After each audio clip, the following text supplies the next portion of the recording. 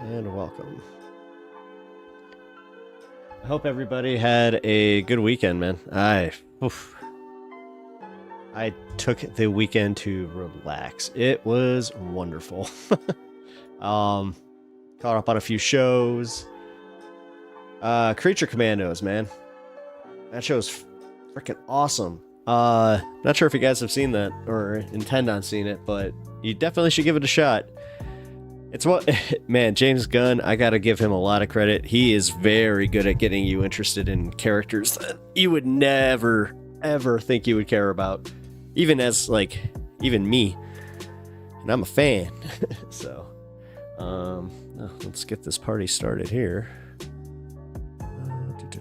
General.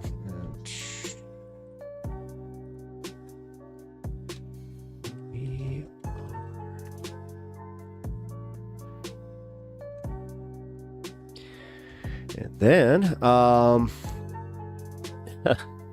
yeah, I also got to watch the new Superman show, so it was definitely fun. What up, Kirk? What up? What up, Ruben Strange? Oh yeah, guys, check it out. It's the cup that my sister got me in the pep talk.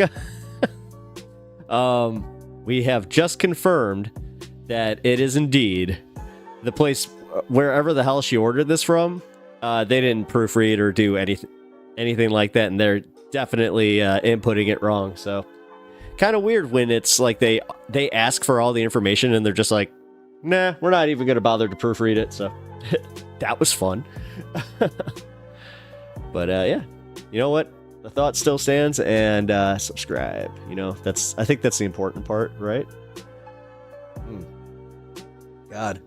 So I also looked a little bit into Adrian Vixen's situation, man. This sucks. This really sucks. I have a feeling that she might be off of Twitch for a little bit, but I hope that she wins her appeals, whatever the hell is going on, because she didn't do anything that egregious at all.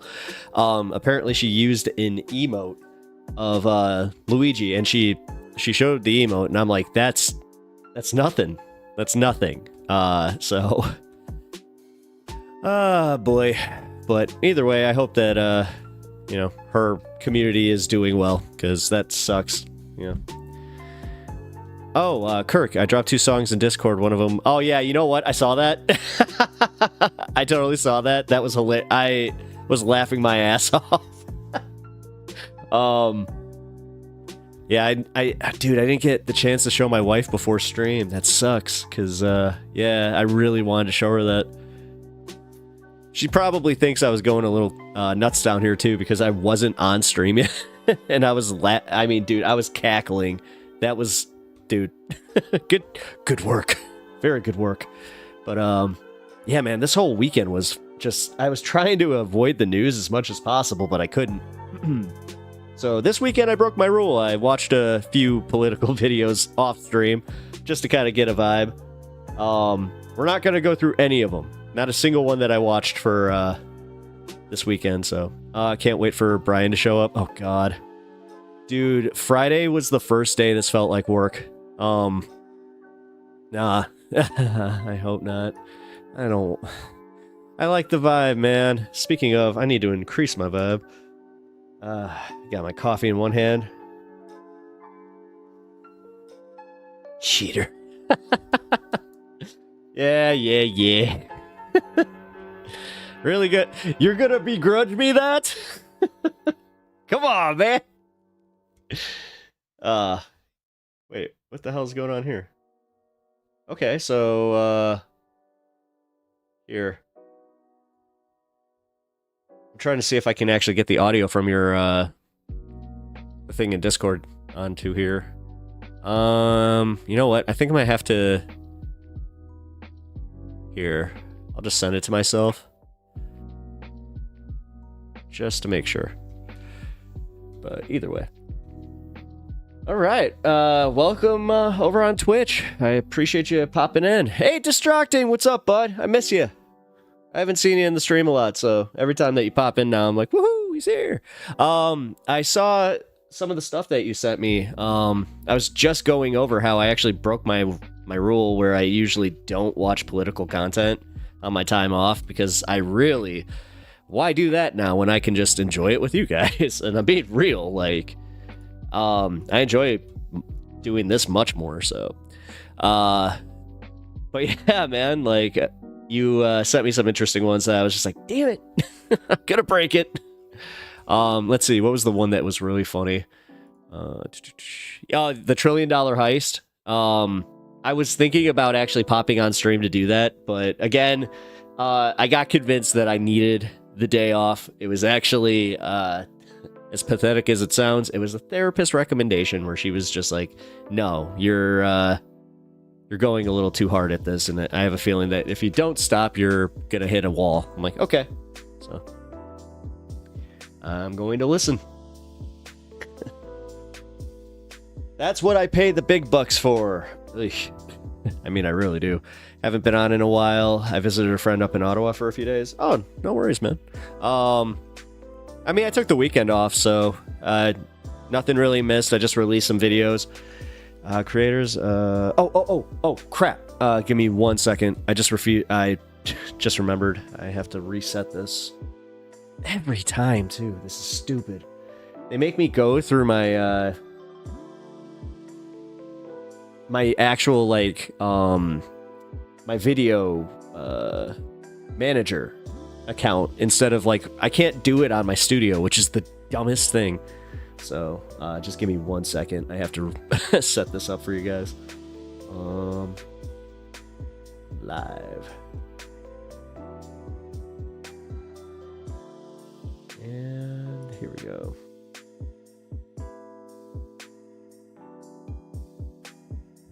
There we go. Gotta be good now. I turned the monetization on. 'Cause yeah, it be like that. It be like that. Honestly, I have a little bit of an emergency thing going on where this is the bitch about house, like, home ownership, and I want everybody to know this. Because anybody that has, like, the whole, oh, it's a dream to own your house, it is, and I don't want to take that away, but I'm going to give the harsh reality of when something extremely expensive on your house breaks. It's like, oh boy, what do I do? Do I go into hard debt for it? I don't know what to do anymore. Do I just let it go and then let it get worse? Because I could just be open about it. My siding, we had a really bad windstorm about a month ago. And dude, it hit my siding so freaking hard that it ripped, like, an entire just chunk off. And I don't have that old a siding. Like, my house isn't that old. So, you know, classic case of insurance. Call my insurance. They come out. And then they're like, oh, well, here's your check. And it's nowhere close to what their estimate is for the repairs. I'm like, what is this? And they're like, oh, that's your deductible. I was like, what? That was the harsh reality where I was like, oh, you're telling me it could be that much more than even the pay? Oh my god. Yeah. So without going too into detail, it sucks. It sucks so much because I didn't even know this, but apparently, like, siding is one of the ones that has also gone up in price, and it's Biden's fault. The inflation is affecting the siding industry. Come on, guys. I know exactly who I need to start blaming. Oh, man. I take days where I avoid politics and listen to a lot of music. I do that a lot, too. Actually, I mean, I'll be completely open with you guys about it. When I'm off here, I try my best, man. I'll watch maybe 2 or 3 videos here or there, especially if it, like, something big happened. Like, that's why I was saying this weekend was hard with all the Elon news. It was just it was impossible to stay away because I was just taking all the joy in from it. So it was for a good reason. Joe Sidon, what a fire! Hey, congrats, dude. I saw I saw the announcement on about your big announcement. So I'm very happy for you, man. That's awesome. Haven't been on. Okay, I I heard that Michael Brooks practiced some form of meditation in which he had silence for long periods of time, learning to. Yeah. Actually, if Duke of Bread were in chat, which like clockwork, he'll probably pop up in a second here and just be like, somebody was talking about me. He has a really uncanny ability to do that too. Hey, what's up, Bloodstone? What up? But yeah, it's called Vipassana meditation. What Michael did was the hardcore version of it. So he practiced two versions where it was, I can't pronounce this right. I'm trying, Anaprasada, meditation, where it's a smaller scale that you can practice like in the car. And just like every day you can kind of do it in like just small spurts. That's the one that I do. Hey, what up, Outsmoke? Good to see you, dude. Hey, oh, you didn't get my notification, did you? That's good to see you, dude. I'm glad you could pop on. But yeah, Michael Brooks used to do something where he would go to a retreat and practice it for 10 days. 10 days of silence, and it was guided meditation. I keep saying, man, that would be rough for me. 10 days of silence? Like, that's... Especially for me. I mean, I'm a bit of a chatter if you haven't picked that one up. So, hence the pep talker. If you got... My sister got me the cup. Yeah, this is a bit of a Temu situation. So... Nah, I got all your stuff muted. You being happy MFer. Yo, dude, yeah, you know what? Distracting. Honestly, I try to do the Anaprasana myself, where I can just, and it's been helping a lot, where a lot of times where this is the lame one, where if you're just in your car going somewhere, just don't turn the radio on and just reflect. And it's kind of crazy where that kind of takes you. Like, it is so simple, you know? And I hate to be that guy, because it sounds like, oh my god, I just got enlightened and I just found out what meditation was for. Wow! And trust me, I've done meditation before, but this one, this is like, I like the fact that you don't have to focus on a chant or anything, because the actual intention of it is doing your introspection and kind of reflecting on why that's happening. Because the big idea is to stop yourself halfway through your thoughts and kind of just be like, why? And kind of that, you know, compound on it. It's really cool. Give me 1 second. Join.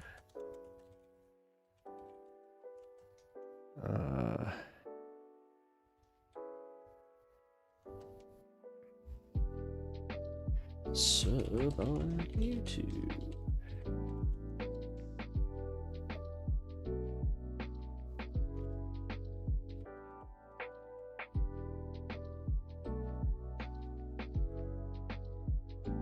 Okay. Bro, your Discord pings more than a smoke detector on the YouTube videos. What the fuck, dude? You just made me snort. Okay. Well, sorry. I got a little distracted. Legit, actually. I was going through your... What is this? Take me... Oh, that's music. My bad. I can't do that. I just actually went to all of your messages here. Okay, so... But yeah, the other thing about the meditation is if you can do like the actual retreat, which I did find out that here, I'll just put it in the chat here. Vipassana, right? I just want to make sure I get it spelled right. All right.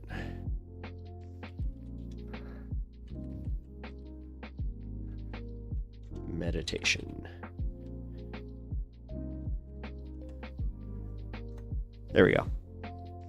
that is, so just look that up, and then they actually have like a bunch of retreats that, I mean, they had one local to me, which I'll be honest, interests me. If I if I find myself in a position where I can actually get out of doing this for 10 days and not take the hit on the channel, because let's put it this way. When I created this channel, I did not think I'd be in a position that I would even have to think like that. So, but unfortunately, I have now seen how this algorithm works and how other YouTubers and even Twitch streamers were kind of hinting at that. I just wish they were a little more open about it, because this is the bitch, man. Like, in broadcasting, one of the very first things that I was asked, and this wasn't even by like one of my teachers or anything, this was just by a guy that I knew who's done broadcasting, where he was like, are you willing to give up, your weekends? Are you willing to give up, a lot of time that you would otherwise just kind of relax on? It's like, huh, well, yes, and for this I am, but because of that, now I'm kind of like, all right,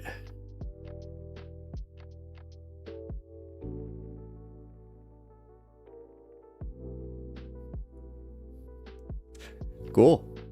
I mean, actually, you know what? I want to give you guys a few updates, just because, yeah, you're my community. Why shouldn't I keep you informed? The channel is growing. Yeah, things are starting to kind of pop off, I guess, is the how do kids say it nowadays. But yeah, dude, it's legit. I'm kind of shocked by the momentum that's kind of started around the channel. And yeah, I've been releasing some videos. I've been actually trying to experiment with this to see how long I can go without releasing a video, as far as like not putting out my live streams, and then seeing like if I take the algorithm hit. It's about 2 to 3 days is what happens with that. But as long as I have a few videos out consecutively, like 2 to 3 in one day, that can kind of just like stack, yeah, that helps. So yeah, I don't know, guys. If you don't mind just thinking about it, just a little bit, how often do your your other favorite streamers like come on? Like, I know that Hassan is not the barometer anymore, because Hassan is insane. Like, the guy's a madman. Like, I saw that he did a 10-hour stream the other day. Just like, and it was I think Christmas. It was either Christmas Day or the Christmas Eve. But dude, that blew my mind. I was like, wow, okay. Which, tomorrow I'm kind of toying with what to do, because I have some plans, and I'm like, man, I don't know how I'm going to work around this. So we'll see. I'll keep you guys posted on that. But as far as the channel growth, man, I'm, yeah. We also have more 3 times a week for mine. Some are on Monday through Friday. Really? Only 3? Huh. Maybe I have been burning the candle at both ends. I don't know. I've been accused of possibly doing this a little bit too much. But I love it. I love being here with you guys. That's why on Friday, that was a wild feeling to have a stream that legit felt like it was work. Like, dude, when I got off of that stream, I'm not kidding, Kirk. Like, dude, I was beat. Dealing with Brian, like, the way he was being was, oh my god, it was just so annoying. To the point where I'll be honest with you guys, I did not want to get as toasted as I was at the end of stream there, just because I was like, it's tough because he doesn't make money on it. Oh, really? When am I going on Modern Debates? Don't know yet. We're still hashing out everything with that one. Actually, hold on. He was just on recently. Let's see if he gave me any updates. No updates yet. But they just did the Flat Earth one, so I know that I'm coming up here. He got a hold of me, so. Also, I'm going to be interviewing Ryan. He's the conservative, the liberal. Well, actually, I'd call him more of a leftist, but I don't know. They call him the liberal moderator, so from Ontario, actually. He's a very nice guy. Community was the shit. Can't wait for the movie. Community? What the hell are you talking about, Community? I said my community. Like, wait a minute, what? About twice a week for streams. They're like 4 to 5 hours long, have curated content and guests, 2 separate edited videos a week too. Oh, nice. Yeah, editing videos. I should probably get better about that. I tend to do limited editing. I hate... Okay, this is also just a preference of mine. So I edit to preference. I hate hard cuts. I hate when they have, like, when they cut the...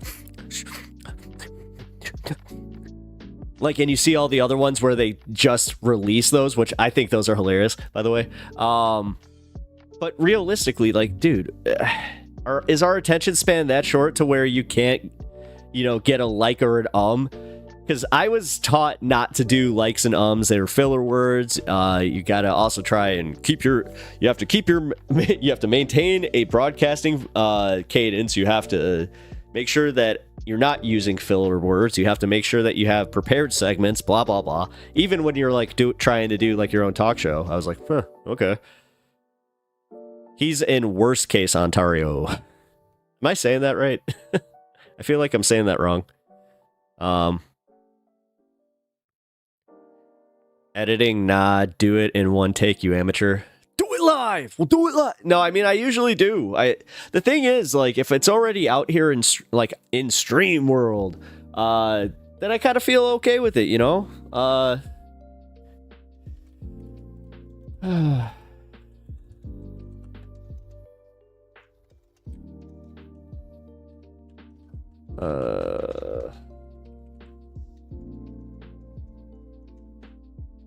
Join the chat there. Linus interview. It's long and he addresses some good tips for content creation. Oh, really? Linus Tech Tips? Man, I haven't... Wow, that's a channel I have not thought about in a long time. I mean, yeah, that's actually kind of funny that you said that. Like, I've been thinking about, like, some of the older creators that I used to watch, and I think that he was one of the ones that I got on sub from. Just from not being an active sub. Which, yeah, you know, it sucks, but... Speaking of active subs, though, guys, like, seriously, number one, you guys rule. I'm not just saying that because you're my community, but for real, like, thank you for engaging as much as you have, and also, yeah, just joining my streams as often as you do. I really do, boo, no wonder you're a tech stupid. I mean, bro, you've known me for how long? Like, was I ever what you would consider, tech literate? Like, dude, I can get by. I mean, I can handle this, but come on. Actually, screw it. I don't care that if they know this. Outsmoke here in chat is one of my buddies, and he actually, without him, I would not have this all set up, ready to go. So, yeah. Oh, psychosocialism. Oh, good recommendation there. You know what? Yeah, I've been, so, funny enough, I was just talking to my therapist about leftism, and she's just like, yeah, lately, I haven't had any right-wing, you know, patients, and I'm like, really? You know? that's kind of weird. She's like, it is. It's extremely weird because it's not like she's picking and choosing that way. Because I did just ask her where I was just like, do you have a lot like of mixed, political stuff? And she's just like, no, honestly. I was like, oh, wow.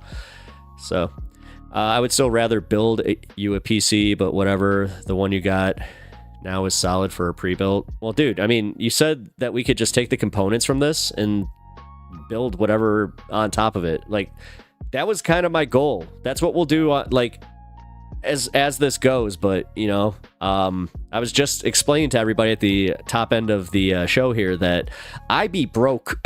I'd be very broke because my house decided to get hit by some wind and my insurance company decided to go, well, that's too bad. So yeah, I'm in a very fun situation with that one. Hey, what's up, Undead Banana?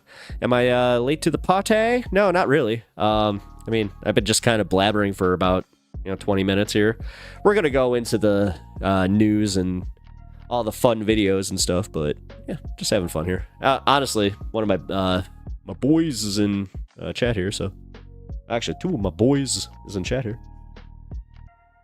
You don't really need anything else at the moment. No, that's what no, honestly, man. I think that you got me set up here pretty good. Although I do need you to eventually just make sure that everything is, up to date and all that, come next year. I don't know, man. I like having technical friends because it always makes me go like, all right, I don't have to really go and know that. But that's also bullshit because the older I get, the more I'm realizing that I like to actually know. I like to know things, so I don't know. The nice part about me is when you do help me, I watch you and then I learn from you, and hopefully you never have to teach me again. So to me, conservatives appear to have an aversion to introspection. It makes sense that they may avoid therapy. Yeah. The thing is, I didn't want to I didn't really want to just say that or think that because I kind of felt like that was almost too low hanging, you know what I mean? Like, because realistically, we could all just be like, well, conservatives aren't exactly what I would call the introspective type, but they have problems too, man. Like, I'm sure that they eventually come across some, situation in their lives where they're just like, I can't handle this. I need to go to therapy, or they have a court-ordered therapy session. I have a feeling that there's a lot of those where it's like that's the only way that these guys get in there. Because man, I don't know. Like I got one situation. Like I have one perfect example of a conservative finding therapy, and it did help, but it was also one of those things where they would, when they would talk about it, where they'd be like, yeah, I'm in therapy too. And they would like tell you about something that they like a big revelation they came to, and you're just like, that took you therapy to come to? It's just like, wait a minute, what? Oh, apparently people don't like it when you joke about basic human rights. It's like, yeah. Pep's on video and can't say some, so I will. Conservatives are effing morons. I mean, I can say effing, and I mean, I can swear on here, dude. I mean, I just try not to. I'm trying to get better about it because honestly, it makes it easier to keep my stuff monetized. Because I have run into that problem. I'll be open about that too. Because of me hitting the 1,000. I was able to, obviously start including ads on my channel, but I had to go through pretty much all of my content, and that was the first time I had to do some editing, and that sucked because if I was smarter about this, I would have seen that coming, and I also would have listened to somebody about it. In all seriousness, I can't even smile about it. This was really just me having a fuck up. Like just a good old-fashioned F up, because man, Somebody told me, they were like, yeah, make sure that you go and do that like now. And they told me this right when I started my channel. And I was like, I'm a small channel. Who's going to care? They're not even going to they're not going to watch my old videos. Well, I was wrong. I was totally wrong.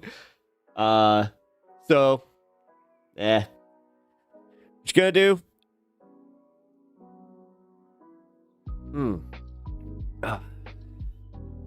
This coffee's not hitting right. I feel like I should have gone, put a shot of espresso or something in there.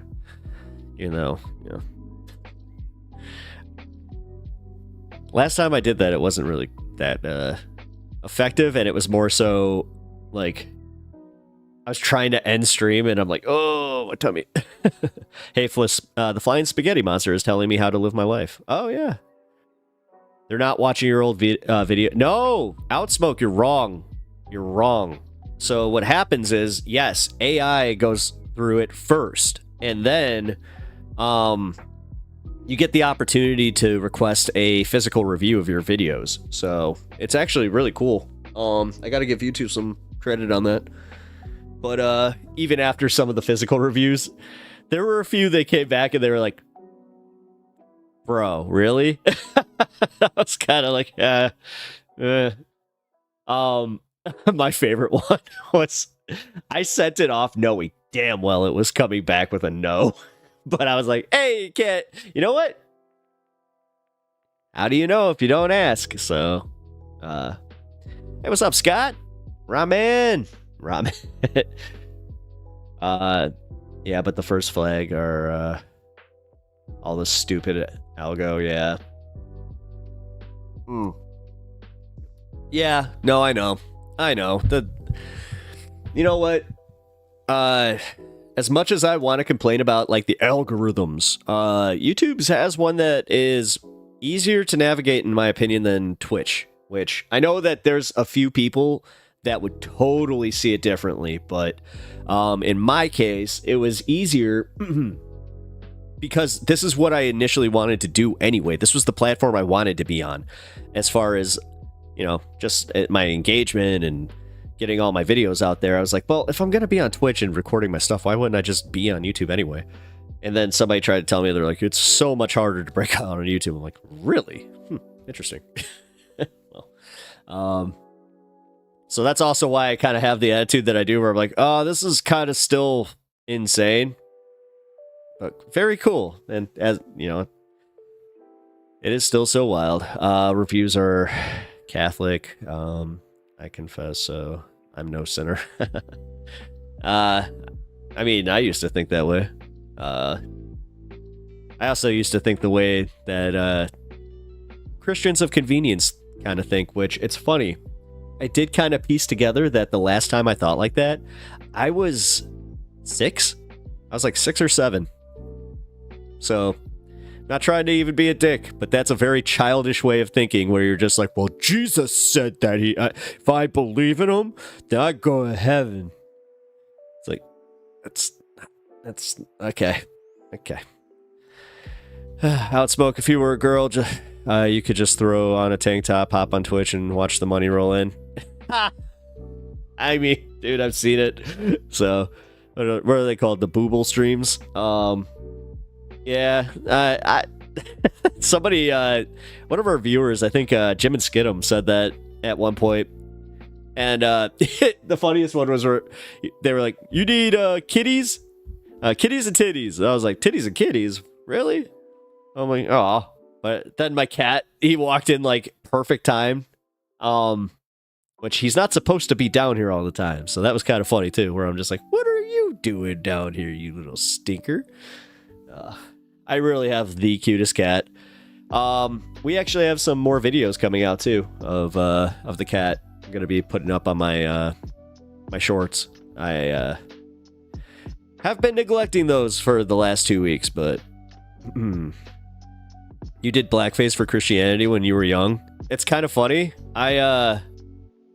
I kind of did something similar, like not that, but when I was a three wise man, like I was one of the three wise men, right? And it wasn't even in a play. We did this thing. It was actually kind of cool. I hate to admit, just like because the way that they would do it, it was an immersive experience where they would change the basement of my school, and it was kind of like crazy. They would change it into like the streets of Bethlehem in times of Christ. And yeah, man, like they totally put me in some problematic makeup, like totally did. I was like, what? I'm not sure if this is cool, guys. Sitting there holding the frankincense, which again, the fact that they gave me the frankincense and it was smoky, I'm just like, it's almost like they do. I look back at those pictures and just laugh my ass off. I'm like, God, and who would do that to like a 7-year-old too? Where it's just like, oh, come here, you're not brown, and the experience isn't realistic enough. We need to put some brown makeup on your face. It's like, what the hell? Again, I love my picture because I'm standing against just one of the school walls. It was one of the bare ones. Surprisingly, even my dad at the time was like, "This is kind of weird." So he's like, "If I'm gonna take a picture, I want at least a good, like a normal backdrop." I was like, "Okay." So it's me like against a dodgeball wall, just in my wise man costume. Oh God, yeah, that was fun. Puff puff past the frankincense. Yep. Speaking of,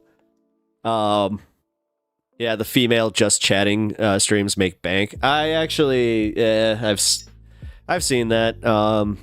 I know that there was a creator in here that she does more than that. She also watches like the politics stuff, but yeah, seems kind of like she has a bit of an easier time. I kind of have to. But who knows? I don't know. Trying to be objective about this because I honestly don't know. I've only seen the few creators that do have like the low cut tank tops but I have seen what they bring in. Denims is one of them where I'm like, holy crap! I want to talk about engagement. Jeez, good for her. But as I said, realistically, I like the authentic engagement that I get here too, where man, for how much I have been doing, or how long I've been doing this, which isn't that long, but I've been talking to a few other creators where they were just telling me, they're like, do you have a lot of bot accounts? I'm like, no. Like, surprisingly, no, I do not. More like Perv Talk TV. Wow, I mentioned a little cleavage and just even mentioned the fact that there are, objectively just some streamers that do it, and apparently I'm a perv now. I also know how to take a friend or take a joke when my friend's just like, yeah, shut up, dude. I know what you're doing. I know what you're doing.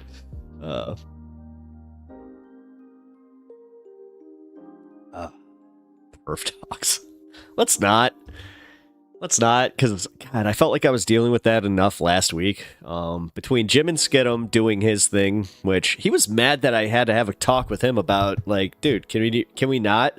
Like, he kept saying all this stuff about AOC. I'm like, dude, you're making me uncomfortable. I know that you're joking, and I know at some point you're trying to do like the, like what that troll guy was like, oh, the big Latina booty and all that shit. But, man, he was taking it too far.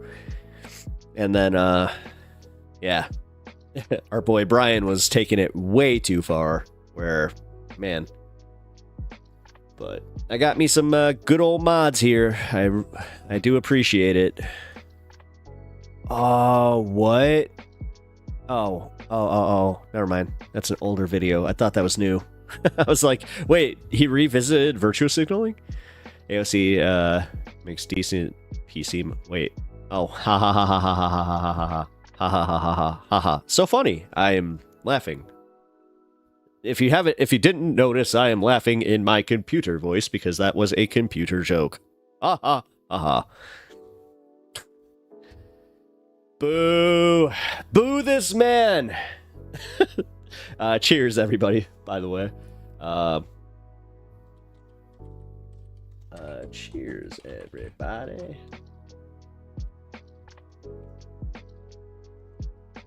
I'm talking to myself on Twitch. Literally. I have nobody in the chat right now. That's fun. Yeah, if you guys want to go over there and help me out a little bit, that'd be cool. If anybody has any of them extra Bezos bucks, you know that I will definitely take those.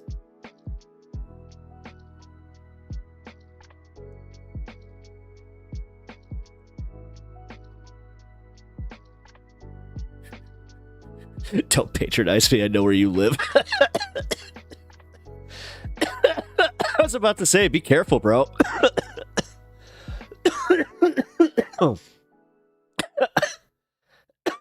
I'm kind of joking, but I'm kind of not. I don't know. Because we do actually, because of the situation we had earlier last month, we do have it set to where it will recognize that kind of language, so but also I think that, let's see, I think our mod is chilling today, so I subbed on Twitch with my Prime sub, but what YouTube is more active. Oh yeah, for some reason my YouTube chat, like, I have the opposite problem of what most people have. It's really weird. Like, whatever. I don't know how it happened. I don't know what I did, but I would love to, you know, have more of a Twitch audience. But it also, actually, that's why I was talking about Adrian earlier, is because with her getting banned from Twitch, she was the one helping me with raids, and, like, she was one of the first ones that I engaged with over there. So it really sucks. Which, also, that timing's super, like, sus, man. Her Luigi emote is insane to me. It's literally insane to me. Which, be careful, guys. Especially, I know that Discord is okay, but yeah, on Twitch, be very cool with that stuff, okay? Because, yeah, I do not want to play that game, as much as I want to. Wait. I've automated mid-roll, so whatever, turn on.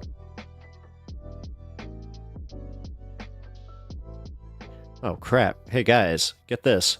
Ooh, I just got an update. I just got a little bit of a boost, apparently. So, because you guys are being so active in chat, which, hey, by the way, I see that there are at least 12 of you right now. If you guys could be so bold and leave a like on the stream, that would really, really mean a lot to me, because seriously, it's free and it helps me a lot. So, I wish I could actually overstate how important it is. Like, I wish I could explain it down to, like, the actual, like, how the algorithm makes it work. But I did make sure that, yeah, they made sure that I can't. But yeah, hit that like button. It really, really helps me out. Also, sub to the channel if you haven't already. Which, dude, we're almost to 1,050. Like, as I said, stuff definitely it be happening. I'll be more active. I didn't realize that it affects the algorithm. Oh, hell yeah, man. Yeah. The more you got, like, I love you, like, the lurkers, especially if you have a YouTube Prime account. Thank you. Or a YouTube Premium account. Thank you so much. I really appreciate it. Because the longer that you guys are, you know, chilling here, the better. Because I had that explained to me by a creator that saw that I myself was there with a premium account. They're like, actually, right now, you matter more than some of these guys. I was like, what? They're like, yeah. I was like, that's crazy. But all right, I'm gonna do the shill thing real quick. If you guys would like to join the memberships, I have the memberships on YouTube.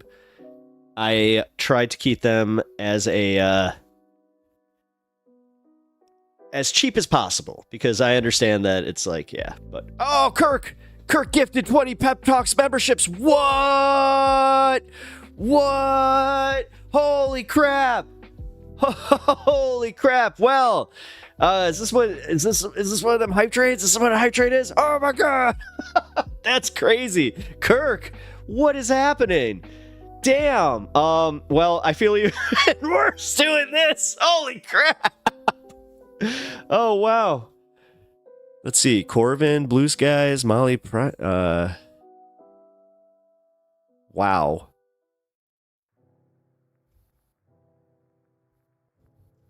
That's awesome, dude. Also, if you can choose, try and get Duke in there. I don't think anybody gifted him one yet. I was going to too. But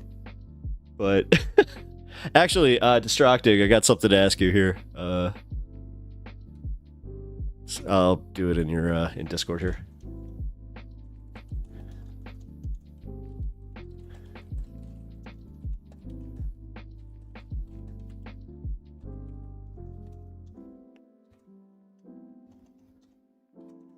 Okay. I'm on one. Oh, I didn't realize it picks and chooses. I thought that you guys picked and chose. Or chose. Picked and choose. I speak like a toddler today. I'm distracted. Oh, JR's minute. Wait, you gifted 20 more? What are you doing? Whoa. Dude, like, oh my god. Kirk, what the... Okay. Somebody just earned their music hour today. Holy crap. All right, so you get the back end of the show. I hope that you... For real. Once we go into 420 hour, I'm just going to play your whole Discog at this point. Damn. No shit. What is happening? Yes, thank you for the 20 gifted subs. 40 gifted subs from Kirk. Holy crap. Ruben, where are you at? You're the trade guy in here. I think you're supposed to do the choo-choos. Come on, man, get on it. Oh, I got one now. Woohoo! JR minute. Yeah.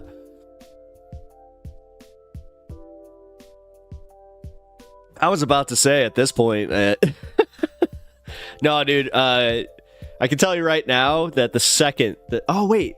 I think that you hit 700, didn't you? Yeah, I think that you're about to hit 800. Cool. Oh my god, Outsmoke. Oh my god, Outsmoke is... Wow. I'm sorry, man. Oh my god. Outsmoke, I'm pretty sure... I mean, dude, to be honest, I think it's because you lurk too much. Either that or... I don't know how much you watch my stream, dude, so... But I do appreciate you being here, man. This is fun. What is happening? Somebody's, Uh-oh. I gotta... Give me 1 second. Second time, didn't you? The second time didn't even do 20. Okay, guys. The fact that I'm sorry. If you guys knew him, I wish you could just see it. I'm just picturing him like, what the fuck, man? That was that was worth the laugh itself. I'm sorry, Outspoke. I'm not trying to laugh at your expense, but I totally am.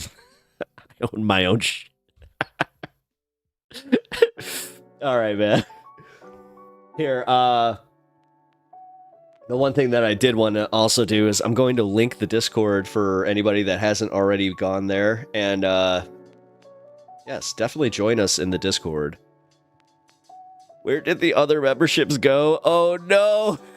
Oh no! Oh no, Bloodstone! No! Oh my god, dude, the three of you, I'm gonna have to just... Alright, I might have to just single off. Give me a second here. Let's see. 28 new members. Okay, guys, so, are you serious, Unimoogle? Oh my god.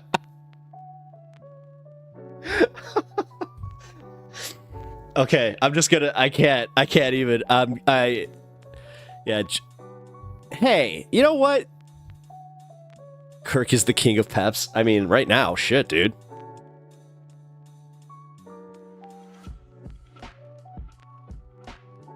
Oh, Outsmoke, you have to turn on allowing it. Bloodstone, you have to turn it on.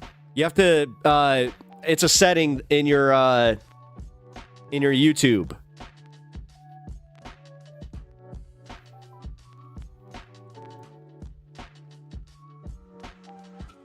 Here.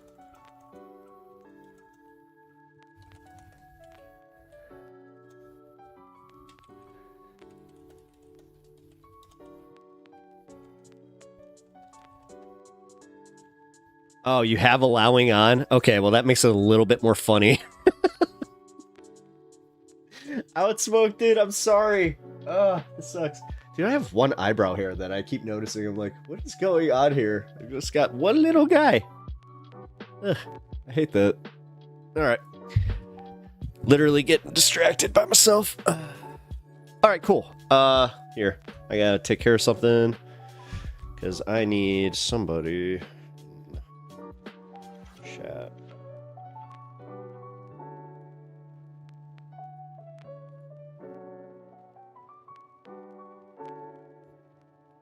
There. There, Outsmoke. Did that help a little bit? Did that help your ego just a little bit? I'm sorry. Dude, I do feel bad. Oh, man. Oh, man. We got a lot of people here. I really appreciate you guys popping on in. And I hope you guys are ready to have some fun, because we're going into the actual part of the show that, you know, that I market this as is high on politics. So, number one. Oh my god, Kirk. What? Oh, Kirk. Thank you for the gifted $50. Oh my god. What is happening? Thank you so much. Holy crap. Okay, I mean, dude. Are you single-handedly trying to pay for my house? Like, what's going on? Wow. I really appreciate it, man. Thank you so much. Like, this is crazy. Thank you so much for the $50. But anyway, I'm not even kidding about, like, yeah, you're definitely getting your your music played. If you weren't already, you dumbass. Like, what's going on here? I should be the one thanking you. Oh, well. I hope things are going well. Why Dems keep losing 2018. Hey, man. Well, you're my favorite libtard. Hey. I'm glad that I can... My liberal stupidity. I was about to say something a lot worse. I'm not... But I'm not going to. Xmas buddy burning a hole in your pocket, in Kirk's pocket. Yeah, no kidding, man. Well, either way, as I said, wow. Okay, Okay, I've been toying with actually putting up like my goal, just at least at the top of chat here. Let's see if I can do that now.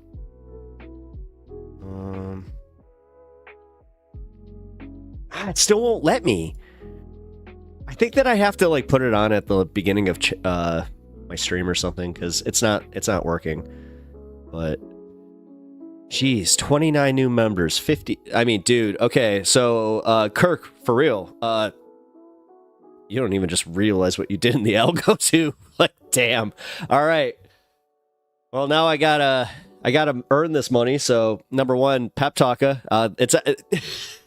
It's Pep Talks. This is the channel. It's Pep Talks. I feel like I just need to, like, if I do this, but then I feel like that could also be misconstrued. So let's not do that.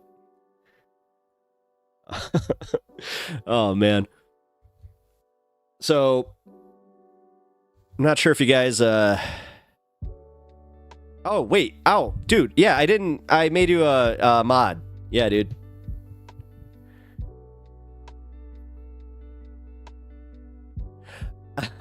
They can't donate anymore, so you gotta wait.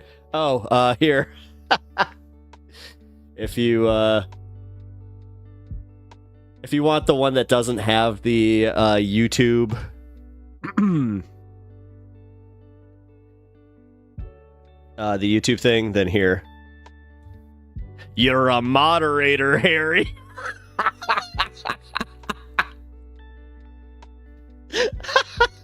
Oh my god. Yeah, Kirk, you definitely are for that algorithm, that's for sure. Wow. You're a moderator. You're a mod, Harry.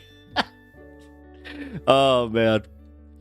I just figured, why, like, did she just want that blue name? No, come on, man. You know that at some point you'll just have to do something to get on the Saturday streams. Those are the ones that you'll really want to join. Actually, wait a minute. Outsmoke, I know how to get you. I know how to get you to do something on this. If you ever want to donate any money to this stream in any way, shape, or form, then I will play the game that you're donating to get me to, yeah, that you want me to play. And it'll happen. So. Because I know that you're, like, pretty adamant about what games you want me to try out and shit, so. Speaking of, not sure if anybody here is playing Marvel Rivals, but I'm a poor. Yeah, I know. No, it's fine, dude. I'm kidding. Now,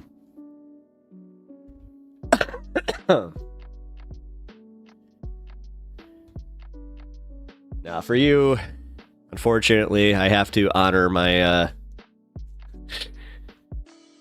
just the whole code of, well, you helped me do this, so I'm not effing paying you to play a game. Are you on crack? My name's Blue now. Yes, your name is Blue now. Am I on crack? Well, no. Not at all. Fine, you don't want me, you don't pay me, you... Dude, what are you, what do we got? Oh my god. Tyrone, what is it, Tyrone Biggums? Man. Hey guys, I missed the 5 o'clock. Did I miss the 5 o'clock free crack giveaway? Dude, oh my god.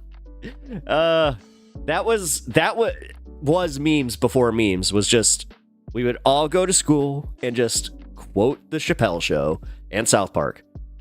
And then the Christian kid who thought he was being edgy would always just, then he'd start quoting The Simpsons and be like, isn't The Simpsons funny? And we're like, uh-huh. I mean...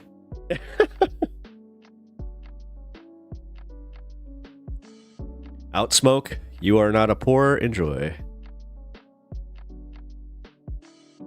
Hey, keep playing games on your PS5. Hey, you know what? Why? Can anybody else here? All right. He's been giving me crap about this for the duration of my friendship with him. So, I have to ask you guys, if you had the opportunity to, you know, have a PS5 and actually play that, would you? Like, come on.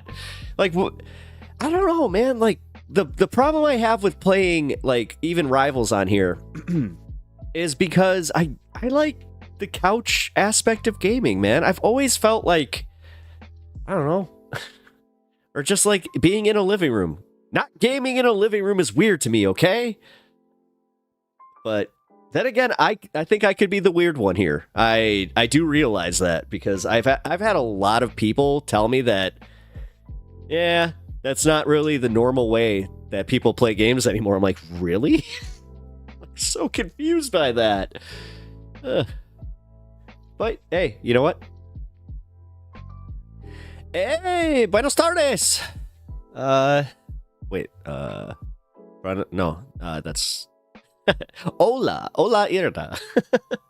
Outsmoke, run a damn HDMI cable to your TV like you said. I agree with that. Okay, fine. I'm just gonna Joe Pesci this now every time. Okay.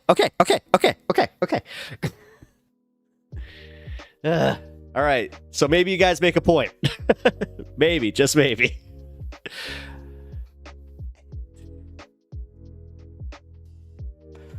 Wait a minute, that's crazy. So I have 29 memberships that were gifted, but we have a bunch that haven't gone. Can somebody do me a favor, because I need to get to this next segment, but can anybody in chat figure out how to claim a gifted membership on YouTube? Because I can tell you right now, only 29 of the 40 have actually gone to people in the chat here. So if you can figure that out, I would really appreciate it.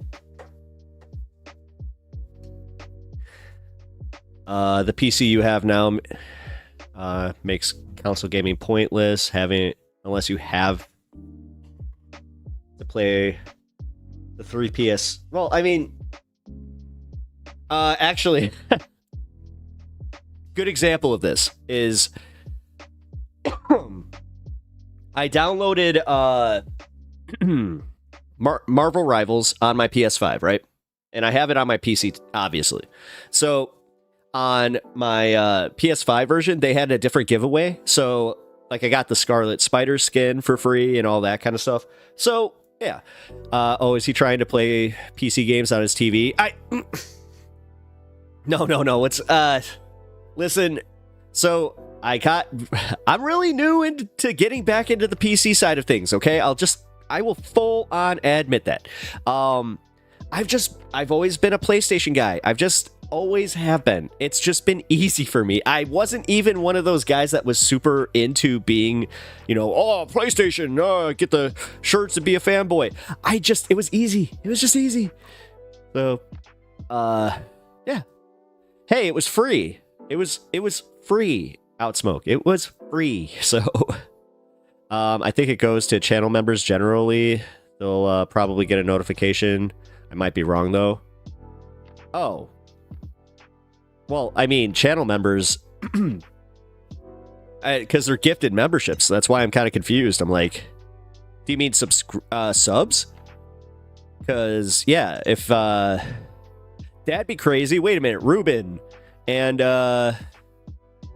Outsmoke, Distracting. Yeah, you guys are all subbed. Like, there's no way. Bloodstone by Stars. There's no way. You guys are definitely all subscribed.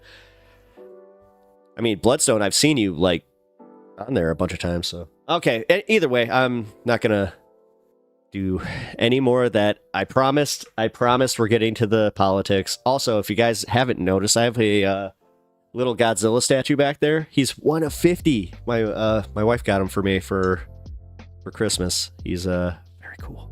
Sorry, my vocab is wonky. Oh, don't worry. Don't worry about it, Corvin. I work in IT and love console gaming. Oh, Scott! Woohoo! See, Scott? This is why I appreciate you. The pep talks, do you know Wingspan? Really not? Yes. Yes, I know Wingspan. Wingspan's a lot of fun. I've actually played the physical card game of that. So, and got my ass kicked by my buddy's wife. So, yeah. She's very good at those types of games. Yeah, YouTube is not giving me the option to allow gifts, so I don't know. I'm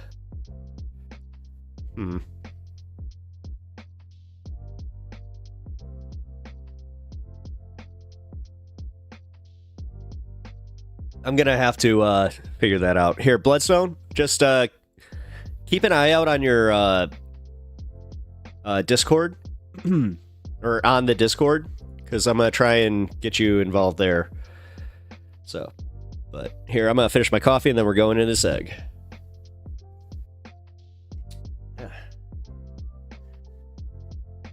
Even a wet towel would have beaten Kamala. Oh, hell yeah, dude. Well, at this point, well, no, wait, Kamala. Wait, no, I thought you meant Biden. Like, honestly, my brain just like did that conflation thing. Nah, I think that honestly, man, that's not fair. Because Trump didn't win by the margins that everybody thinks that he did. Like, if he won, I'll even be generous with this. If he had won more than 3%. 3% of the popular vote, I would actually capitulate to that and be like, yeah, she took a shellacking, but nah, that doesn't really jive with everything. The fact that there were less people who showed up from the 2020 election also kind of speaks to that too. So, but it does suck. I have to admit it. Like, I'm not gonna go to bat for Kamala. Like, I love how that. I love how people find out that I'm a leftist channel and like that's their go-to is like, oh, I'm gonna make fun of Kamala Harris because this is gonna trigger him. Watch, he can't be so mad. Okay. Driver settings optimized. Oh wait, Scott, are you telling her how to do it?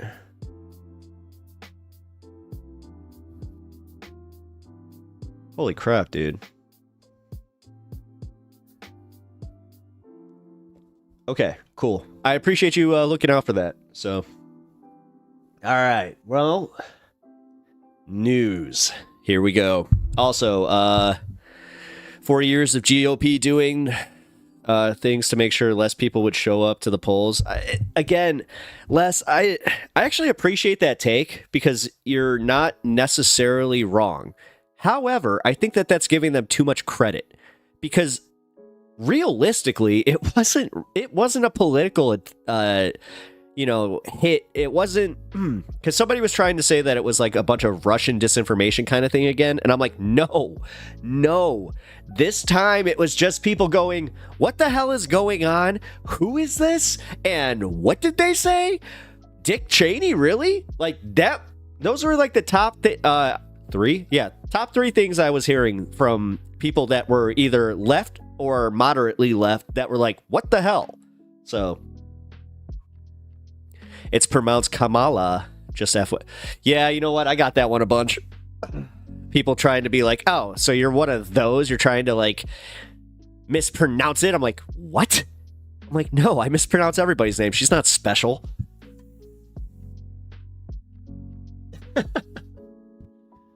You remember Kamala, the Ugandan giant? What? From oh yeah, I do actually. Now that you said that. Oh yeah. Wait, wasn't I feel like he was spelled differently though. I don't know. Yeah, the messaging fell flat, unfortunately. Yeah, exactly. That was kind of my thing where it was like, you guys.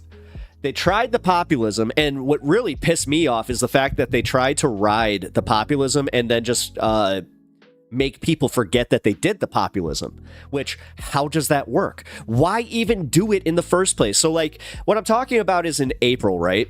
In August, when she started her campaign, she was blatantly saying things like, oh my God, socialized medicine. Like, she was out for socialized medicine. She was out for like a whole bunch of very leftist policies. And then they just kept, I mean, obviously everybody's been covering this. They just kept pivoting right. So it was kind of like, at what point are they going to stop? And I had more hope. I'm not even going to sit here pretending that I didn't think that she was going to win. I did. I thought she was like, dude, for real, especially because I was believing some of the polls that were coming out. So, you know, I'm one of those idiots. Honestly, I don't even think Bernie could win with how bad Biden messed things up. I don't know. Because, again, dude, I don't think that Biden messed things up necessarily. Like, things were already kind of going downhill, and he didn't do anything to stifle the rest of it. Like, I think that, honestly, that's the biggest gripe I have, is he could have done so much more. Like, even just the child, like, I don't have kids. I don't have kids. I have no stake in this, but the child tax credit, letting that lapse was insane. I could not wrap my head around that. I was like, what the hell? Like, that was the biggest political win that they just could have, like, alley-oop. Nope.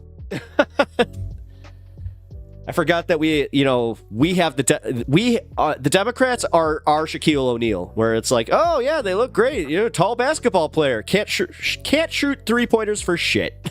So, excuse me.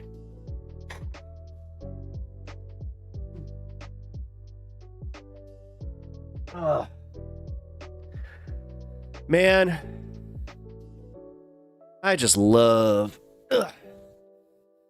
the sicknesses that are also going around, because I've been trying to avoid them, but I have a feeling that they're just they've been hitting me back to back to back. 'Cause, like 2 weeks ago, I kind of felt like I had the big C, if you know what I mean. Then week after that, I kind of felt like I had a sinus infection, maybe stemming from the big C, and then yeah, now it's just kind of like, oh great.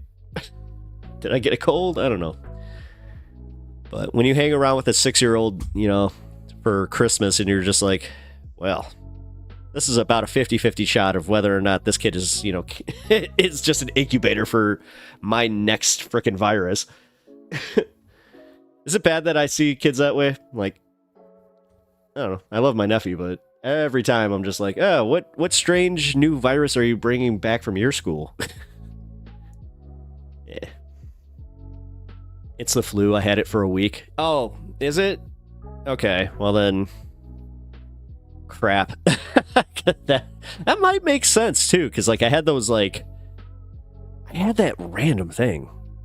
I've still never caught C. No way. What? Man, I'm on like 4 times. Anytime that there's a new one, I'm pretty much like there to get it, and it's like,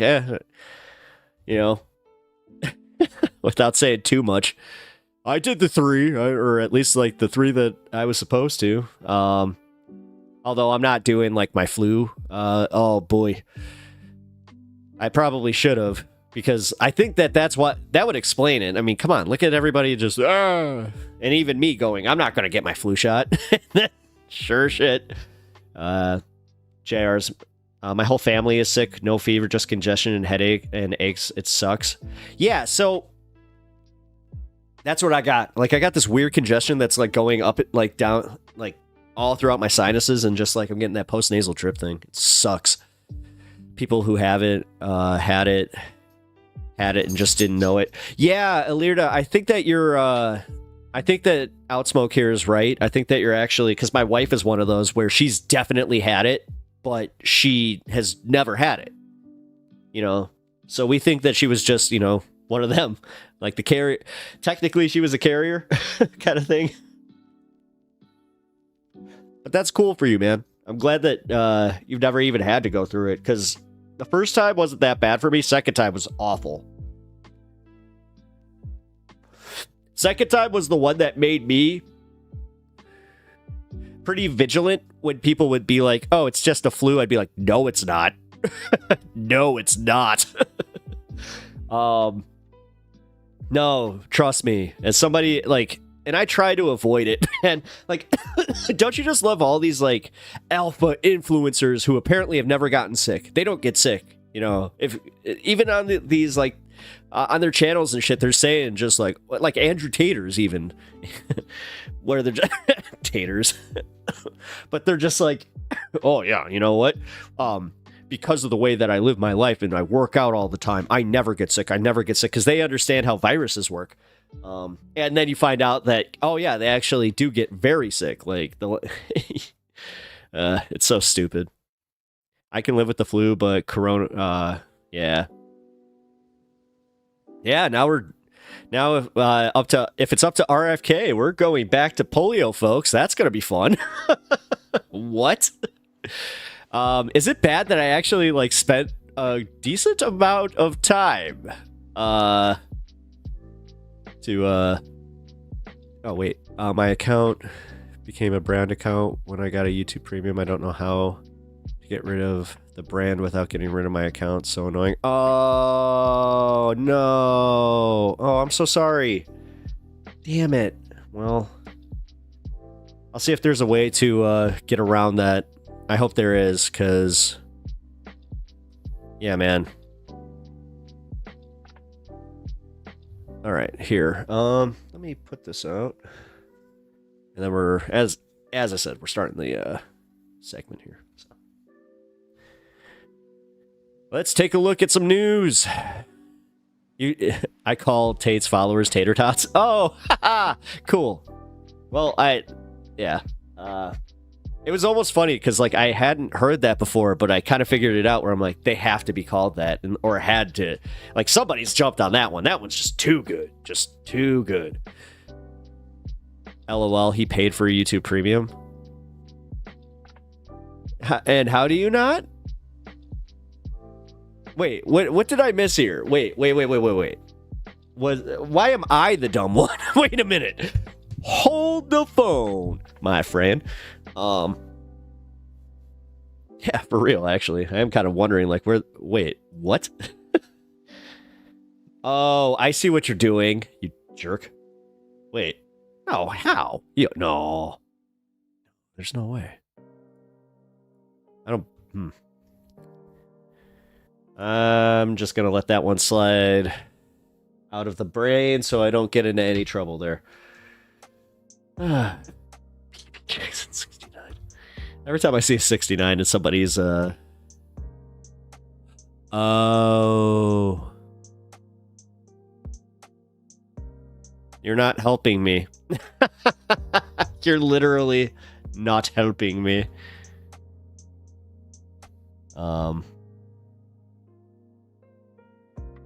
Yeah, hey, yeah, chill with that. That's not cool.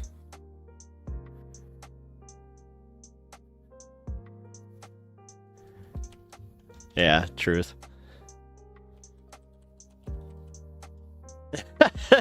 Outsmoke. I don't give a fuck. Well, dude. I know you don't. I'm just saying for my channel, I do, and I'm saying that doesn't help me. And if you guys can turn your ad block off, that would, when you're watching me, that would be very nice. But if it is too much of a hassle, then I understand. Then again, this is the same guy that gets mad about maybe two notifications coming out. I mean, bro, you act like I was at everybody, for every post I was making.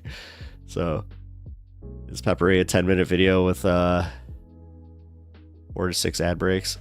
Well, you know what? Wait a minute, what? That's not how it works. I can tell you right now that's not how it works. At least not on my channel. I can tell you that is not how it is. I have a bit of a small... What? I mean, if you're watching this is a different story, yeah. Like, I hate to say, you're gonna get more than that on the... But what? No, what? There should only be mid-rolls. Like, right now on my videos, there should only be mid-roll ads. I don't know what the heck you're talking about. So... Not your videos, talking in general. Oh! Okay, my bad. Yeah, I did take that, like, a little personally, because I was just like, what is he talking about? Like, he is so wrong. Okay. Now I need some water. And now we can go. Holy crap, we made it an hour and 20 minutes into the show without actually getting to a news segment. Not everything's about me. Well, I have to remind myself of that now. I gotta do an ego check every once in a while. Damn, I'm getting that streamer brain. What do you mean everything's not about me in my stream? What? Come on, man. Sorry, Anna. Outsmoke here is just giving me a lot of crap for ads and just in general. I'm not sure if you oh wait, you weren't here at the beginning. I actually, like, Outsmoke's one of my good friends, so He helps me out with things. He's kind of my techie, my tech guy. So, which, trust me, as much as I wish I could take any credit, I'm talking about the ad climate in general. I can't even watch a effing 30-second short or reel on Fbook or Facebook without getting an ad halfway through. I'm not going to sit through 45-second ad. Well, most of them are 5-second or 5-second skippables. And, yeah. I mean, that's just how that goes. But I get what you're saying. Trust me, man. I get it. But realistically, I think we had this argument before, man. I swear we had this argument before at some point where we were talking about this type of ad stuff, and I was explaining like what. Oh yeah, you know what? I think it was when we were listening to Opie and Anthony one time where you were just like, "Man, they have a lot of commercial segments." I wish I could just listen to this in a way where there were no commercials. And at one point, you had found like a YouTube video of it, and I was just like, okay. But yeah, we've been talking about this for a while. I get it though. I get it. I am one of those guys that also does not like ads. Not on the shorts on Facebook mobile. Facebook mobile's awful. Like, dude, try and wean yourself off that. Like, yeah. Trust me, that was the last vestige of everything I was keeping. And man, it was funny because I was getting made fun of pretty hardcore for it. Where people were just like, wait a minute, so you don't have an Insta and you don't have a Twitter, but you still have a Facebook? I'm like, yeah, because that was the first and only one that anybody could really convince me to get on. Because I guess I was early to the party on seeing the brain rot. Like, God. And occasionally, you know what? I'll even give in knowingly. Like I did it today where I was just like, you know what? I'm going to go into, Reddit. I'll go read the Am I the Asshole threads. Like I love those. Especially, I don't know. I like me this is the most boomer Facebook thing I think I'll ever say is that I like Bored Panda occasionally. Where, yeah, they curate a story that is just annoying enough to be like, ooh, let's take a look. But, yeah. Just got a skippable ad for BetterHelp. Wait, what? Oh, they're running BetterHelp on my stuff? No kidding. Just so you guys know, I have absolutely no control over that kind of stuff, so. I miss Tom. He never messed with this. Oh, yeah. Public advertising should be banned except in shopping areas, like in a store or in a mall. Yeah. I mean, Anna, is it bad that, like, I'm still mad we don't have the Blade Runner, like, advertisement? Like, we're close to it, and I've seen something like it where, like, it was the hologram, but it wasn't good enough. Also, I hate the fact that we're getting out of, like, public spaces. Like, the fact that shopping malls, as much as they are, like, the monuments to consumerism and all that crap, they were still a good place to, like, have a third place, or a second place, or whatever the hell it's called. Second place? Third place. No, it's third place. But yeah, no, I knew who you were talking about. Tom from MySpace. Yeah, I got that. Do you know Laserpig? He took the idea of ads and made it into an art form. Oh, dude. One of my favorite YouTube channels is MapMen, and they have some of the funniest sponsored ads I've ever seen in my life. There's also Tom Ska. Tom Ska does some really great skits. Like, they made it into a thing, so. Yeah, so you get it. You get it where you're just like, I want the Blade Runner. I want, like, I kind of want it. I hate to say it, but it's only because of, like, you know, the cyberpunk aspect of things where I'm just like, why not? Back from shift. Next one's at 35. Nice. Hey, at least you get to hang out. Ben.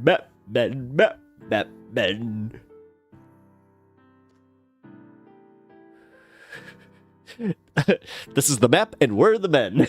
Dude, I love them so much. Yeah, I'm glad that you got that on Dead Banana. Nice. In the airport in Atlanta, they use those advertise to advertise people that guns are banned in the airport. Oh, no kidding. Really? I didn't know that. See, I have had a few of those where, like, they read your face and they'll, like, oh, it reminded me so much of Minority Report, where it was like, oh, wow, because, like, they just did a targeted ad to me in public. That was crazy.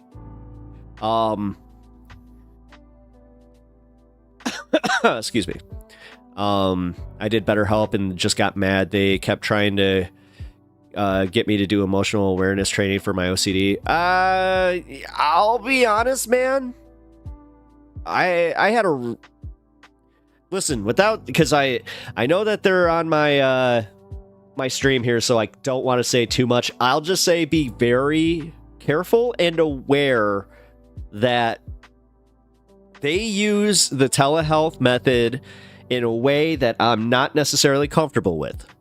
So that's all I'll say right now until I could actually, you know, be a little more comfortable with that. Also, oh my God, Kirk, you were the one who said it. I'm going to be starting my Patreon. I've looked into that this weekend, so look out for that, guys. That's going to be a lot of fun, though. I can't wait to have my Patreon shows, because those are going to be the, like, I get to play whatever I want and just watch stuff. It's going to be so awesome. I've already got my first show planned. It's going to be a lot of fun. I don't know why my autocorrect made map into math. Sorry. Oh, don't worry about it. The thing is, I saw that and just started immediately laughing, because I'm like, I think that they would do that. They'd be like, oh, look, it autocorrected. Did you know that autocorrect took us to math men and made us math men? Wow, maybe that's the algorithm telling us that we need a new gig. Math men. Kirk, perfect. We can all watch our Jeremy now. Wait. Oh, ew. No. I'm gonna get all bashful. No.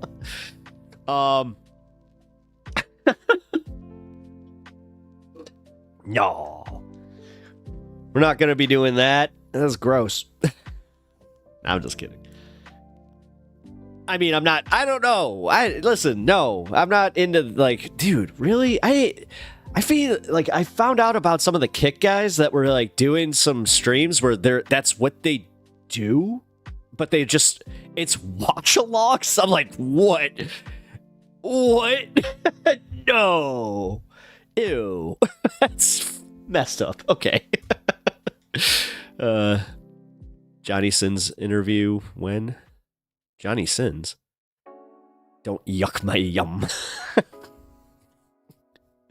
All right, now I'm getting into the stuff, so here we go. Let me do one more. I'm gonna cheers you guys, and we're going into the ground news sponsored segment of the day. You guys get to sit through my live read.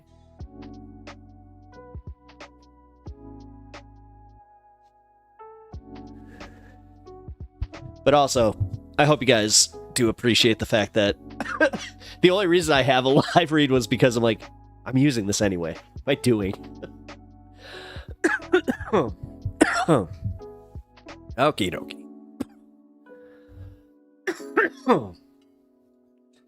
Oh.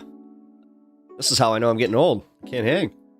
I'm also getting to the bottom of this. You guys all know how it is. You get to right about the end here, it starts to taste a little bit like metal. Just a wee bit. That's how I know I'm like, it's time to ditch it. Kids these days are wild. Community. Yeah, dude.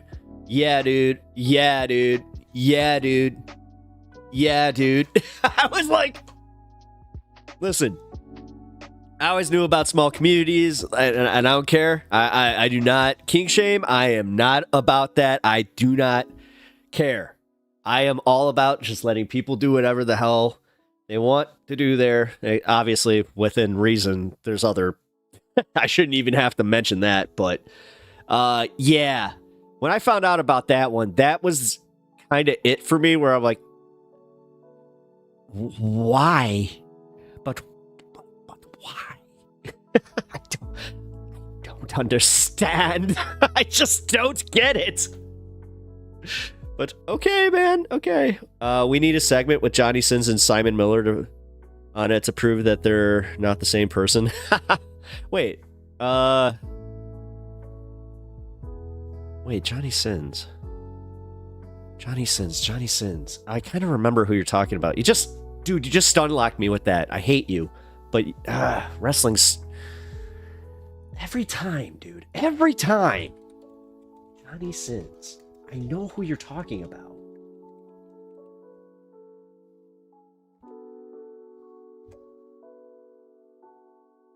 Yeah.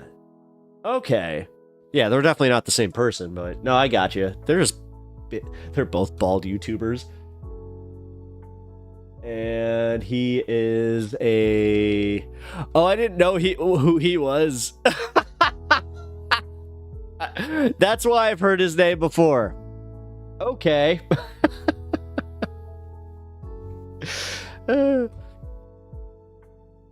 Just Google him. I mean, I did. He does look a lot like Simon Miller, which if you don't know who we're talking about here, I can at least show you him. Here.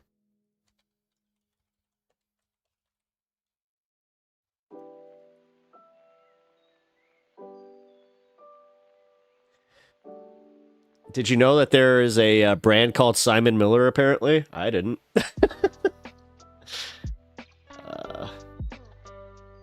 Why? Here's why. Yeah, Simon is one of the best YouTubers. He's one of the wrestling YouTubers I watch, but he's also an active wrestler. He's actually in TNA right now. He also does local circuit stuff. He was just in Chicago doing indie shows. Very cool guy. But yeah, I know, very interesting. We're not here to talk high on wrestling. We're here to talk about high on politics. So, so this segment is going to be sponsored by Ground News. So let's start that so I can actually send them this. All right, bear with me. It's 2 minutes. All right. Well, this segment is sponsored by Ground News, and the reason that it is because I personally have been using Ground News for the better part of the year, and when I originally started using it, I was using it on the free trial, and it was one of those few services that I immediately went, I'm just going to sub to this. So I was very, very happy to find out that they wanted to sponsor this fine program. So that made me a very, very happy person. And this is the reason that they are sponsoring this program. And it's the only reason they are sponsoring this program, because I did not want to take sponsors. Especially this early on in my career, I kind of felt like that would be selling out immediately, which, again, I get it. Get that bag, guys, on YouTube, but not me. So that kind of, I hope, brings into account how much this the sponsorship means to me and why I really do love them. So the main reason, and I'll be completely honest, and they're very, very cool about this, is it really helps you become better at debating any of the modern stuff, or any of the current events or any of the news cycle, specifically with people that like to play the game where they're just like, well, where did you learn that? It's like, well, here is every story, everybody that covered that story, and look, hey, you see this? They're all on your side. Weird how that works, huh? I had that happen in my life, so that was very satisfying to be able to do that. And on top of it, at the end of that conversation, they actually subbed to Ground News through my link. So that was very satisfying. Now, the way that Ground News works is, this is a great story to actually show this. The U.S. Treasury says Chinese hackers stole documents in major incident. Now, what you see here is, on the center, you got the white. 31% left, 32% right, 37%. So this is one of those center stories that everybody is reporting on, but then you can go here and you can see whether or not they have mixed faculties, if they have very high faculty. So that means that like a BBC, somebody that is held to an FCC type of standard, then you have a way to show which story is done by a media conglomerate, which one is done by an individual, which one is done by independent media, and which one's also done by government agencies, which is awesome, because then you get to just be like, oh, well, that came from a state sponsor. Okay, that's going to be a little sus. And then we have the blind spot feature, which the blind spot feature is my favorite. I love this thing because for me personally, I was having a really hard time being bubbled in because of specifically the way that I consume news. I was getting so much stuff fed to me that was just leftist news. And I'll be honest, after this election, it really got to me with the polling. And now that I have ground news in my life, I'm not going to make that mistake again, hopefully, because I went back and looked it up. They were reporting on all the polling, and they were making sure that they were like, hey, these are the two stories you really need to see. This one's from the left, this one's from the right. Don't play the center game on this one. It's like, okay, cool. And they didn't. They decided, they're like, we're gonna give it to you straight. There's only there were maybe two pollsters that were center right or center left. One being the one from Iowa that Trump is now trying to take to court, so that's kind of fun. But yeah, what you can see here is for the left, it will always be a collection of stories that are usually fed through the right-wing algorithm, obviously. But it's also nice because they don't just give it to you in the algorithm format, usually, like we would get from any other news source or news aggregator, such as the one on your on your phone. Man, I am having a hard time. But yeah, so this is the reason that I really enjoy this. But anyway, let's get to the actual news portion of this and use ground news so I can show you exactly how it works. The Chinese breach I was going to kind of cover, but it is not as interesting as you think. It's kind of been reported on over the last 6 months here. So, all right, Trump loses appeal of E. Jean Carroll, $5 million defamation suit. Holy crap. All right, Trump has... Let's find a leaning right one.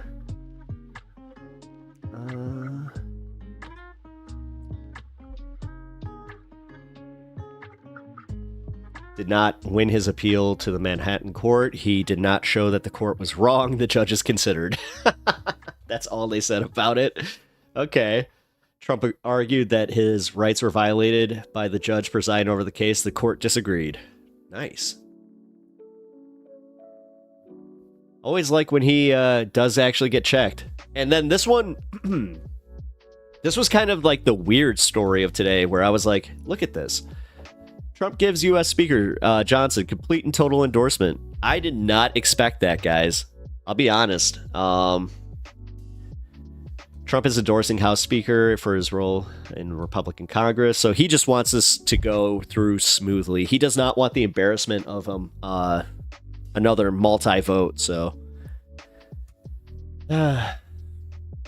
Unfortunately, I don't think that this is going to be like the... heightened dramatic atmosphere that we were thinking it was, especially after this weekend, so... Yeah. And then we got Spotify faces backlash over pornographic content in search results. Yeah, guys, did you know about this? Ground summary, what happened? Users found pornographic content and erotic audio tracks in Spotify's search results and playlists. Bypassing explicit content filters, Spotify removed the content for violating platform policies. The impact, the controversy affects Spotify's 640 million monthly users. and 252 million premium subs, raising concerns about content moderation on major platforms including X and Instagram. Common ground. Sources agree that Spotify's content moderation issues mirror broader industry challenges with similar problems affecting major platforms like X and Instagram.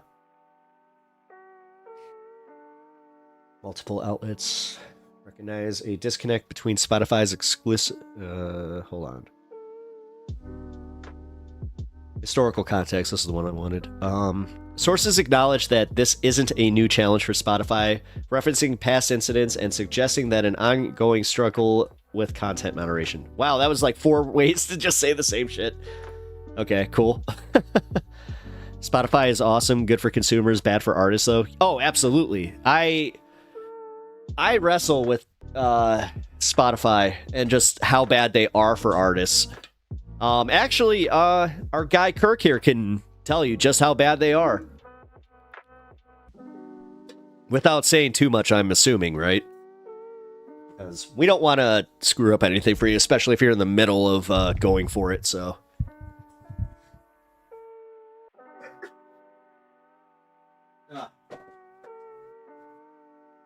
Excuse me.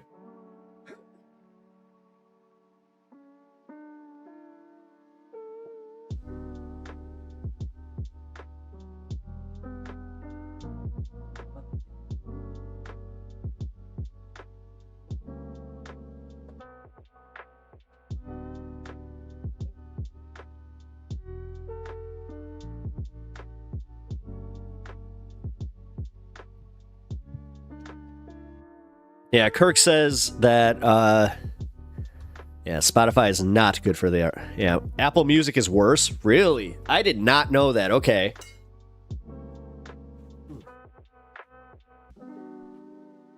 God. I know I need a be right back screen. I'm sorry.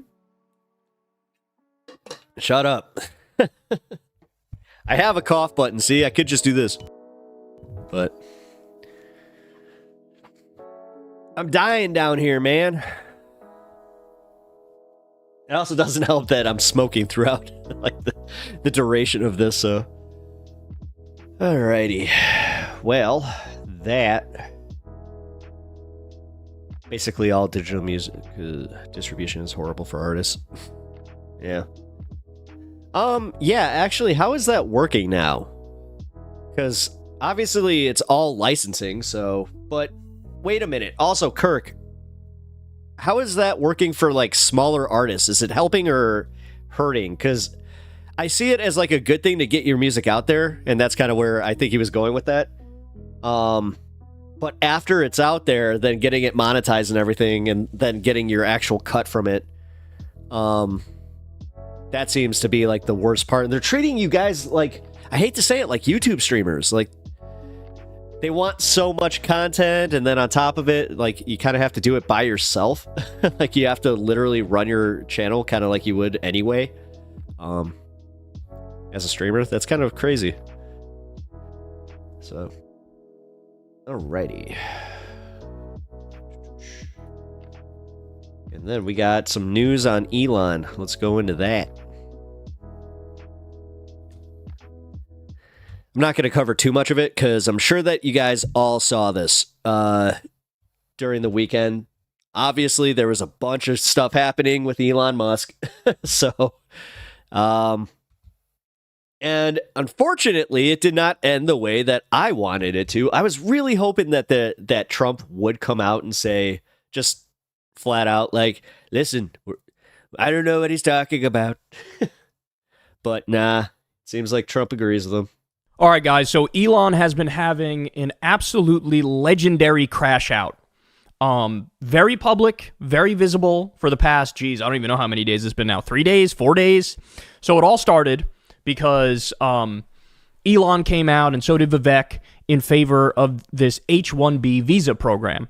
Now, for those of you who don't know what that is, it's basically an immigration program where they say, hey, we like high-skilled immigrants to come into the country, particularly for the tech sector, right? Now, of course, the problem with this is the H-1B visa is incredibly exploitative basically it is like indentured servitude, and the company kind of owns your ass if you're here working for them. So the whole purpose of it is to bring in foreign workers for lower wages and longer hours. And of course, part and parcel stick around for with this that one. We're is, almost... hey, if you This one's not that long. happen to be an American and you don't want to work for the lower wages and you don't want to work the endless hours, well, then you're sort of assed out. Sorry about that, right? Like, that's the whole idea behind this. Now, of course, Vivek and Elon are in favor of this because they're mega wealthy tech bro assholes, right? How did Vivek make his money? He made his money through a massive pump and dump scam. That's what he did. He bought this Alzheimer's drug, and it had already failed like 4 different clinical trials, and he bought it and then used his marketing skills to go out there and pump it up as if, no, we're on the brink of actually making this thing something special, and we're going to make this special, and you guys need to invest in it. And they did the old rug pull and ran out the back door with all the money. Elon, don't even get me started on Elon with all the things he overpromises and underdelivers and is fraudulent about, etc. Remember that video that dropped 13 years ago where he said, I'll have a man on Mars in 10 years? Really? What happened with that? What happened with the Hyperloop that you promised the moon and the sun and the stars over, and now got Dickie McGee's axe to show for it? There's 1,000 examples of it. I highly recommend, guys, go to YouTube, type in Thunderfoot, one word, and Thunderfoot Elon Musk. Type that in, and then put aside like 3 or 4 hours. You can throw it on double speed or 1.5 times speed. This guy, in incredible detail, breaks down the 1,000 ways in which Elon Musk is a total con man. Okay, so guess what? Them taking this position made MAGA go, well, hold on here. What did you think we meant when we said we are anti-immigration and we want net zero immigration? What did you think that meant? You think we're going to like carve loopholes so that you can make more profit, you oligarch billionaire robber baron prick? And so they started going at it, right? But again, what you're going to see here, this is the problem with Elon and the problem with so many people in the modern day and age, is people are way too online, they're way too invested in this shit, and they don't touch grass. They don't have hobbies outside of what they do online, right? And so, I would assume that most Elon fans are like that. You're taking in all day, every day, criticisms of you that you feel are unfair.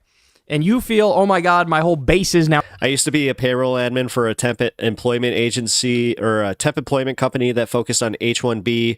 We would get paid $90 an hour and then pay the employee maybe $30. Tons of money is made on the backs of H-1B folks. Jeez. Yeah. Now turning... Wow, that's actually pretty big percentage. Bet that's understandable. That's when the legendary crash out happens. So let's start with this one. Here we go. Elon Musk 2 days ago. My tolerance for subtards is limited. We'll get more on this in a minute. My tolerance for subtards is limited. Started calling the MAGA base both subtards and retards. Okay. My tolerance for subtards is limited.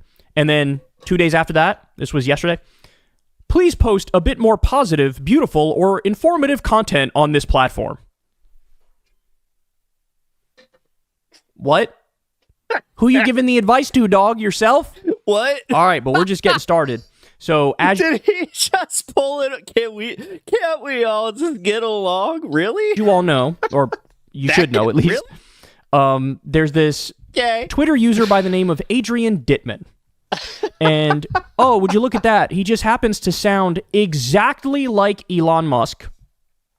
And defends Elon Musk to the high heavens. Oh my God. And sometimes did this happen? Uses this voice modulator thing that makes him sound a little bit different, but apparently sometimes when he speaks too fast, the modulator doesn't work, and so it just sounds exactly like Elon Musk.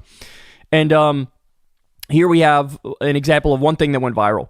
Adrian Dittman saying, I just realized I fucked myself after getting his Adrian and Elon syntax mixed up. This has happened a number of times now. Here, let's listen to this one. Oh my God. Whether or not Adrian is Elon, I'm like, what? Prove it. Well, prove it. Time-wise, it makes no sense whatsoever. Oh my God, there's a bunch of things where it doesn't line up. What? I'll give you a few examples. By the way, before we continue, who does that sound like? Yeah. I mean, what is this weird game that we're playing, right? Like, what are we doing here? One is I tend to not stutter as much. I don't have the same type of speech impediments, although they be very similar. I tend to use more profanity and have some inaccuracies with Oh my God, he's listening it like he thought about this way too much. assessments of the future. And have some inaccuracies with assessments of the future. In other words, Elon gets everything right all the time with his predictions, and I don't so much. That's what we call a ridiculous humble brag. There's a lot of profanity. So where are you for the latest? Just don't do it now. Do you hear that? You heard him say, "Fuck me, I just fucked myself." Just don't do it now. A lot of profanity. So where are you for the latest? Just don't do it now. All right, we're sitting with that one for a second. Did you guys get the, like, I felt uncomfortable for a second because of just how cringe that was, but at the same time, after that released, I was just like, oh, he's so pathetic. Oh, I just realized Come I fucked on. myself after I said We that. just got no, my God, stop. oh my God, that's Okay, so this is one example. There were other examples too of him saying, talking about Elon, but then at some point saying, yeah, he literally. I. Okay, all right. Here, Oh my God, he's doing the thing where he's just like, I'm Elon's biggest fan.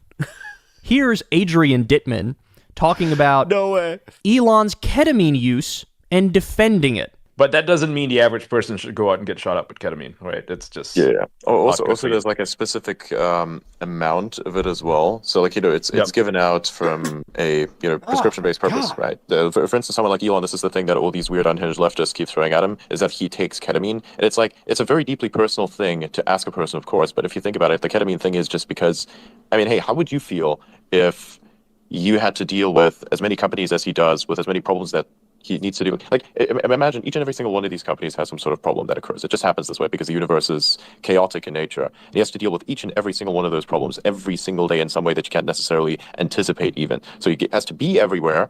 On top of that, he gets attacked from everywhere. You can't imagine the amount of battles that he's fighting all at the same time. Like, all these grifters, they keep putting out this line where it says, oh, he's getting sued for this and getting sued for that. Yeah, people are always going to get sued for something. Doesn't mean that it's correct. It's innocent until proven guilty, and thus far there's no guilt. So like, what's going on there? Right, so imagine if you're such a person like this, and you have become as big as you have, and then get attacked from all these places simultaneously. It's honestly I'll catch you later, Outsmoke. a miracle that you'd still keep going, and he is. And to his credit, I mean, look, he's working more than most people should, or even anyone should, really. He is really going to work himself to death.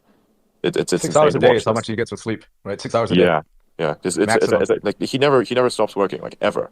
Maybe he has a little bit of fun here and there because of course you should, but not that much, not to the extent most people that actually have themselves like an entire day off or something like that. He doesn't, and then, so that just keeps going. And then to have a prescription, just like ketamine prescription, it's just a normal thing at that point. It's not something that you're going to abuse. Oh my If God. you abuse ketamine, okay, Oh cool. my God. That is understandable, but that's not what this is. That's not what a prescription is for. No. It's not what any of that's for. So those talking points are dog shit.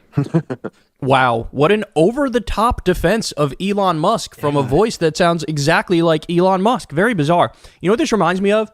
It was in 2015 or 2016, and this story leaked about Trump, about how, like all those celebrity-focused, celebrity-obsessed magazines, Trump would call people who are writers at those magazines, and it was him, but he would lie and say, I'm John Barron, Trump's publicist or agent or whatever, and would say, and it, clearly in Trump's voice, he would be like, all these women, they love Trump. They all love Trump so much. They all want to date him. Madonna really wants to date him. All these women are falling all over themselves to try to get a piece of Trump. That's what they're doing.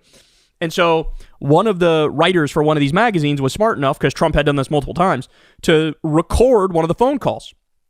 And it was 100% very clearly Trump in his own voice, right?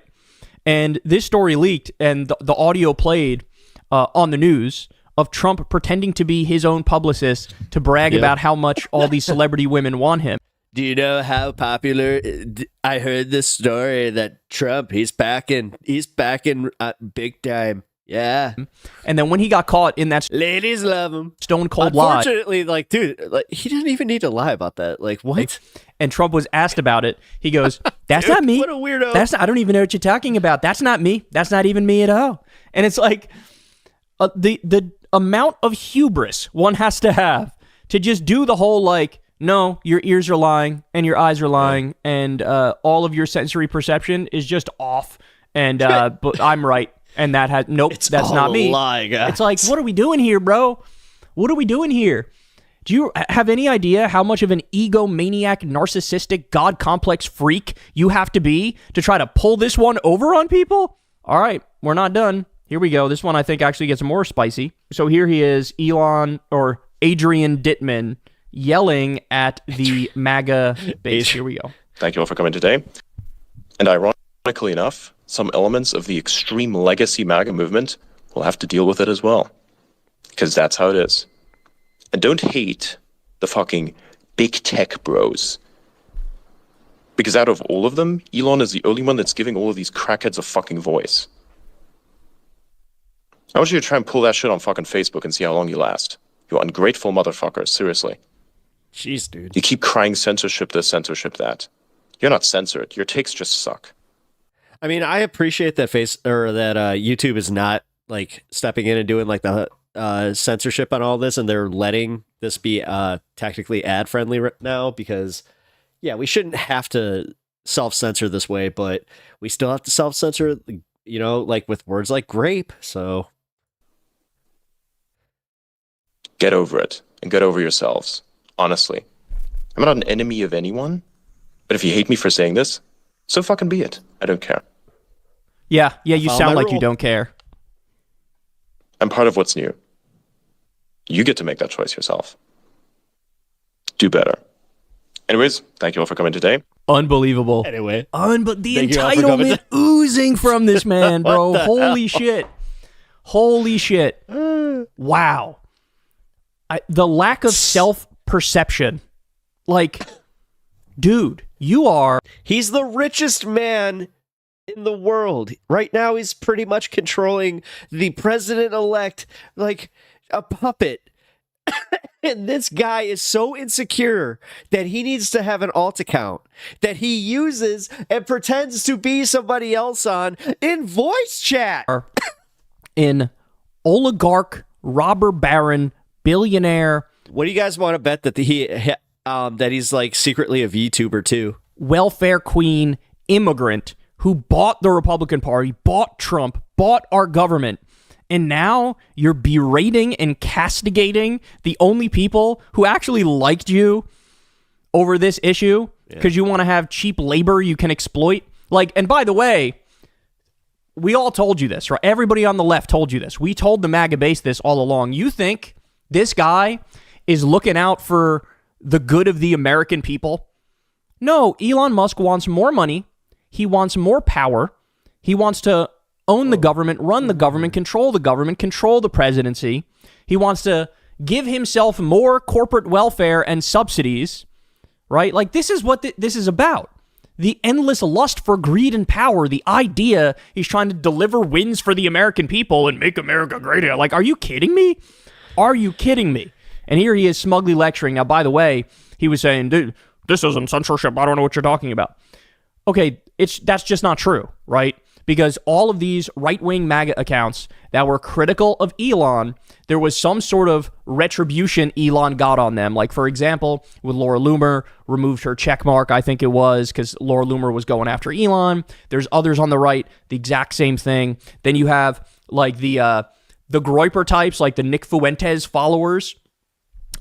He started just mass banning them. Now, by the way, understand something. These guys are pretty openly Nazi or Nazi adjacent at the very least, right? But understand he didn't ban them for that reason. He banned them because they disagreed with him. This is like beyond comical, right? Go ahead. You want a Hitler post 24/7? By all means, we love you. We have no problem with that whatsoever. In fact, maybe we'll signal boost some of your shit. Oh, you disagreed with my take on the H-1B visa and you made some memes making fun of me? Gone. It reminds me of, again, we warned you, everybody on the left warned you all along about Elon Musk. Remember when you had, it was like the night of the long knives for journalists who were critical of Elon on Twitter? You remember that? Remember when he banned the Elon Jet account because he made the argument that's doxing and I'm unsafe, when what that person did was literally not doxing by definition, that this was all publicly available information? Yep.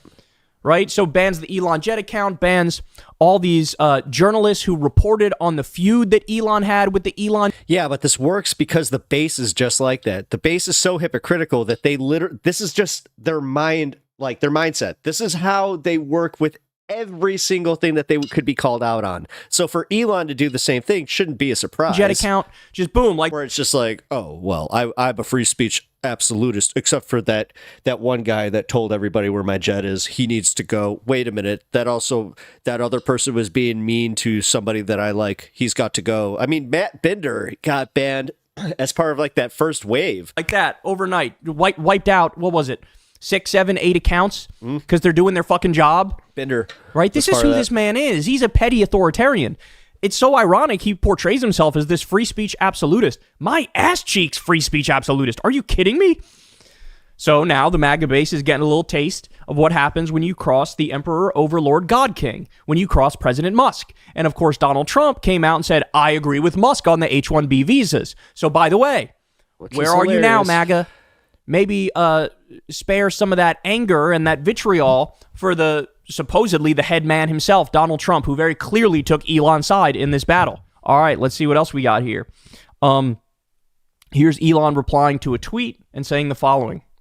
The reason I'm in America, along with so many critical people who built SpaceX, Tesla, and hundreds of other companies that made America strong, is because of the H-1B. Take a big step back and fuck yourself in the face.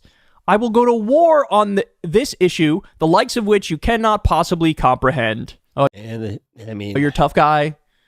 You're a tough guy, you bloated beluga whale, pasty ass, robber baron, welfare queen, immigrant prick. Is that what you are? You're a tough guy. Shut the fuck up. I'll go to war over this issue. I'll go to war over the H-1B visa. By the way, it's also, we learned this from Elon's brother. According to Elon's brother, Elon was an illegal immigrant. Illegal. I didn't hear that one. Hey, I know what MAGA stance is. All right. No, I'll be honest. The reason I haven't even touched that one is just because I didn't. Yeah, just throwing it out there. Heard that, I was allegedly saying this before it was cool. Deport this motherfucker. Deport. You think you could just buy the government willy-nilly and not have people realize that and not have people fight back? This is supposed to be a constitutional republic and a representative democracy, and you're trying to destroy all of that. Yeah. As a South African immigrant billionaire welfare queen robber baron prick. I got more. Elon Musk endorses post suggesting Americans are too retarded to do skilled jobs. Too retarded to do skilled jobs. See? Their elitism comes out. Again, it was always a farce. This idea that like they are attacking elites. Motherfucker, you are the elite. You are the establishment. You've always been that. Always. You're part of the ruling class. The fact that anybody fell for it is preposterous, beyond me. All right, and then finally, I'll give you this. This one's fun.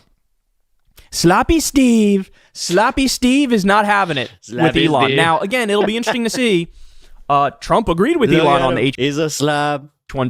Right? And by the way, This is why he always wears black, because if he didn't, you'd see the mustard stains. It's a massive contradiction. There's a video of Trump, I think, from 2016 in a debate where he says, you got to end it. You got to end the H-1B. So totally flip-flops, takes the opposite position. Nobody cares. Nobody bat an eyelash, right? Yeah. But here's Sloppy Steve going after Elon Musk. Sloppy Steve. But will Sloppy Steve now have some smoke for Trump? My guess is no. Because he's a cuck, and because Trump saved his ass when Sloppy Steve committed fraud on a massive scale and said to people he was going to crowdfund the border wall, and he took millions of dollars in donations, and of course they couldn't build the fucking border wall. All right, here we go. I still love Hit me, Sloppy Steve. That's not even why he went to jail. Crony capitalism, Elon Musk. And by the way, when we cut him off, he went begging. He went begging the CCP, and that's why they have the joint venture in Shanghai, the Tesla, which is 100% of his value, right? This guy lives on government contracts and taxpayer subsidies. Am I wrong? Okay, I'm asking this dead serious. Am I wrong in thinking that he was totally standing up for Elon Musk at the beginning of his involvement in the Trump campaign earlier in October? Like, okay. True. It's all, we're going to get Joe Allen in here for a second to transform. Elon Musk, once again, brother, I'm smart enough to tell you no to your face, and I'm evil enough to be able to expose you as a running dog for the greatest enemy this nation's ever had. You are a war profiteer. You're sleeping with the enemy. True. Brother. He knows what he is. You've been doing it because you're not an American nationalist. You're not even an American. All you are is a globalist. True. Okay, a globalist, and you will go where anybody writes you a check, and you would take it from Adolf Hitler himself, because you're taking it from people that are as bad as Adolf Hitler. The murderous regime. Send him to Piers Morgan, guys. Package him up and send him to Piers Morgan, because he just said the H word. He said the H bomb. Let's send it. Of the Chinese Communist Party, which you praised on their 100th anniversary. Okay, that goes a little too far. Just say China is equal to Adolf. Are you silly? I'm just gonna send it. Hitler, like, what the fuck are you talking about? But the part that's correct is. Are you silly? I'm still gonna send it. Elon has a lot of business with the Chinese government. By the way, Oh my that's God. why he tanked that continuing resolution the other day. Remember that? Had $190 million in it for child cancer research, and he tanked it, among other things that were in that bill that he destroyed. Like, the reason he did that is because there was a provision which cracked down on investment in China, and he's invested in China. So that's why he did it, right? He's an outsourcing guy. He is a globalist. That is true. He doesn't give a fuck. You gotta say it like me. He's a globalist. About American workers. He cares about cheap labor to increase his profit margin, right? But again, Sloppy Steve, you're going to go after Trump? Sloppy Because Trump Steve. agreed with Elon. You're going to go after him for flip-flopping on this and saying the opposite in 2016? MAGA, the rest of the base. What are you going to do? I've seen a lot of cope around this. I don't believe it. I won't believe it until we hear directly from the big guy himself. Well, he did say it. He said it in an interview, and everybody ran with the quote.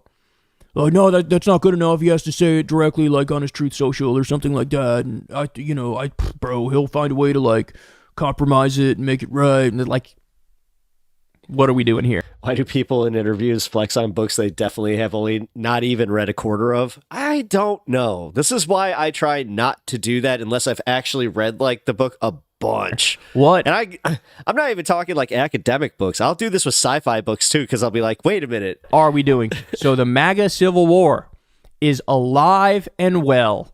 And I got my popcorn ready, and I'm going to keep watching it. Hey, y'all, do me a favor and like and subscribe. This has been so much fun. Like, I'm sure you guys enjoyed this weekend too. He probably shares with his waifu. I mean, probably. I wouldn't doubt it. There's no, why would I hate on him for that? Huh? The shelves. I mean, dude. Listen. I actually kind of know I think I know how this was done. So, like, can you guys, here. Right here. You see this? I think you can. Oh, no. My cursor's off. Okay, so, the roses, I think, are done with a pool noodle where they went to like one of those hobby places and they got a bunch of like fake roses and they like cut them to where just a little bit of the stem was off and they just put it on the pool noodle and stuck it there. I saw like a Christmas TikTok, like a Christmas decorating TikTok about that. They were just like, look at what I figured out. I hate to say it. I was like, I like it. As the main person in the household who does the Christmas decorations. But yeah, that's a lot of shelving. But yeah, man, it's a lot of books. A lot of books. Hey, you know what? But that's one thing. And they have definitely not read those. I don't know. Because, like, look. These are not that big. Nah. These are a lot of thinner, smaller, quick read books. No, I would say that they've read them. I'll be even fair. Like, yeah, I think they've read them. The one that, like, honestly is funny is you can't judge people by their bookshelf anymore because of how many like audiobooks have been done and just like how Audible is still popular. That's just judging yourself and others. You are allowed to like a book after reading it once and even an audio. Yeah, I was literally just saying that. I was just saying that. Probably half of them are Dr. Seuss. Well, that's exactly what I was saying about like the ones on the back here. They look like Dr. Seuss, and she's got kids. So I judge people based on their Godzilla posters. Hey. I also got a Godzilla statue. Thank you. And another Godzilla poster that I do not have up right now. Dude, shut up. I love Godzilla. let me like my allegory for humanity and our mistakes and having our mistakes visit us in the form of a natural disaster ish. I watched one of those awful Godzilla slit. The one from the 70s. That is versus Hedorah. Yes, it's awful, but whatever, man. They're so cheesy that, like, I don't know, man. Like, I've always loved Mystery Science Theaters. Do not think I'm one of those Godzilla fans that, like, takes this shit way too seriously. There's a few of those. Trust me, I've met a few. Yeah, they take that stuff a little bit too serious, and then you're like, do you not understand how inherently ridiculous this is? And, like, you saw the strings, right? Like, you saw it. And the thing is, you could see the strings even back then. So, Snot Monster, easier to remember. I mean, I get it. I am one of those dopey assholes that knows pretty much all the kaiju names. Whatever. I also know too many. This is what I put my brain power into, were comic books and just all the stuff that most people would say makes you a little bit either childish or whatever the hell. I don't care. The beautiful thing about Godzilla is nobody gives a crap about continuity. You can just keep the basic principles intact and nobody really gives an F. You said it right there. That's my favorite part about it. You never know what you're getting. Especially, like, as somebody who watched Godzilla films as they came out as much as I could in the 90s, it was actually very hard because they were not releasing them in the 90s anymore. It wasn't profitable. So they wouldn't even put it out. Kirk Official, you're a man-child. Whatever. Yes, I am. Duke, what was it? You said I have the whimsy of a golden retriever? I'll take it. That doesn't sound like a bad thing. Come on, man. If you're saying that I'm like a golden retriever, then awesome. That's awesome. What an awesome dog to compare me to. I mean, I'm honored, man. Now, if you said, I don't know, Dobermans are a little... I love Dobermans. Trust me, they get a bad rep. But if you said a Doberman, I'd be pretty upset. I might still wear my Lego Batman shirt. There's nothing wrong with it. There's not, like, honestly, I would wear more graphic tees on here, but some of them just don't, like, I have a lot of black graphic t-shirts, so I kind of just blend into the chair. So trying to not do that as much, you know. But yeah, man, I never understood people that, like, because I got really excited with, like, the advent of the Marvel movie and just how everybody was kind of a geek. Like, dude, the general populace knows who Thanos is. That is insane to me. If you went back in time and told me in high school, I'll even give you the last year of high school, that, you know, everybody would know who Thanos is, I would have laughed in your face and just been like, what? No way, no. And that Iron Man would be one of the most popular heroes? What? I would have laughed even harder and just, like, thrown you mean B-list Batman, who had the lame 90s cartoon? That guy? Yeah. I was a fan. I was a comic fan, and I don't know. I have said you are a golden retriever energy before. Okay, that's what I thought. At least I got that right. I was remembering who said it right. Whatever. I don't care, man. Like, I like what I like. I get excited for things. I really get excited for things. Dude, for instance, I wish somebody was recording me for when it was Royal Rumble 2020. Or no, it was 2021. It was the one that Edge came back. So I had an inkling that he was coming back, but it was the fact that when... This is also why I love wrestling in general. Like a moment just like that, where if you don't know what the Royal Rumble is, they get 30 people into that come into the ring, but they come in on a clock. So, like, I think it's a countdown from 3 minutes after each one goes into the ring. So, dude, it's so crazy. You never know who's going to show up. It's one of the most... Snoop Dogg showed up once, where it was just like, wait, Snoop Dogg? We were like, what is happening? They always have something weird like that. But yeah, man, when that music hit, oh, it just was. I mean, I'm sure there's like 2 people in here that get this, but his song is it goes, "You think you know me," and like it goes into like this really hard hitting guitar solo.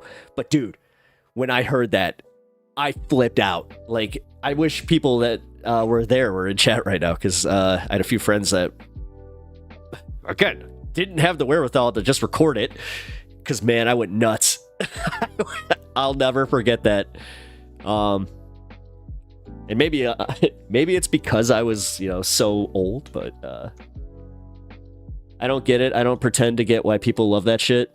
It's okay. You don't have to pretend to get it. I'll just say it's soap opera stunts. We know. Yeah. It's too tacky. I get it. No, it is tacky. It is tacky. No, dude, it's like liking, carny antics and all that, because that's essentially what it is. It's just a big, like, carnival. But no, man, like, that's, I don't know. It's also because I was kind of, I grew up on it, so I've always understood what it is. But also, if you haven't been to a live show, I do kind of hold to this, that you don't get it until you go to a live show. Like, it's so different live. It's kind of like if you were to watch the circus on YouTube, and yeah, it's kind of like, but yeah. No one knew you were going to lose your shit like that. Oh, see, Unimoogle was there. Yeah, so yeah, everybody kind of was like, what the hell? It's going nuts. Just don't elect people into office that appear on wrestling TV. It's a bad habit. Yeah, no kidding. Yeah, no kidding. Trust me, as a fan, it's rough. It is so rough where I'm like, oh, man. That freaking guy. Although the one person that you're wrong about is my man, Jesse Ventura. Not just Trump, I mean. Hey, Jesse Ventura. Oh, the lady? Oh, Linda McMahon? Yeah. Yeah, a little bit. He did go a little bit off the deep end, especially when he was have you seen my show Conspiracy Theory? I talked about the space lasers, the ones that weird lady ended up talking about. Kind of made me walk it back a little bit, if you ask me. Oh, man. Nah, I agree with you, but yeah, I always say give it a shot. If any of your friends ever invite you over to watch, like, specifically either WrestleMania or the Royal Rumble, give it a shot. Just give it it's a lot of dumb fun. I just hate people that watch combat sports and they always try to translate the combat sports aspect, like boxing or UFC, into it, and I'm like, you guys are dumb. Like, now you're the dumb ones. Like, come on, really? Oh, how come they always do the fake shit?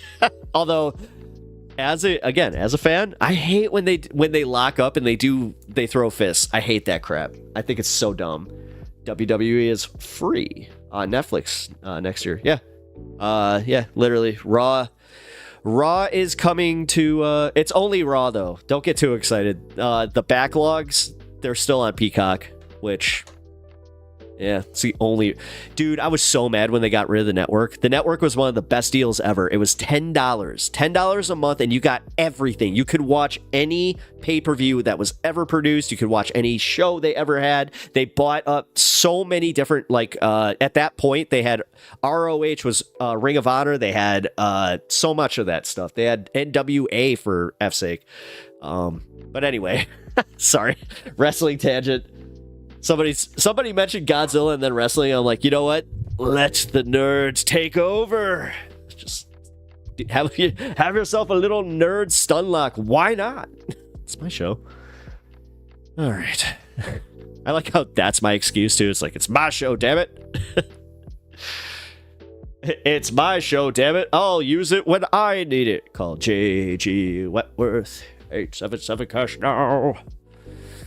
Comparing WWE to real combat sports is like comparing LARPs to medieval warfare. Yeah, stupid on its face. It's literally, it's stupid both ways. It's literally stupid both ways. That's what I'm saying. Like, for anybody to be like, hey, you know what? You need to respect it because, I mean, I'm not going to say it's combat. Like, it's the combat that you need to respect. It's the fact that these guys can work so well together and put on a convincing show. And notice how I even do that, because some people are not that great at it, and they'll ruin the illusion where it's like, if you see somebody do a move wrong, hey. Where's Pupperdew? Oh, actually, you know what? I gotta go get I'm gonna go get him. Oh yeah, the animated show that the kid's a wrestler. It's Incredible Fight Girl. It's on Max. It's really good. Give it a shot. Anyway, I'm done talking about wrestling. Trust me. I'm sorry. They got rid of Logan Paul. They actually got rid of him. Apparently he is not signed with the company, and that's why he's doing this boxing thing with Conor McGregor, which, God, everybody's gonna watch that crap too. Ugh. Yeah, that Jake Paul one, man. Speaking of wrestling, I know it'll work when I see one. So that was also kind of funny. Actually, that was hilarious because a bunch of people who made fun of me make fun of me for watching wrestling, whatever. I got some friends that still jab occasionally. They had to sit there with the embarrassment of me just going, dude, this is a work, right? Like, you do understand what a work is. And at the very end of it, they looked at me, they were like, yeah, I don't make fun of people, I just don't get it. Oh, well, okay, no, I appreciate that. Sorry, it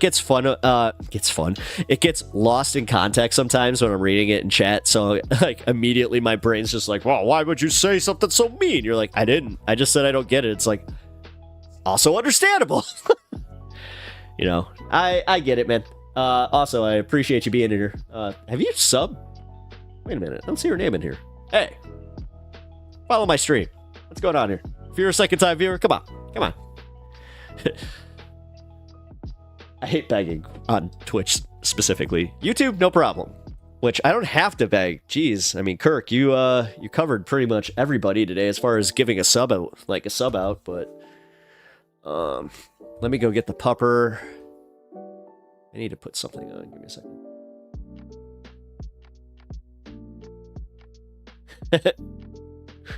It is a goat name. No. Bombshell leak.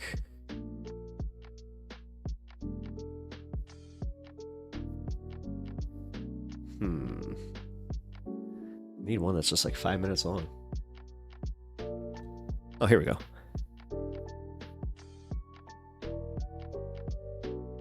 We will hit up Mockler, my fellow Chicagonite. He is a Chicagoan. This is also where I need to go get my tea. So, I will be right back. I'll put him on real quick. I did not see this, I don't think, so I'm gonna take my phone with me. Alright. Give me 2 minutes. Bear with this video, and I'll be back.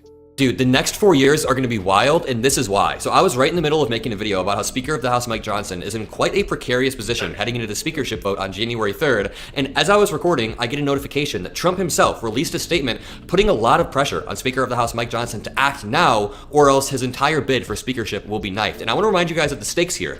If Speaker of the House Mike Johnson is not nominated on the 3rd, or not elected on the 3rd, then Trump will not be able to be certified on January 6th, because of course the Speaker of the House must be present, must be there to run the certification, and if Mike Johnson isn't voted on, if he gets denied, then Trump will not be able to be certified. I mean, the stakes are incredibly high, because I just want to remind you of what happened the last time Republicans had to choose a new Speaker of the House. It took 3 weeks. They had to vote 17 times before they landed on Mike Johnson, and now Trump is trying to apply more pressure. So drop a like on this video, and double check to make sure you're subscribed to the Adam Mockler channel below. We're trying to hit 1 million subscribers in 2025, and let's jump in with Trump's statement. So Ron Filipkowski from Midas Touch points out, wow, days before the election for Speaker of the House, Trump crushes Mike Johnson, blames him for not fixing McCarthy's mess, and demanding he takes action even though it's too late. Let's read through this really quickly. So Donald Trump says, the extension of the debt ceiling by a previous Speaker of the House, Kevin McCarthy, a good man and a friend of mine, from this past September of the Biden admin to June of the Trump admin, will go down as one of the dumbest political decisions made in years. Brutal.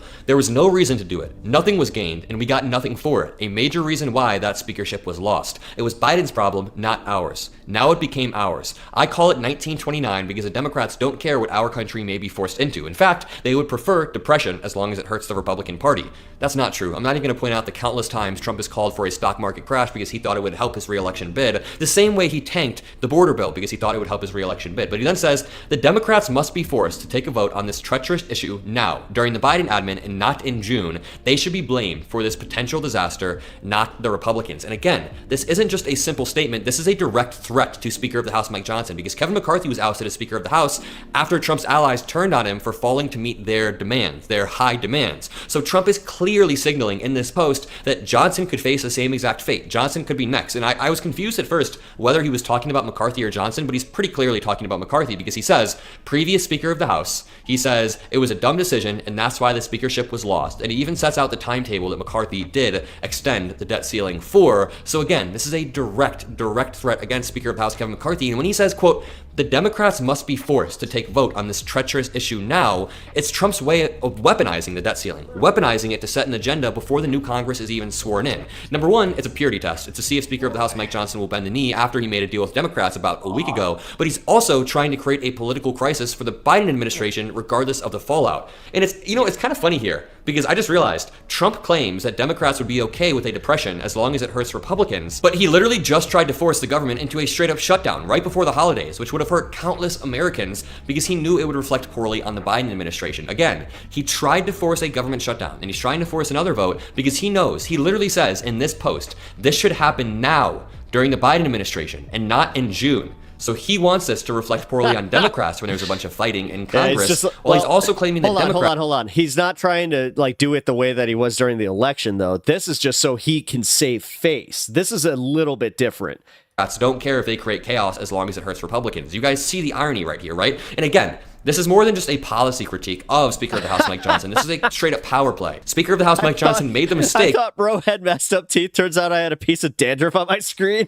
He made the mistake of actually cutting a deal with the Democrats about a week ago, which is how politics are supposed to work in America. Of course, we don't like Speaker of the House Mike Johnson. We don't like him for many reasons, and he doesn't like the Democrats. But despite that, he was able to reach across the aisle and make a bipartisan deal with Democrats in the same way Biden was able to reach across the aisle and get Republicans to sign on to his bill. I mean, compromise. Compromise is how politics works, and Trump doesn't want any of that. This is just a small taste of the shit show that the next 4 years will be, and Donald Trump proves that loyalty is a one-way street.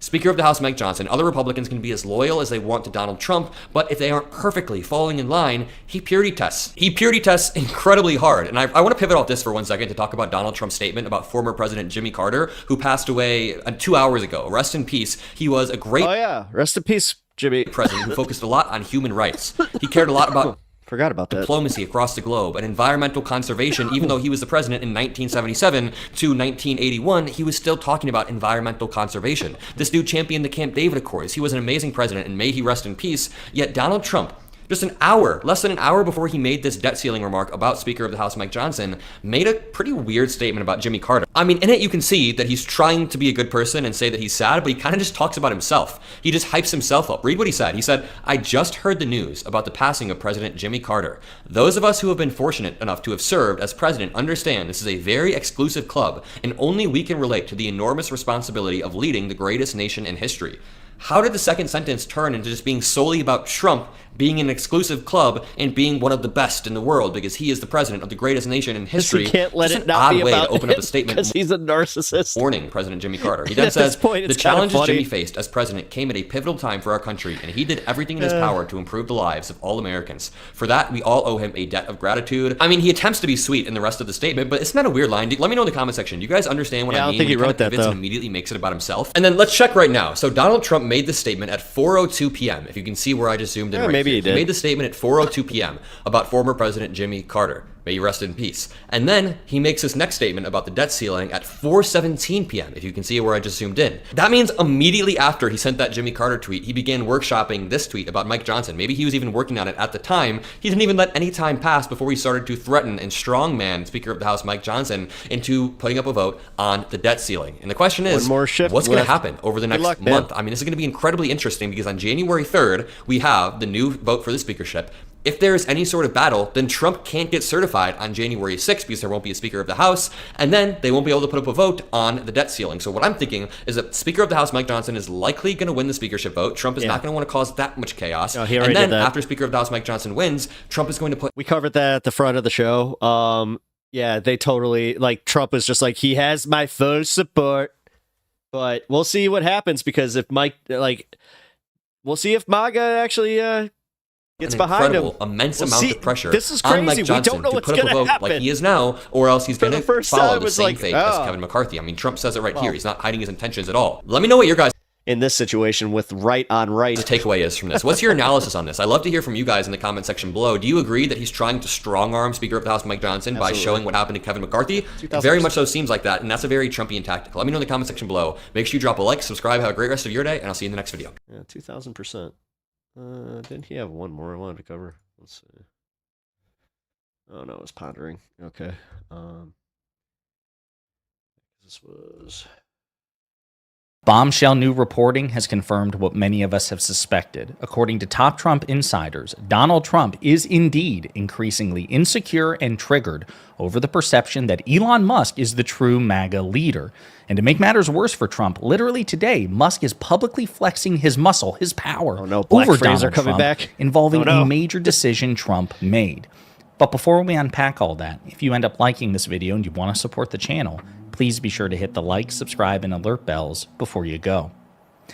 All right, friends, we have a lot of things to talk about. This is devastating for Donald Trump, the mystique, the cult of personality around him, because it confirms the obvious insecurity that he has about his unholy alliance with unelected MAGA billionaire Elon Musk. Before we get to the bombshell reporting, I want to remind you that insecurity was visible, it was palpable, and it was on stage in front of thousands of Trump supporters, and then it was televised and distributed to tens of millions, if not billions of people. This is Donald Trump at America Fest, a conservative festival, conservative conference, interrupting his own prepared remarks to try to unpersuasively make the case of, no, I'm really the one in charge. It's not Elon Musk.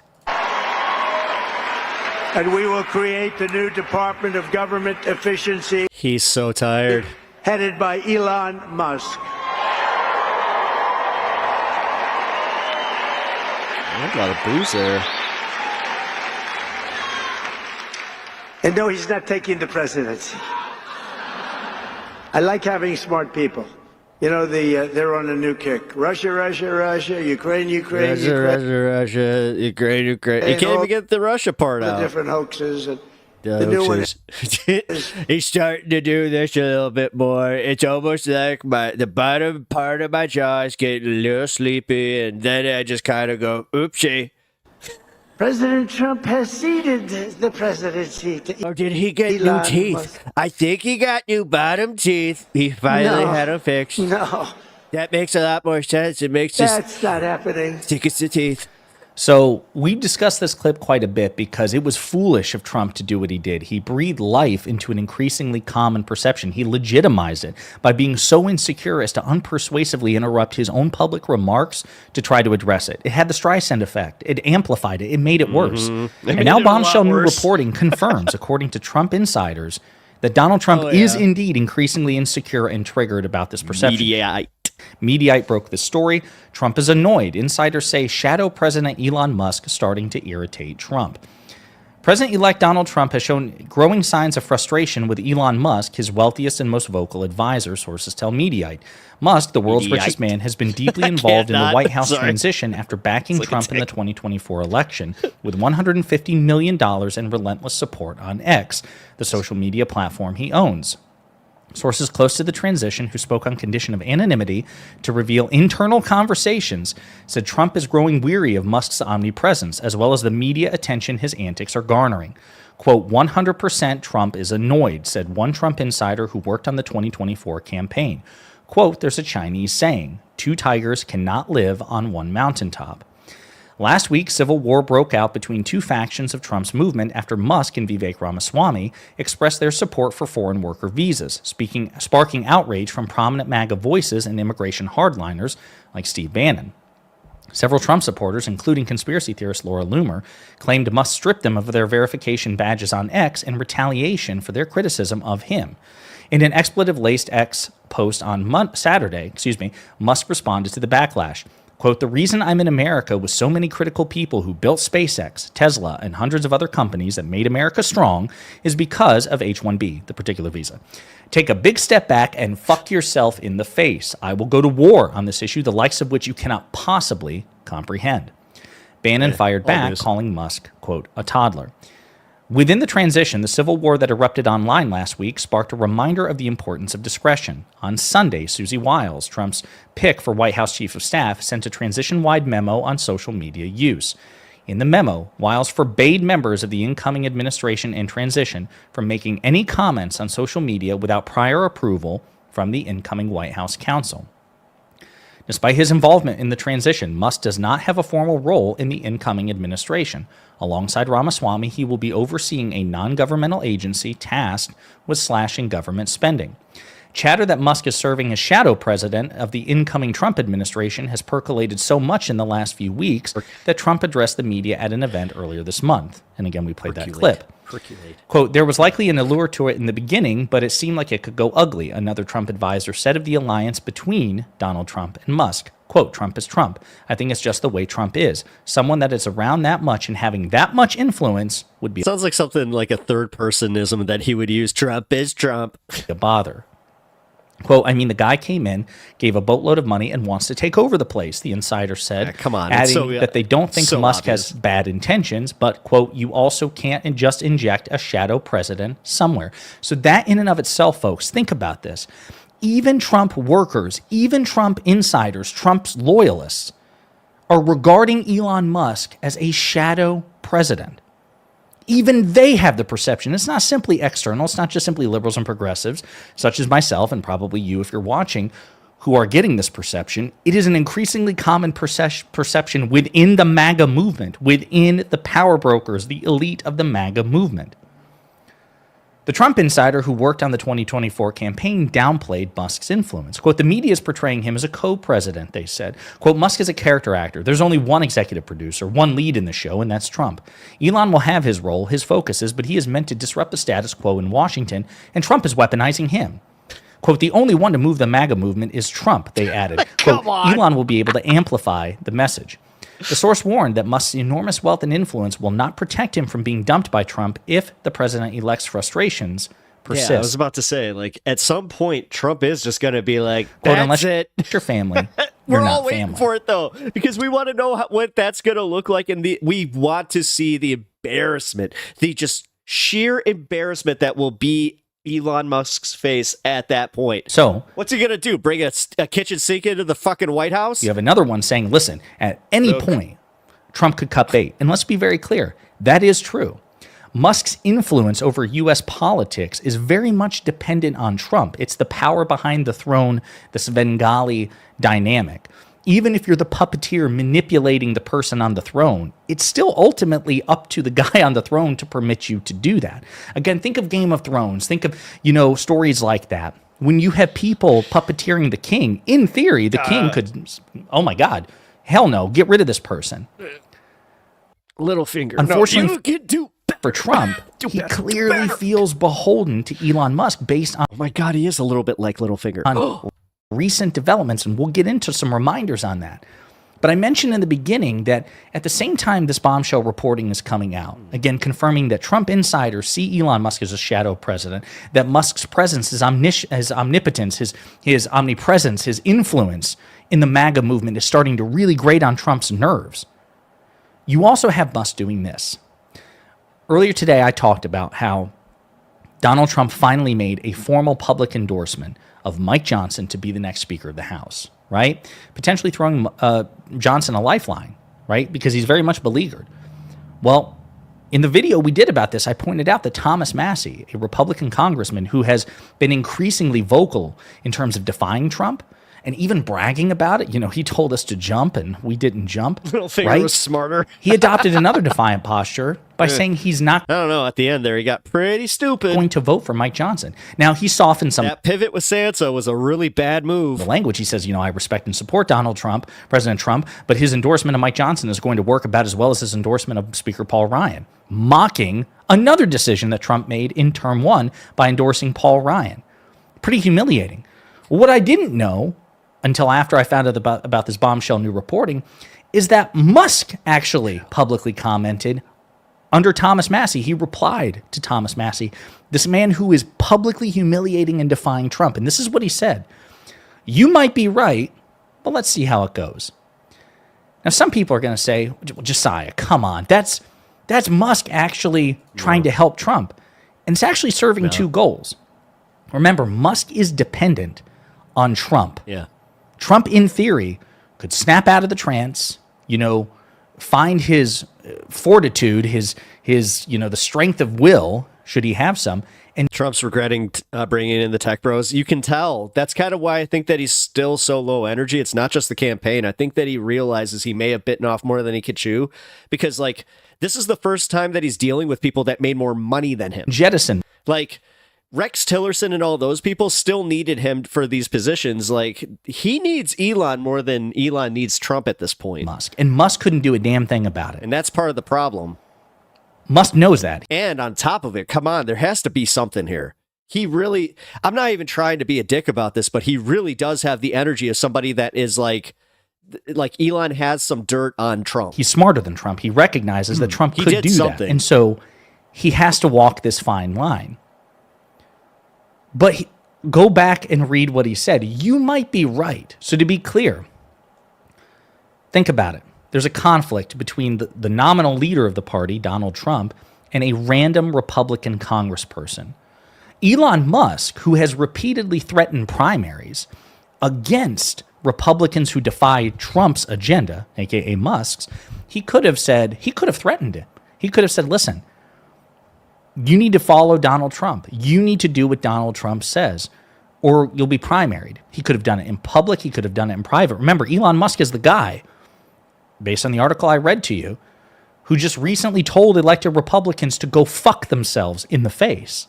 He did that in public. Dude, as I said, everybody's been just using it I guess I don't have to worry that much about the language filter anymore. Now in public, he's actually validating, in part, Thomas Massie's defiance of Trump.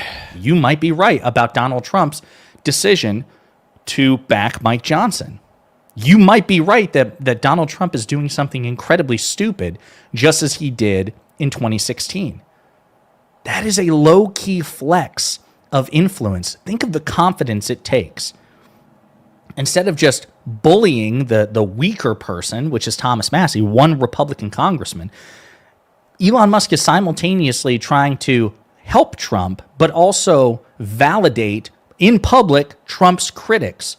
How can that be anything other than a flex? I need Trump, Trump needs me, but you know what? Yeah, you might be right that Trump might be making an ass out of himself and screwing the whole thing up. I guess we'll just have to see where it goes. That has to be brutal. Can you imagine Trump, who is a malignant narcissist who can't handle any sort of criticism, any sort of defiance, reacting to that? Now, Trump very likely doesn't have the courage to fire back at Musk at this point. But imagine the sort of fuming he's doing at Mar-a-Lago if this is brought to his attention, and it almost certainly will be. Catch up. I want to play all over the walls. Actually, a segment from a recent Somebody get the wall mop. MSNBC. It's going to be a long night. Conversation about recent developments and Musk's influence over the Republican Party and the tensions between, the I've been telling this to Repugs. I've been telling that to Repugs for years. Now they just start, or now they pay attention. Tech bros of the right and Silicon Valley versus the MAGA nativists like Steve Bannon and Laura Loomer, and how Trump ultimately sided with Musk. Not the first time. He ultimately walked back a position he held to defer to Musk. So I want to play some of this and we'll dive into it deeper. Matt, talk to us more about, first of all, this schism on immigration that happened here. Fill viewers in as to what exactly is going on and what you think it does mean. I don't know why I have this undying urge to just lick my hand and slap that guy's forehead. For this, you know that would make a very satisfying, just fragile Trump coalition. Right. Well, so there is this schism, and you've got sort of billionaire tech bros like Elon Musk and Vivek Ramaswamy, who want to be able to have highly skilled immigrants, obviously, who are going to help work for them or work in the tech industry. And they argue that that would be good for America, for innovation, for us to stay competitive around the world. But then you have folks who have been tilling these fields for a long time, people like Steve Bannon, Stephen Miller, Laura Loomer, who say, look, hey, last time we elected Donald Trump, we were promised he was going to do something on immigration. He did some stuff, but we had all of these establishment Republicans in our way, these kind of normie, Rex Tillerson, Reince Priebus, those types around, stopping us from really having a radical agenda, doing mass deportations, building the wall, all of that stuff. This time around, they think they're finally going to get to the promised land. And here comes Elon Musk, right? This billionaire owns Elon Musk with the steel chair. X, who obviously has Donald Trump's ear. But I think, oh my God, it is kind of like a wrestling match. Exactly. Oh my God. So first off, the first match was Biden versus Trump, and then you got the surprise swing where we got an intergender tag team match. Trump decides to keep JD Vance in it. And then at the very, very end, Elon Musk with the steel chair. He's now the champion. Exactly. And there's more to this, and we're probably going to cover the full for the clip day in a separate video because there's a tangentially related issue going on. But right now, I really want to keep the focus. Until his next opponent shows up, and it's, ooh, yeah, Elon Musk didn't know that Macho Madness was about to make a return, yeah. He thinks he's the cream of the crop, but he has no idea. Yeah, he doesn't even know what cream does. Yeah, what's cream do? Rises to the top. Yeah. Musk as shadow president, as co-president. So the reason that that's important is because, again, Trump had a different position on H-1B visas until Elon Musk defied him. And then things got very, very different. As a matter of fact, I'll read another CNN article here, which is interesting. Trump opponents warn that a MAGA civil war has broken out. Liberal social media pundits, me included, delighted in highlighting a civil war in the MAGA movement. But there's nothing necessarily new about a president presiding over feuding parties in his coalition. Trump, for instance, seems to invite conflict among his aides, and even President Biden had to manage antagonism between the progressive and more moderate wings of the Democratic Party. Wait, Scott, what do you mean by Laura Loomer broke out the puppies? Early in his administration. The difference is that Biden did it something different. As much as Manchin and Sinema, as frustrating as they were, and they did frustrate major initiatives of the Biden administration, like the Build Back Better plan. That was always expected. Democrats are the Big Tent coalition. Nobody was surprised that there were schisms within the Democratic Party. We, unfortunately, have habitually, popularized the notion of a circular firing squad.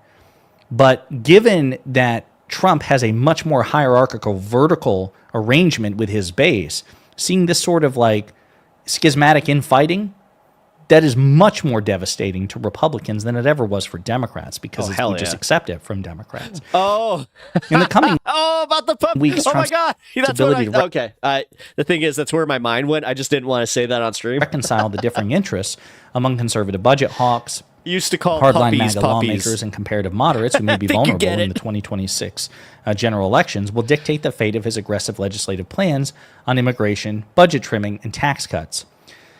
But there's no modern precedent for a faction of a president's power base being led by someone as rich, mercurial, and powerful as Elon Musk, with immediate access to a mighty social media network.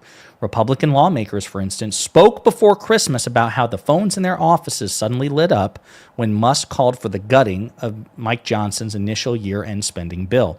Again, unprecedented. And the Tesla chief's advocacy for the lucrative high-tech industry on the West Coast feels a million miles away from the economic concerns expressed by Trump's Trump's core supporters and the low-propensity voters in the suburbs who paved his way back to the White House. Trump ran on reducing the price of eggs and bacon after a punishing round of inflation, yet he's largely chosen a cabinet of billionaires and millionaires who've not had to worry about such matters in years. If Trump's cabinet secretaries are as zealous in pursuing their personal goals as Musk is, his administration's policy may appear consistent and out of touch. President Musk. The uproar over tech visas also revived one of the transition's most intriguing questions. How long will Trump tolerate Musk's capacity to dominate political debate in a way that only he can match? Skeptics are convinced that Trump will soon tire of Musk's ubiquity, which again goes back to the reporting from Trump insiders or involving Trump insiders earlier. Democrats have already tried to fracture their relationship by referring to President Musk, and the lesson of Trump's first term is that those who overshadow him soon find themselves exiting his orbit or becoming a scapegoat when things go wrong. This may be how things develop, but both Trump and Musk have huge incentives to stick together. Musk will never be able to replicate the inside government perch that he can use to promote his interests, and Republicans will be banking on SpaceX's financial might, the SpaceX chief's financial might as the midterm election approach, and he poured tens of millions of dollars into the Trump campaign. But a deeper reality may postpone a possible schism between Trump and Musk. Each has the capacity to wreak destruction on the other. Trump will soon be able to wield the federal government as an instrument of revenge. But someone as social media savvy as Trump, who spun falsehoods into a reality to which millions of Americans are committed, would surely balk at making an enemy of the man who controls X. So again, this is why both of them have an incentive to walk this tightrope.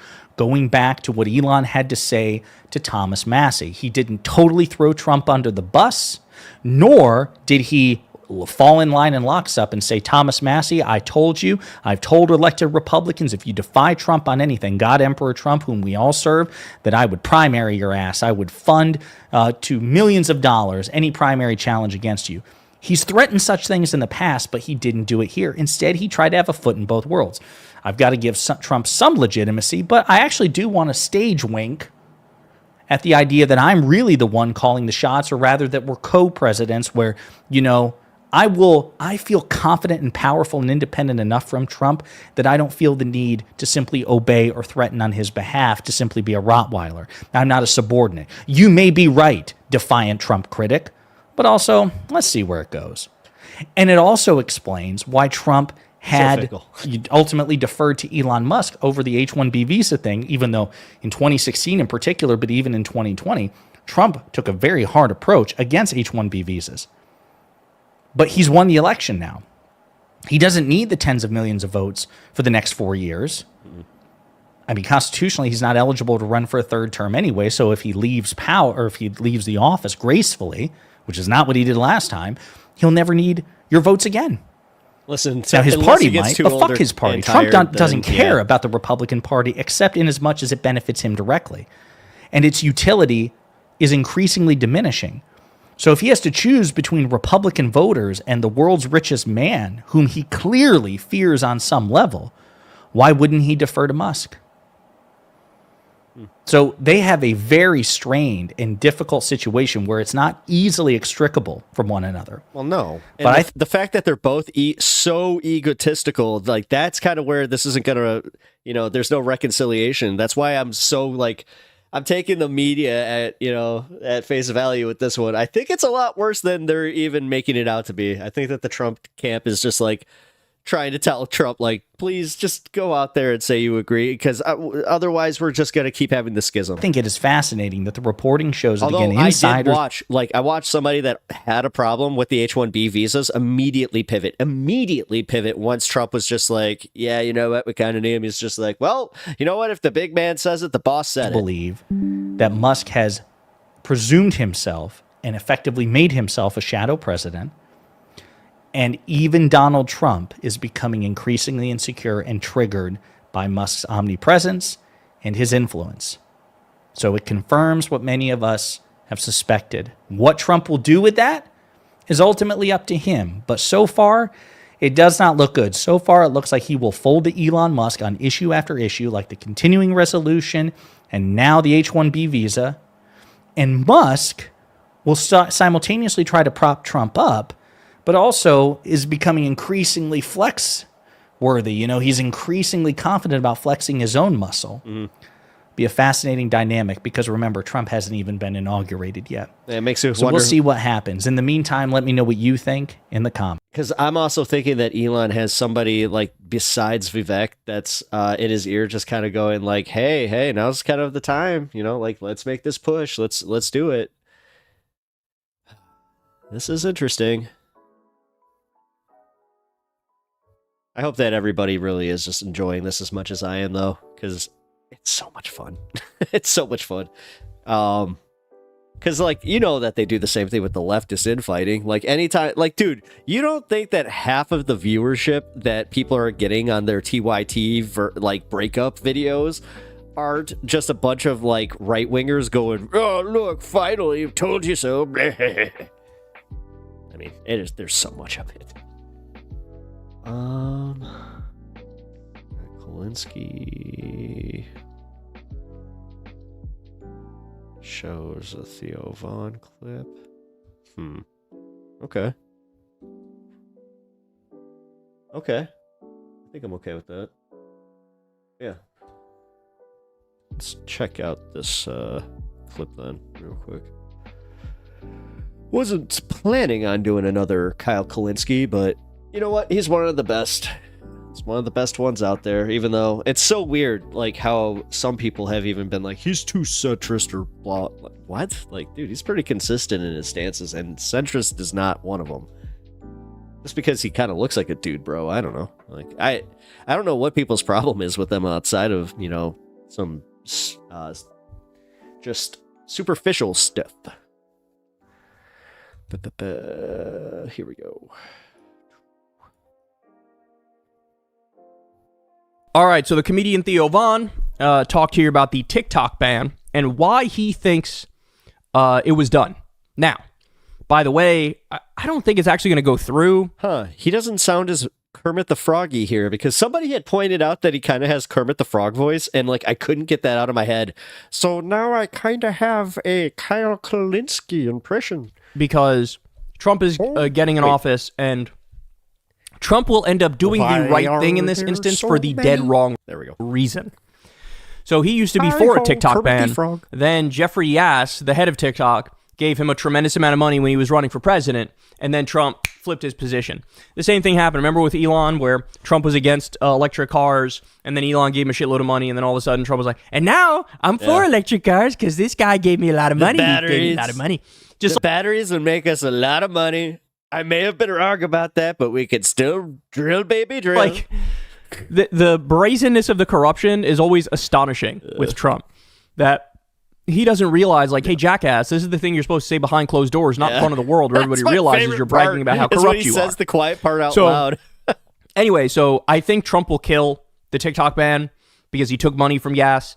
But nonetheless, here's Theo Von. He's going to give his theory as to why TikTok was banned. So I don't believe that. I believe that they don't want people sharing the truth about the genocide in Palestine, and that's why that they're doing it. I believe that that's what it is.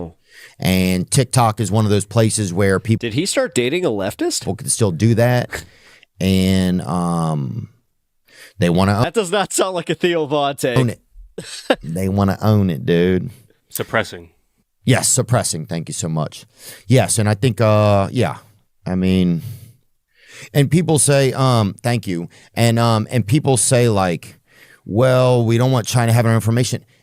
All these, they all have our, what are they? I don't understand sometimes what that means, you know? Like, what do you have my information? I have like 6 pieces of information. There's no way you don't have them. Could not be more correct on every point there. Could not be more correct. So on the information thing, so they claim, oh, we have to ban TikTok because China is getting all your information because of TikTok or through TikTok. This was the argument. But that's total horseshit because, as Theo points out, everybody has all of our information. Donald Trump signed a bill in office in 2016 that got rid of online privacy protections. So now any website, any outlet that has your information is legally allowed to sell your information to anybody else. That used to be illegal. Made it so that it's a fucking free-for-all. So all of our information is everywhere online. It just is. Now, I wish that wasn't the case, but that is the case. So every government, every corporation, it's all out there, available. It is what it is. It just is, right? So the idea that this is about information, it's like they already have the information. They already have it. There's no like extra information they get through TikTok. So it's just, that's the smokescreen. The smokescreen is, it's for national. Somebody actually reset his audio and it sounds better. Security because China is really bad and they're stealing your information and stuff, bro. That's the smokescreen. What's the reality? When did this debate become hot again? Banning TikTok? It was during the beginning of the genocide in Gaza, because TikTok became a hotbed for truth tellers who would point out what mainstream media in the U.S. was lacking. That was Twitter, though. In pointing out, right? Sometimes they'd get around to it. That was Twitter at the beginning. But it'd be much later and it wouldn't get that much coverage. But people were on top of the genocide in Gaza. Hey, this hospital got bombed today and this number of people died. And hey, Israel killed this many humanitarian aid workers and this many World Central Kitchen workers. And they just sniped a kid in the head. And we have the evidence here. And look what happened to Hind, where she got murdered by Israel. Look at these comments from these Israeli politicians who sound like Adolf Hitler when they talk about Palestinians. A lot of people on TikTok were just telling the truth about Israel. And the inability to control the narrative was very clear. The Israel lobby is super powerful in the U.S. AIPAC is super powerful. Just ask Jamal Bowman. Just ask Cori Bush. Just ask Nina Turner. It was basically AIPAC. They were the ones who came in and destroyed Nina's chance at winning because they dumped a colossal amount of money into her opponent. Uh-oh, Kirk, you're really trigger him if you use some words like bet. They're super powerful, right? And they've given so much money to Democrats and to Republicans, and Democrats and Republicans listen to AIPAC, and the head of AIPAC was caught on audio saying it, that like, yeah, we have a narrative problem, and TikTok is the head of the beast, the head of the snake, and we need to go after that. And so a bill got passed to ban TikTok. Again, I think Trump will reverse it, but again, he's reversing it for the wrong reasons. He's not doing it because he had principled stand in favor of free speech. He's doing it because the head of TikTok gave him a shitload of money, and so he's going to reverse it, right? But he's right. I mean, that was when, oh my God, this platform is unacceptable. And what they do is they say, oh no, it's a hotbed of anti-Semitism that's on there. That's a cheap, dirty trick to try to pretend like any pro-Palestine advocacy is equal to anti-Semitism, when the overwhelming majority of people who talk about what's happening in Gaza, the genocide in Gaza, they are very clear to say, no, we're against Zionism. We're against Israel. We are not against Jews. In fact, many Jews are leading the charge against Zionism and against Israel's atrocities. There's countless Jews who lead these movements to say, not in my name. In fact, that's literally one of the groups. It's either not in my name or not in our name that leads on this stuff. Mm-hmm. If anything, it's the Israeli government that's anti-Semitic, because they're saying, we're doing this genocide for all Jewish people. And other Jewish people are like, don't tell the world that you're bombing kids for the sake of Jews, because you're being anti-Semitic when you say that. We don't agree with you bombing children. We don't agree with you starving all of North Gaza. We don't agree with the fact that multiple babies just froze to death because of Israeli policies towards Gaza. So Theo Von is 100% correct here. And we talked about this at the time, right? We talked about this at the time. And there was a great analysis from The Intercept, which talked about the way mainstream media covered Israel and Palestine. And emotive words like slaughter, terrorism, brutal, words like that are only used when it's Israeli victims. The overwhelming majority of the time, that's what's discussed when it's Israeli victims. When it's Palestinian victims, it's all very sanitized and passive language. It's not emotive, right? They don't talk about Israel committed a terrorist attack against Palestinians. Nope. They don't talk about a brutal assault, a brutal attack. Well, no, look at the way they're doing it with Luigi. It's way more like tame language. I remember one headline that was like, a blast. When it's obvious, though. Killed X number of Palestinians. A blast? Well, who created the blast? Yeah. And why did they do it? It's sanitized when it goes. So, in other words, the media is very biased on this issue. Very biased. And so you have these other outlets like TikTok where people were willing to tell the truth more, and they were like, no, can't have that. We got to control the narrative. Ban it. So he's right about that. All right, guys. That's the show, y'all. Love y'all very much. I do agree with them. I actually hope everybody enjoyed. Just kind of makes sense, but it's also one of the most unpopular pieces of legislation in a long time. So let's see where it goes. I don't think that they expected as much pushback from, the kids and just in general. Actually, like, there's a bunch of like adults that are right wingers that have come out and said, I don't think that banning TikTok is gonna fix anything, but I don't know. I feel worse for the people in Florida, man. They can't even fap. Like, what's up? Like, dude, they have to go sans prawn, dude. Like, did you hear about that? Like, about how Pornhub is just not like, they're just not gonna operate anymore in Florida. So same thing they did with Texas, where they're just like, yeah, you know what, we're totally for age verification, we're totally for protecting, the eyes and the brains of children, but what we're not for is using ID and having a government database that has all the information that they could easily use against you. So, yeah, no. Well, yeah, VPNs, trust me. I remember somebody had said the exact line was, this is a horrible day for fapping, but this is a great day for VPNs. And it was just like, that is so true. Why not bring back Vine or something similar and have it owned by an American company? Then you guys can post BS genocide crap at your heart's content. Because Vine died an organic death. Like, things happen. Like, the thing is, at that point, all right, so I understand where your thought process is surprisingly less, because despite the fact that you're articulating it like you just hate young people. These damn kids and their ticky-tacky promoted. Oh, how dare they? No, I think that, like, having like, in a perfect world, Vine would be right at the end of their lifespan, but just have enough capital to go, we'll bid, and then they form some kind of partnership where, they essentially do exactly what they want, but it's still technically owned by the Chinese company. I mean, I don't know. Whatever. I mean, the Yao or the Huawei or whatever the Yahweh or whatever. I don't know what how to pronounce the company's name, but I do remember that one getting caught up in the with that Spygate stuff. So I don't know. Listen, I didn't have any stake in it in the slightest. As somebody who I didn't care that much, and even somebody who now has a TikTok account, if they ban that one, I'm not going to cry. I think that the short form content, is wrecking people's brain. Like, you want my most, parental take ever? Like, my lame old man take? It is that I think TikTok really is contributing to brain rot. Like, hardcore.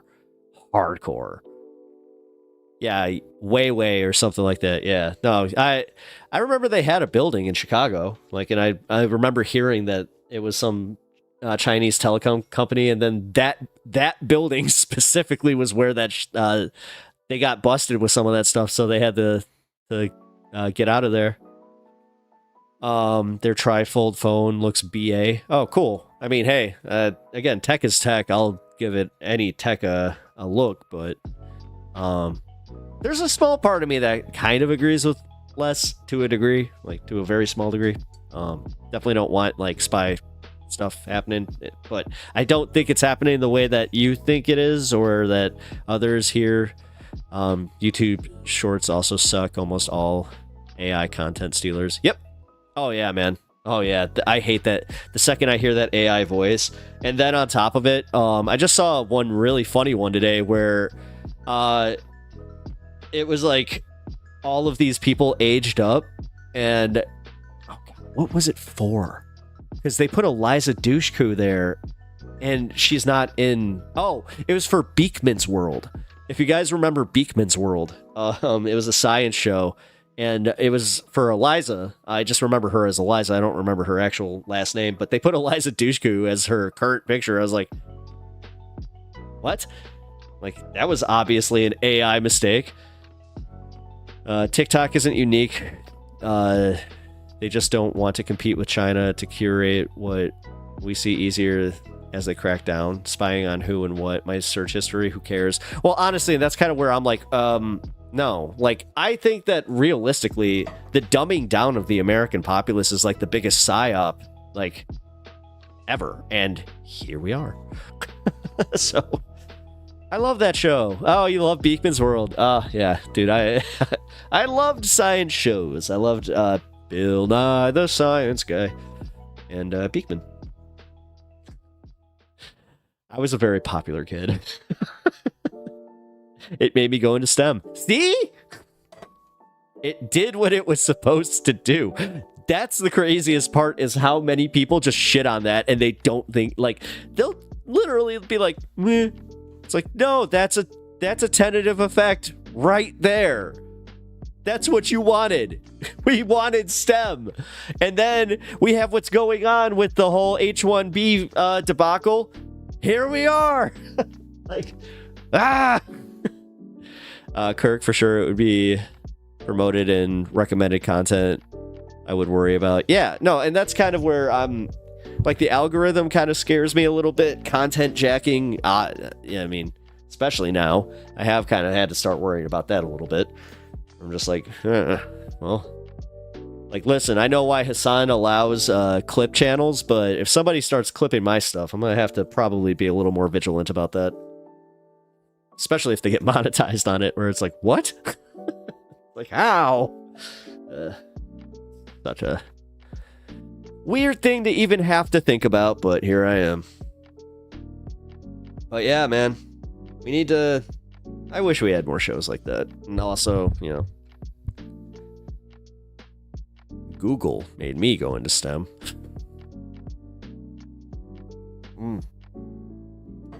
Smoking made me go into STEM.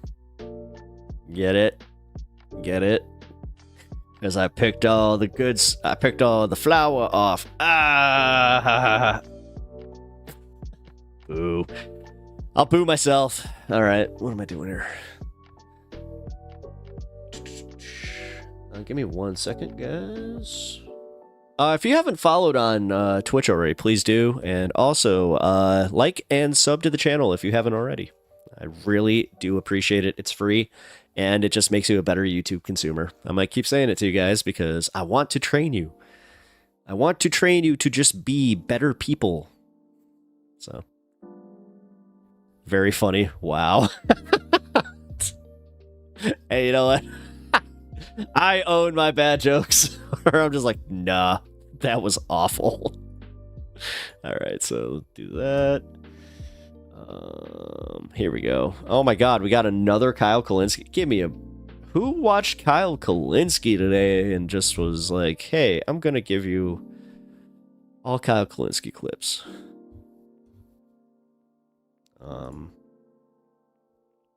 Because, yeah, apparently there's a shock poll about Luigi that I have to see. So that could be something here. Give me 1 second. And then we got a interesting video from Adam Conover. He's awesome. LOL, nah, I was an arborist and wanted more money, so I searched good paying jobs in mechanical engineering. Showed up. Oh, no kidding. Oh, I thought you were trying to be funny for a half second there, but then I'm like, oh, I think he's actually telling me his story.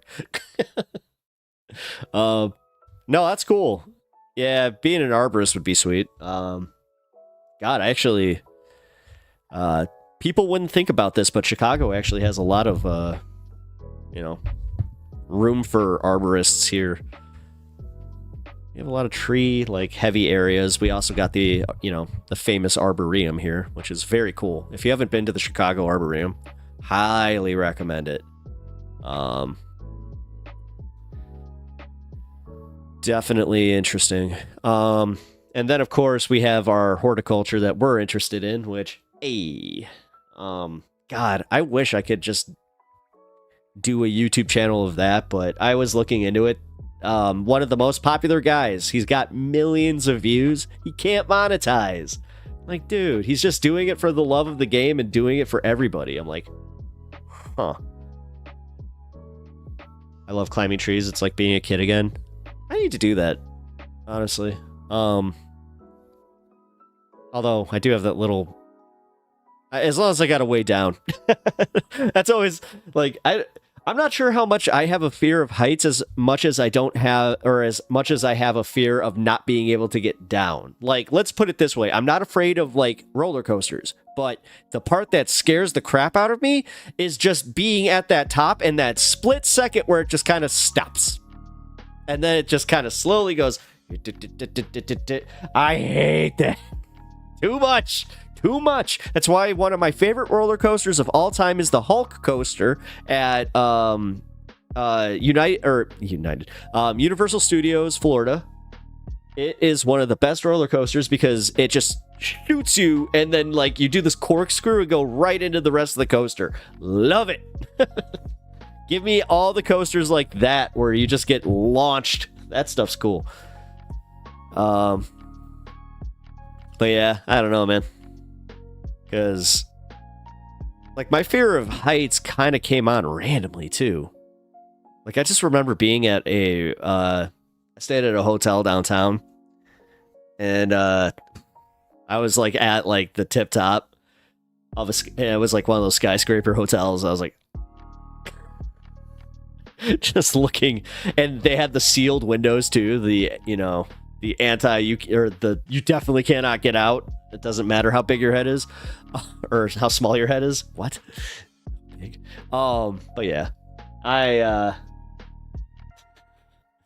did something to me, man. That did something. That was the first time I've ever felt like inside vertigo where I'm like, whoa, never had that problem before either. So God, don't you just love that's my favorite part about getting older right now is my changing tastes. Like, I'm a tea guy now. Before I started this stream, was not a tea guy. I would drink tea if it was like the only thing you had. Love coffee. Although I'm not sure if anybody can explain this to me. What is it with everybody either being a tea person or a coffee person? Like, I've met so many of those people where they're like, nah, I'm not a coffee person. I'll drink tea though.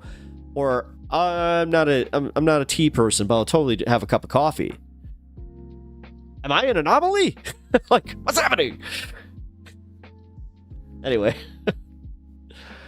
I love my tea talk. Yes. Oh my God. Tea talk with pep talks. And it's not the spilling of the tea that you think it is. Haha. See what I did there? It's that funny wordplay. Yaha. Speaking of yaha, let's go into okie dokie Luigi. We have a story about Luigi. Coffee for me, no hot tea. Really? See, again. Okay, cool. Well, we got one vote in there, so you got a coffee guy. You don't like any tea, and not even like a good, like, you know, sweet matcha like tea. Oh man, makes me sad.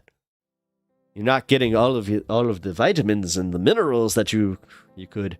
Kirk, I drink a pot of coffee in the morning and Earl Grey for lunch, sleepy time lavender at night. That's you're dude, you pretty much just listed how I do this. Where I have my coffee in the morning, I'll have one cup of coffee while on stream while I'm starting. Then I either do an Earl Grey or right now I actually have a throat coat because my throat is getting a little bit stingy, so it's got some honey in it. And then yeah, lavender. Uncle Iro got me loving tea. Nice. Yeah, dude. Actually, that's a good one. Yeah, Uncle Iro would do that. Coffee is life. Yeah, Unimoogle. We know this. As I said, I'm one of those anomalies where I'm like, because like now I don't want people to think if they like I get a cup of coffee or like a cup of tea that I don't like coffee and vice versa. It's like no. I want all these options available to me, please. I like my teas iced and my coffee decaf. Bloodstone by Stars, what about decaf do you like? Because do you like have an adverse reaction to just caffeine, or because I know some people like that, but I've always wondered that. Because like, isn't the whole point of coffee getting the caffeine? Like, it's the same way I feel about non-alcoholic beer. I kind of get it. Like, and I'm a beer drinker. I love a good beer. I actually like the taste of beer. I'm one of those guys. If you couldn't tell by my long hair, my glasses, and my my choice of jacket wear, I'm just not doing the man bun today. Sorry guys, but yeah. So I like me a good craft beer every once in a while. But yeah, it's like that. I don't understand the people that are like, I would like a non-alcohol. The first time I ever saw it happen was one of my friends ordered a non-alcoholic Heineken and was like, but why? But why? Like, I have a problem. I'm like, okay, but why? Hi, what's up, Smoke? I don't drink alcohol, but I love non-alcoholic beer. Okay, cool. I mean, all right. So if you're just like down for the taste, all right, never mind. I guess I can kind of understand that a little bit. It's just maybe I'm so... No, that's what it is. I just figured it out. I'm just so locked in my way where I have that thing like that a lot of people get where they drink, and I don't have this, surprisingly, where they have to have a cigarette or they can have a cigarette or just... I will never understand the people that are just like, yeah, I smoke when I drink. I'm like, that's crazy to me. Because I used to smoke like cigarettes, and I smoked a lot of cigarettes. But I quit when I was like 24, so made sure to get out of it, before I was at that 10-year period of doing it. But yeah, it's also why I don't understand vaping, to be completely honest. Like YouTube. I mean, I totally vape tobacco because. Yeah, something. I don't know. Tobacco is awful, though. Actually, can I just do my PSA right now? For real? If you guys can just escape not doing any tobacco product ever, oh man, I envy you. I envy you so much. It was one of the biggest mistakes I ever made in my life. Like, for real, man. Because that addiction's real. That's a real one. Like, it changes the not just the chemistry of your brain, but it changes, like, okay, I guess you could say it changes the chemistry of your brain, but it also changes like your thought process and like the way that you do things. Like, it's just yeah, man. Yes. Wait a minute, is that smokes and milk? Oh, smoke a Tide Pod, you're gonna make me cry. I mean, you got smokes and milk on there. You just try to remind me of why my dad never came home? I mean, dude, he never did find that milk. Sorry. That's rude. Although, you know what? I have enough friends in my life that don't have dads. We call the deadbeat dads Garys. Yeah.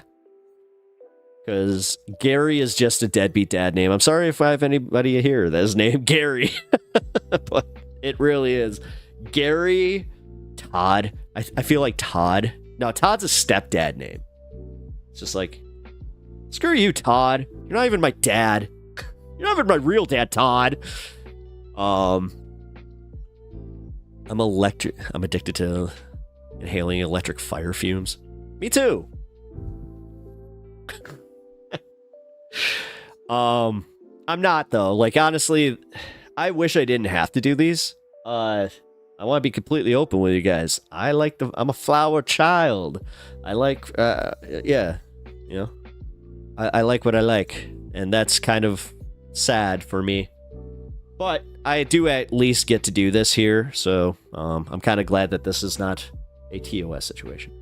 Jackie or Nelson too. Ooh, Jackie, that's like both a deadbeat. Oh man, I feel like I'm gonna insult somebody like in here by accident, but yeah, Jackie, especially, yeah, a guy named Jackie. Yeah, Nelson is Yeah, I can see Nelson. I don't know, but Gary. It's just the way it rolls off your tongue and like, Gary. Hey, Gary, where's your kid? Like, I haven't seen him in 20 years.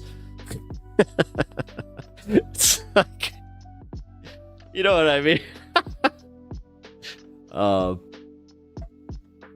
Yeah. What you gonna do, man? What you gonna do?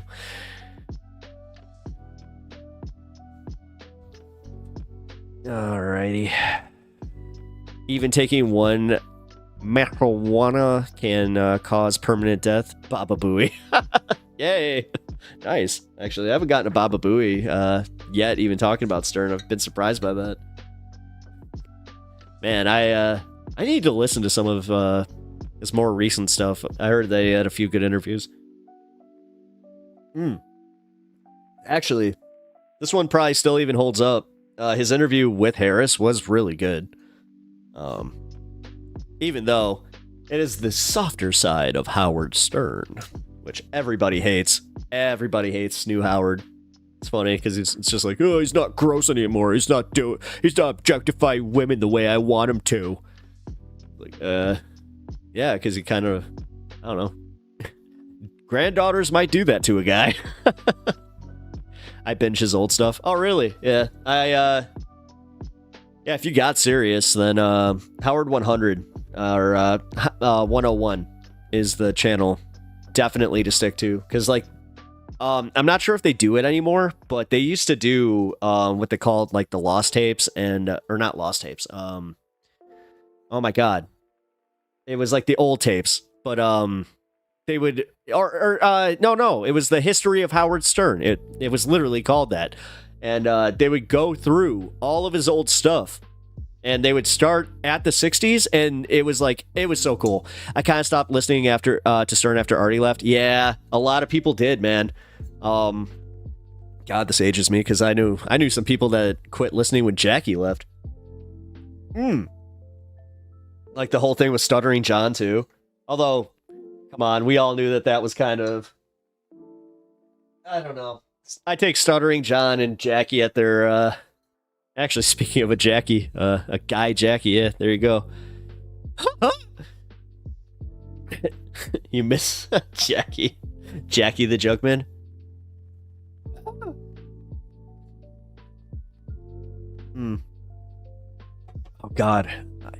Oh God, I had so many of his, the Jackie-isms. I also got, Ronnie the limo driver, who I hated most of his segments. I'm not sure. Oh, okay. I'm going too deep into Howard Stern lore, which, if you haven't listened to the Howard Stern show, listen to it. It's actually very, very good, especially, like, lately. Well, if you can find any of it, because, dude, Sirius they don't play with their copyright material at all. So, if you're lucky enough to find it, yeah, go for it. All right. Oh, actually, you know what? As a Stern head, Kirk, if you get the chance to, look up his stuff with Craig Gass and oh my God, Gene Simmons. The Craig Gass Gene Simmons stuff it's some of the funniest stuff I've ever seen. Sal Christmas music prank, highly recommended. Come on, man. I used to be a daily listener, so yeah, haven't been a daily listener of anything for a long time, except for what I watch here now, strangely enough. Because, yeah, majority report, but even that, I always find myself, like, pausing through a segment because I now want to watch it with you guys, so, it kind of sucks when they get to the fun half and I'm like, Riley Martin, Akeem Olajuwon. Or, I always say Akeem Olajuwon, but I forgot what he used to say. Oh my God. Yeah, he used to, Riley Martin was this, he was their, like, conspiracy guy that they would put on late night radio. He legitimately thought that he was not only abducted, but replaced by aliens, that he was just an alien replacement body being of some kind. It was the wackiest. This is why they called him the Whack Pack. I've seen it already coming out of Georgia, or out to Georgia. So funny. Oh, oh yeah. All right. I don't know what you're talking about. Oh, oh my God, the way that Richard and Sal would prank him too. Oh, 1001. That's what it was. Oh, 1001. Better put my brain gear before I open my mouth. Oh man. I miss the Eric the actor stuff. Like, man, do I miss Eric the actor. Oh my God. Okay, so one of the funniest things on Howard Stern that ever happened was they had this guy, Eric the actor, who was a little person that was confined to his wheelchair, and the funniest bit that started with him as a whackpacker on the show was they started the idea of putting a bunch of balloons on his wheelchair and having him just float. It was just like so bad, and they didn't call him Eric the actor, by the way. They called him Eric the M word for little people for the longest time. But even Howard Stern realized, not cool. So at one point, they get him on a show, right, that he loves. It was like called In Plain Sight or something like that. And he used to sound a lot like this. So he'd call up and he'd tell him about his experience at the Hollywood lot where they didn't have enough Pepsi for him. And he got mad. So he called them out for not giving him his per diem. So he had this guy, Johnny Fratto, that was his handler, right? And it was like he was his simultaneously his agent, but also his caretaker. And Johnny, he was like, you know, typical. He sounded kind of like this a little bit. Johnny Fratto calls Howard Stern. He's like, guys, you're not gonna believe what just happened. Eric, he's threatening me. They're like, what? They're like, here. He did the right thing. He had the voicemails. He's just like, listen, this is Eric. I need you to take care of something for me. These guys, they keep making fun of me on the internet. They live by you. You know what to do. You know what to do. It's one of the funniest things. He's just like, Eric, what do you want me to do? You know what to do, Johnny. And then he did it because Johnny had that name. And he's just like, I'm sending Johnny Fratto after you. Dude. I miss him. Rest in peace, Eric. It was so funny. They never made that real doll of Eric. Oh, man. That was a funny ass bit. They were talking about making him a real doll. Actually, this is why I watched H3 for a while, because it reminded me of the Howard Stern show. Like the way that Ethan would interact with his staff, he did a really good job of it. Because like I knew what I was watching, like I knew it was essentially a Howard Stern copy on YouTube, but he did a really good job. I got to give him credit for that, man. Even though lately he's kind of, fallen off, but whatever. It happens. Yeah, no, Eric calling. Yeah, he's, you know what to do. Dude, it was one of the funniest things I have ever listened to. I wish I could play that call. Oh my God. Oh, and then they also had the one where he had a really weird thing. I don't know why, but him and this other guy, Eric, High Pitch Eric, they both had a thing for Kelly Clarkson. So at one point, they have a voice artist pretending to be Kelly Clarkson. It's one of the funniest to call both of them. It's hilarious. To this day, Eric High Pitch Eric will just show up and he'll just be like, I'm still mad at you about what you did with Kelly Clarkson. Oh man. Yeah, Ethan is funny. Yeah, no, and that's the thing. That's why I wish like people on the political side gave him a little bit of leeway, specifically because he's not a political commentator, but it's the quadrupling down and making his own videos. hyper fixating on nothing but the Hassan stuff and like the stuff that he was going through, as far as like dealing with his chatters. I'm sorry, man. That's where I got mad at Ethan, where I was like, you're making it hard to even like want to listen to you anymore. Damn it. So I've actually, ironically, been listening to a lot more Hassan. Well, because of this, but yeah, it sucks. I will never get over the Artie and versus Andrew Dice. Oh yeah, man. Oh, dude, that one was uncomfortable. I remember. Yeah, dude, the one where Artie fell asleep in studio, like on the air, which in retrospect wasn't funny because he was nodding off because of his H problem. But yeah, man, that was also pretty funny. Oh my god, no, it was because of who were they interviewing? She was so boring, and he just that's so fucking great. Oh, wait a minute, you know what, I want to look that one up. Who did Artie?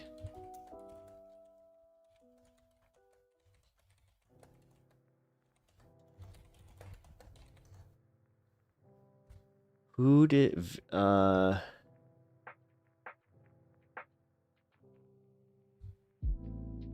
Who was it?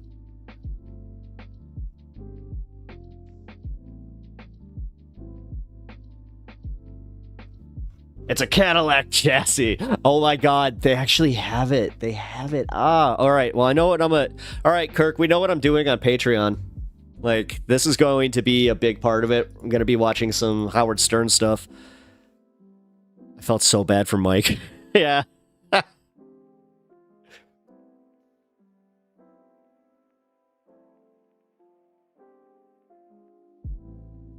All right.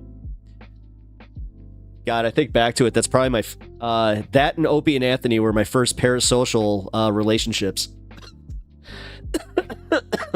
I actually got to see the Opie and Anthony live show in Chicago. That was a lot of fun. Oh,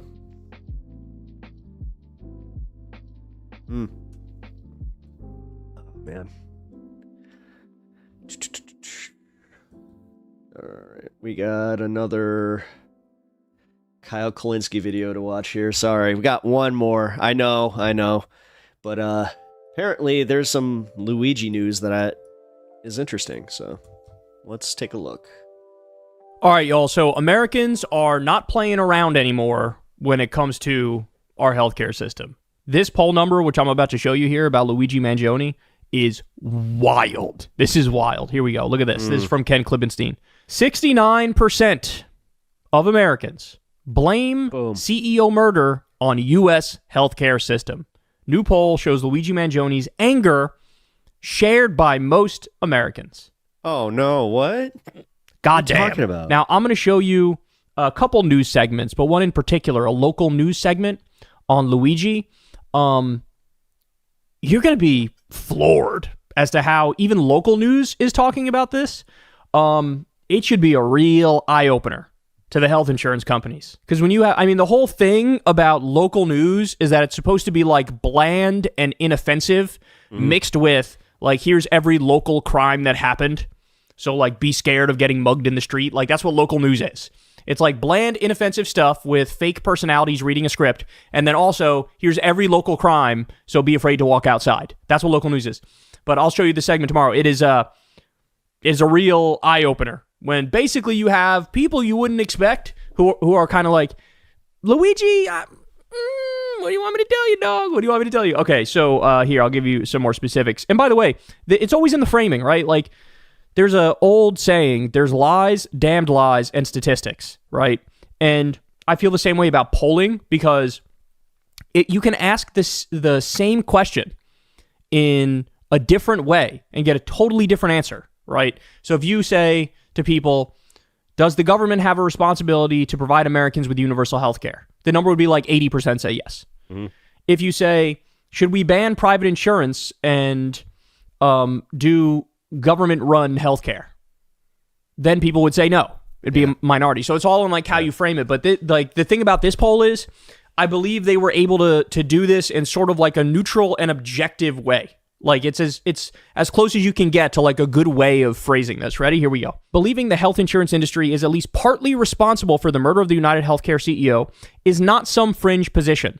69% of Americans say health insurance claim denials had a great deal or a moderate amount of responsibility for the killing of CEO Brian Thompson, according to a new poll conducted by NORC at University of Chicago. Nearly as many, 67%, blamed health insurance company profits. The poll also captures a nuance that's sorely lacking in major media coverage, which tends to collapse the issue into two camps: those who condemn the murder versus those who support it. That kind of two-sizes-fits-all framing leaves no room for the view that both the shooter and the healthcare industry share responsibility for the CEO's death. NORC's poll suggests this more nuanced attitude is in fact quite mainstream. The number of respondents who blamed the shooter wasn't much higher, 78%, than those who blamed health insurance claim denials, 69%. Do you see what's going on here? It's like, okay, let's make an analogy. If you have a slave kills a slave master, or if we want to like soften it a little bit, somebody who's an indentured servant kills the head of the indentured servant company, right? People would say, yeah, that's murder. That's bad. Murder's bad. Mm-hmm. We don't like murder. But then they'd also say, is like the nature of the system, did that lead to the killing? People be like, well, yeah. We have slavery, they right? understand it. Or we have indentured servitude. If you have such a ruthlessly and viciously exploitative system, yeah, there's probably going to be some violence over that. Some people at some point will fight back, right? Maybe the answer is to reform it to not have slavery or not have indentured servitude anymore. So that's a nuance which is like kind of obvious, but is not presented in most polls. So here we go. Let's see if we can understand this chart here. How much responsibility do you think each of the following had for the recent killing of the United Healthcare CEO, Brian Thompson? Okay. Denials for healthcare coverage by health insurance companies, 69%. It says it has a great deal or a moderate amount of blame. Wow. Or responsibility, I should say, is the exact word they use. Profits made by health insurance companies, 67%. Wealth or income inequality in general, 53%. Health insurance industry layoffs and job losses, 41%. Personal issues in the CEO's life, 24%. The media, 40%. Political division in the U.S., 45%. The individual who committed the killing, 78%. So in other words, look, I mean, people are correct, right? 78% are saying, yeah, the person who pulled the trigger has the responsibility for the killing of the CEO. Duh. Mm. But then right behind that is 69% denials for healthcare coverage by health insurance companies and profits made by health insurance companies. I really wish more people would just frame this in the way that like I had it framed to me, where do you like feel bad about mobsters, getting off? It's like, that's a really good way of thinking about it. So Klibenstein says, very similar. Now compare that with the tsunami of corporate media op-eds and pundits expressing the sparkling insight that murder is wrong. That got me too, man. That got me too. When somebody like writes out some like long ass thing and the core of it is like, I believe murder is wrong. It is bad and wrong. It's like, oh, thank you. Yes. Thank you for your amazing insight. We really appreciate it. Episodes like these really show you how much contempt these elite media organs have for the public, which they apparently see as helpless children in need of a preschool level moral lesson. This is the exact same media paternalism that prevented them from publishing Luigi's Manifesto. I don't know about that, Kirk, specifically in the fact that for the people that are glorifying it, if they have somebody that died from, United Healthcare, who am I to tell them that they shouldn't feel that way? Thinking the zombie-like masses would have no choice but to obey. Trust me, when something happens personally, it does change people. Obey the writings and carry out similar acts of violence. Also, if everybody actually did live with that moral consistency, we would never have a war because nobody would ever kill anybody. As the NORC poll shows, the vast majority of people know that yes, of course, murder is wrong. Duh. Unless you're doing it with the backing of a government to take over, to change something. They also just have. That's the only time that I guess murder's right. I think there's more to the story than that, and they're right. How can you have an honest discussion about any of this without addressing the ridiculous. Moloch-like industry that profits from denying people health care? It's like talking about the assassination of Abraham Lincoln without ever mentioning the Civil War. Similar to the major media commentary, previous polling had focused on the idiotic question of whether murder was acceptable, eliciting the predictable response that no, it wasn't. So this is one of those polls. Ready? Most voters, 68%, think the actions of the killer against Thompson were unacceptable, while 17% found them acceptable. So in other words, even when you try to ask it in the most like cut and dry, black and white, no room for nuance way, even then nearly 20% were like, I kind of get it. Damn. Exactly. But as the NORC poll demonstrates, the public's attitudes are far more complex than they're given credit for. A truth I've learned again and again in the past decade or so I've spent a reporter. You can learn a lot if you just shut up for long enough to listen to what ordinary people are saying. In this case, I learned that my own belief that murder is wrong, but the health insurance industry abetted it, is a perfectly mainstream position. Yeah, guys, the reaction that I saw the most, both online and in real life, this was the reaction. I'm curious if you guys agree. The reaction was just like, oh.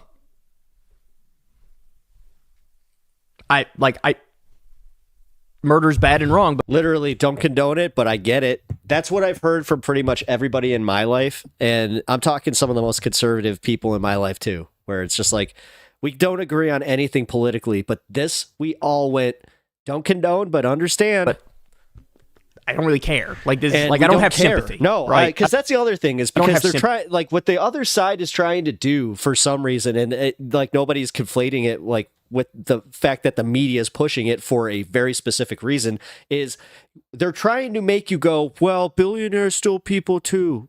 You must always think that way because even though we just see you as numbers. Like, no, my big thing is I'm not going to see them any differently than they see me, man. Like, I actually have a consistency in my life where I'm just like, hey, if you respect me, then I'll respect you. But these motherfuckers, they don't respect anybody. In the same way that if the head of the indentured servant company got... Let me rephrase. It's not healthy to glorify taking somebody's life no matter what. Me and my brother had taken some... and this is something I have to live with forever. Hey. Axed. I'm not going to shed a tear. I mean... Damn. Or the plantation owner gets killed. It's like I'm not going to shed a tear. So it's more of a sympathy thing than it is. It's not saying murder is okay, murder is acceptable. It's more like, oh, at least it wasn't somebody who had a non-exploitative job, right? And no, and I actually, now that I ran that back in my head, I agree with you. I agree with, like, because I also see the same thing for soldiers, but for some reason, it's morally, like, it's totally okay if we do just put you in fatigues and go, oh, you were doing it for your country. That's kind of the reaction. And I got to be honest, I think that's reasonable. I think that is heavy as hell, dude. It's reasonable. People are going to have a hierarchy of moral actions, right? And if this was some single mother of three who works Pog Froggy, 1, 2, 3. Yes, I am. 2 jobs to pay the bills and is why do you ask, Pog Froggy? Desperate to take care of her kids and trying her best to get by, and she got murdered. Also, welcome to the stream. As a casualty in a drive-by or whatever. Everybody's going to be like, oh my God, that's so horrible, that's so evil, that's so wrong. If there's some mass shooting at a school, everybody's going to be like, oh my God, that's so evil, that's so horrible, that's so wrong. I might actually lose sleep over that. I might actually think about it. It might actually lead to emotional pain and disturbance. But when you hear that some health insurance CEO exec got offed, it's more of like that's going to happen, isn't it? And I'm not going to lose sleep over this. Because everybody knows how ruthlessly exploitative these companies are, right? Doesn't mean what Luigi did was moral or ethical or just or correct. It just means the reaction to it is going to be a lot more detached than if this was somebody who worked a non-exploitative job and was a pure victim in every sense of the word, where the default perspective from everybody is, this person should not. The fact that we're playing the semantical game goes to exactly what I was just saying. Not have been in this position, right? So Klibbenstein continues, the major media gaslighting that you're some kind of fringe lunatic if you think or say anything other than, That's the part I don't give a crap about. No matter how exploitative he could have been, he was still a father and a husband. Don't care. The thing is, he didn't care about anybody that, like, they never put that kind of sympathy out there. That's where, I mean, I'm consistent in the fact that I will treat people the way they'll treat me. No. And don't let them get you hung up on that one. I condemn this is the real. great. I understand that you can feel sympathy for his family, but again, man, A marginal view.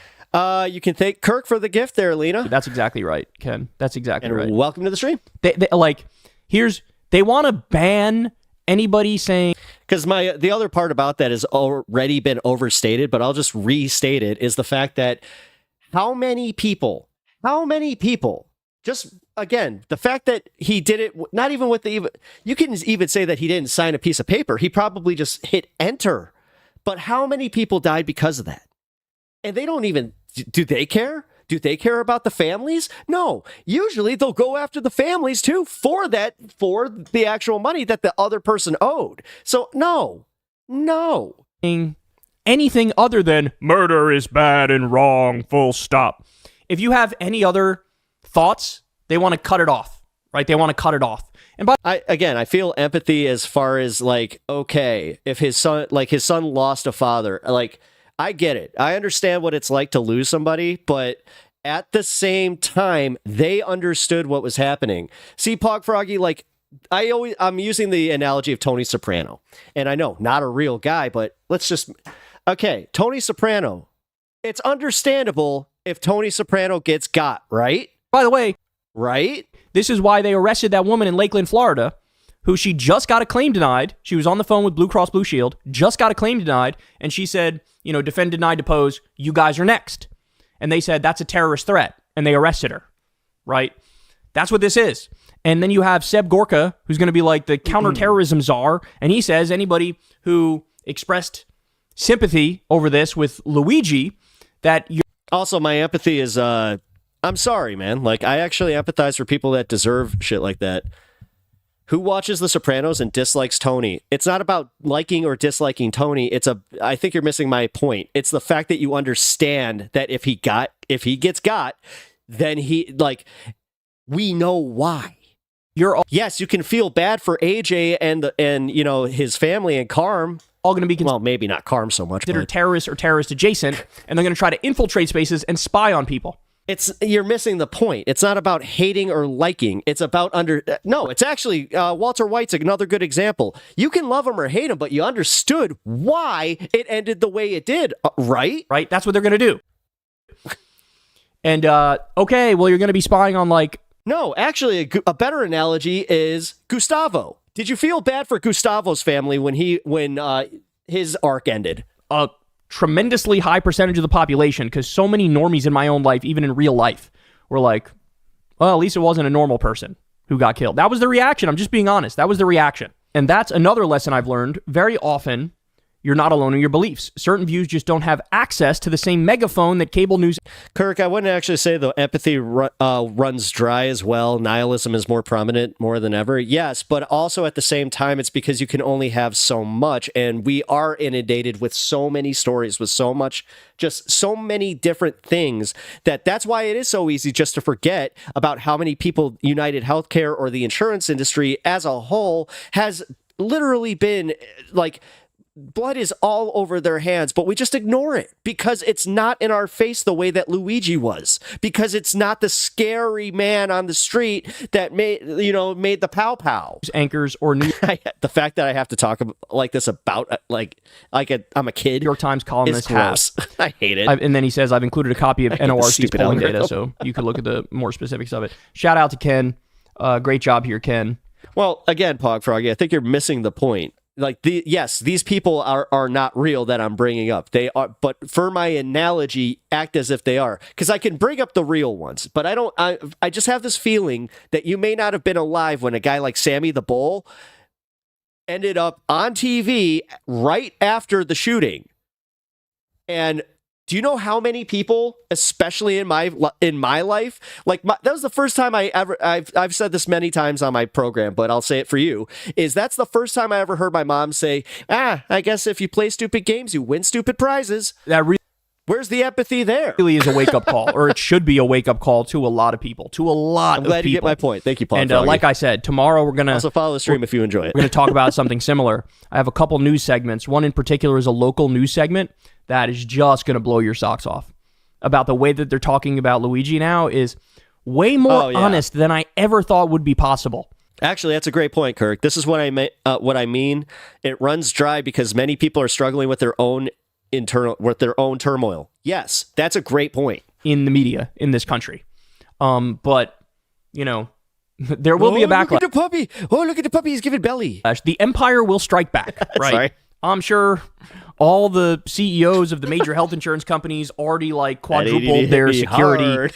I'm sure that the system is going to come down on Luigi with an anvil on his head. I'm sure of all of that. Puppy wants belly scratches so bad, Kyle. Turn around and give him belly scratches. Understand, the views of the public are measured, they're rational, they're logical, they're reasonable, they're complex and nuanced, and that is awesome. It's awesome that it's not just like the dumbass, low IQ, stupid take.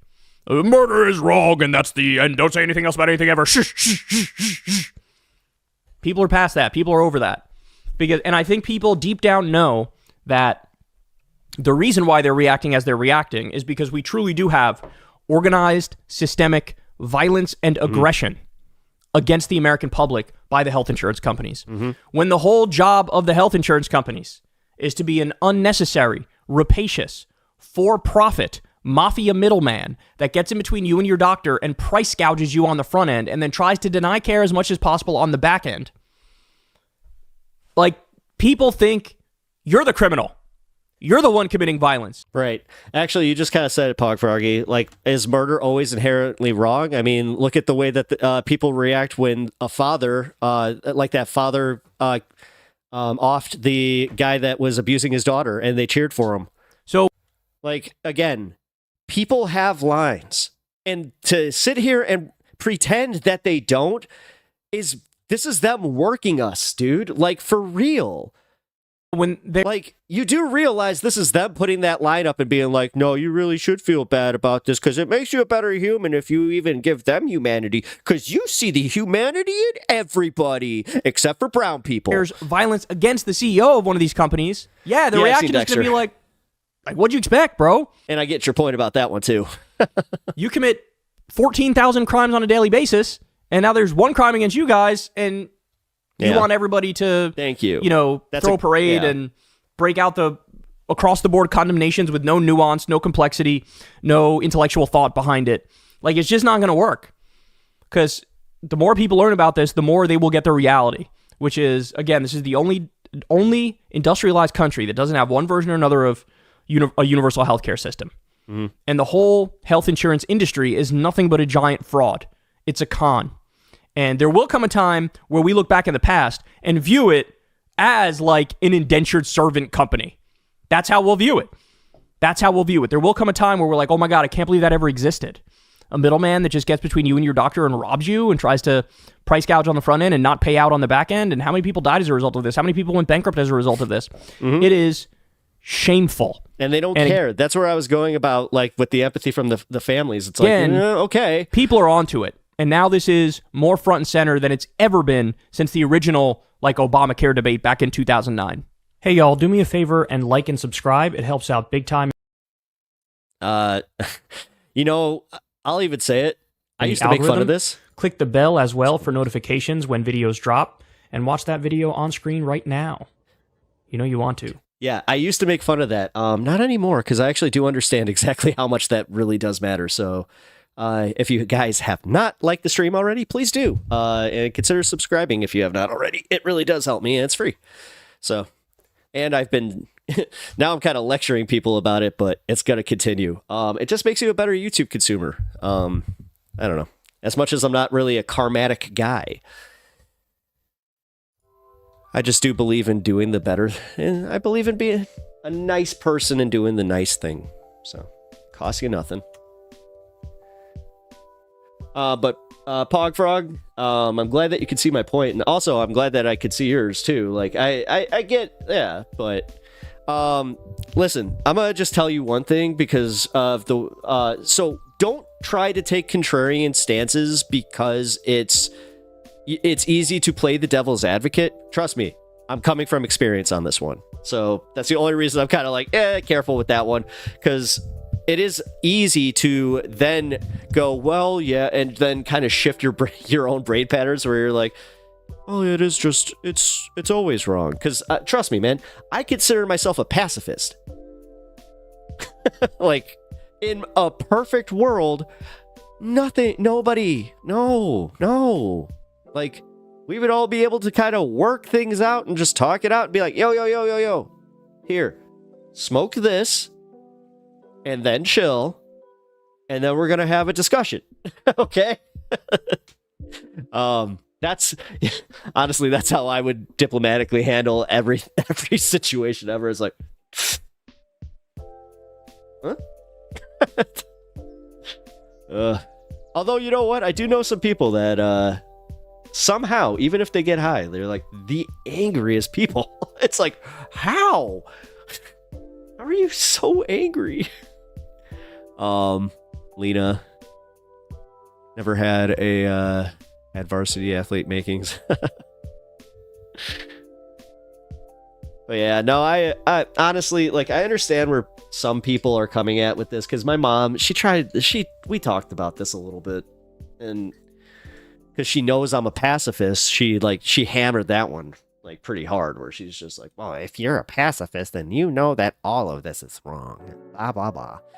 And then somehow halfway through the conversation she just shifted and was just like, nah. She's like, no, you're right. He's like, I'm sorry. It's like, wow, I out-debated my mom. Which, you know what? That's not the win anybody thinks it is. Unfortunately. And I'm also not like Destiny, where it's just like, did you debate your wife? Dude, oh my god, that was one of my favorite questions in that interview with Adam. Oh god, I keep forgetting his name. The guy from Cumtown. But yeah, man, that was so funny when he was just like, did you debate your wife? It's like, well, I mean, and he had that's cool. Is your mom conservative? Not really. My mom is super socially liberal, old hippie who became a Reaganite conservative for a little bit, and I would say more of a 9/11 conspiracy. Well, no, not a 9/11 conspiracy nut. Like a neocon a little bit. She kind of, like, she believed in the narrative, but then Iraq happened, and then that changed her. So, like, she's always been so all over the place with it, but one thing she's always been consistent about is just, like, treat people the way, like, again, if I could just sum up my mom, like, as far as treat people as you want to be treated, it doesn't matter if it's biblical or not, that's just how she is. So, and yeah. But also, if people treat you wrong, don't be afraid to stand up for yourself. So, not gonna lie, I think it was the U.S. government that, you truther? I used to be that way. I don't know, man. For every bit of online evidence and every narrative that showed, like, okay, I think that they knew stuff. I think that they might have let it happen for specific reasons, but no. I hate to say that the Saudi investment angle and just in general the incompetence of the administration at the time, and the administration beforehand. Again, people are just too dumb. Like, and that's another thing. Too many people would have had to be involved for that to actually be the case, where, again, just stupidity and just, like, stupid luck on their end too, where they're just like, well, okay, this is really bad, and this is really bad for the country, but we can totally milk this for certain things. But I get it. Trust me, man. BlackRock, Halliburton, all of it. Like, Cheney, like, all of it. I was deep into that stuff for a while. But, man, I just think people are too dumb. Our government's too dumb. Like, dude, that's awesome. Donald Trump being our president the first time kind of proved me wrong, because I was like, oh, he totally would have said something.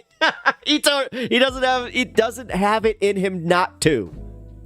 Like, this is the same guy that literally said, 9/11 tragic, but you know what? My building at that moment was the tallest in New York. Like, he said that. Not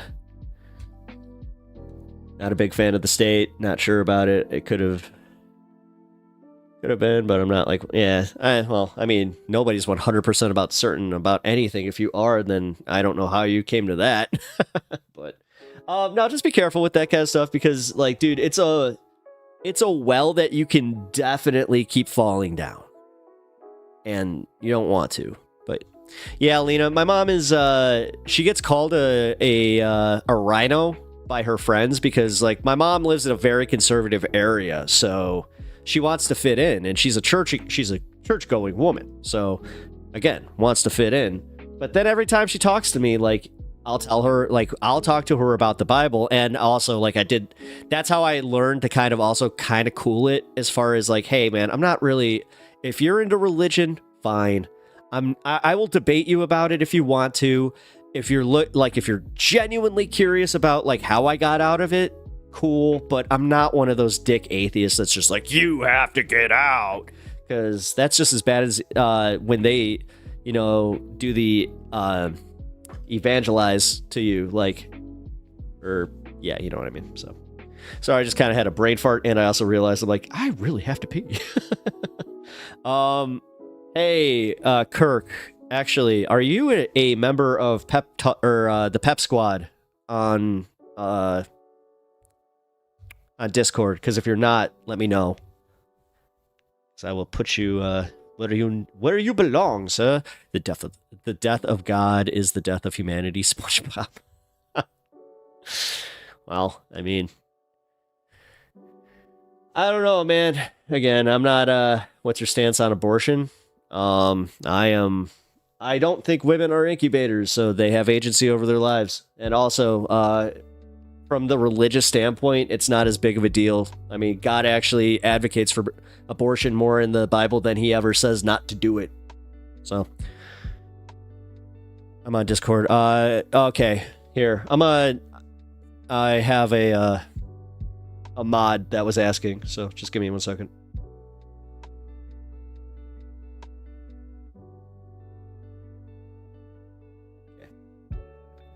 Leaking diaper, what's your stance on post-birth abortion? You mean murder? You mean murder that doesn't happen? The only time that post-birth abortions ever happen are when, like, the baby's lungs are not developed, and, like, there's no chance of them actually surviving outside the womb. I don't understand people that, honest to God, think that there are situations where a baby's born and the mom is just like, nah. Like, what? And meanwhile, you guys can sit there and argue about post-birth abortions in a hospital, but then ignore the fact that it's like, oh, it's just, that's exactly what's happening in Texas now because of the restrictions. Because you guys don't understand what this did medically, or like, because whoever, like, advocates for this doesn't understand what they did medically, well, guess what's happening now? I mean, they did say thou shalt not kid. They also, you might want to read the book of Deuteronomy and Exodus there, because that whole thing about Abraham also was kind of a little bit of a kink in that story. Also, the plagues. Sorry. It's just, killing the firstborn sons.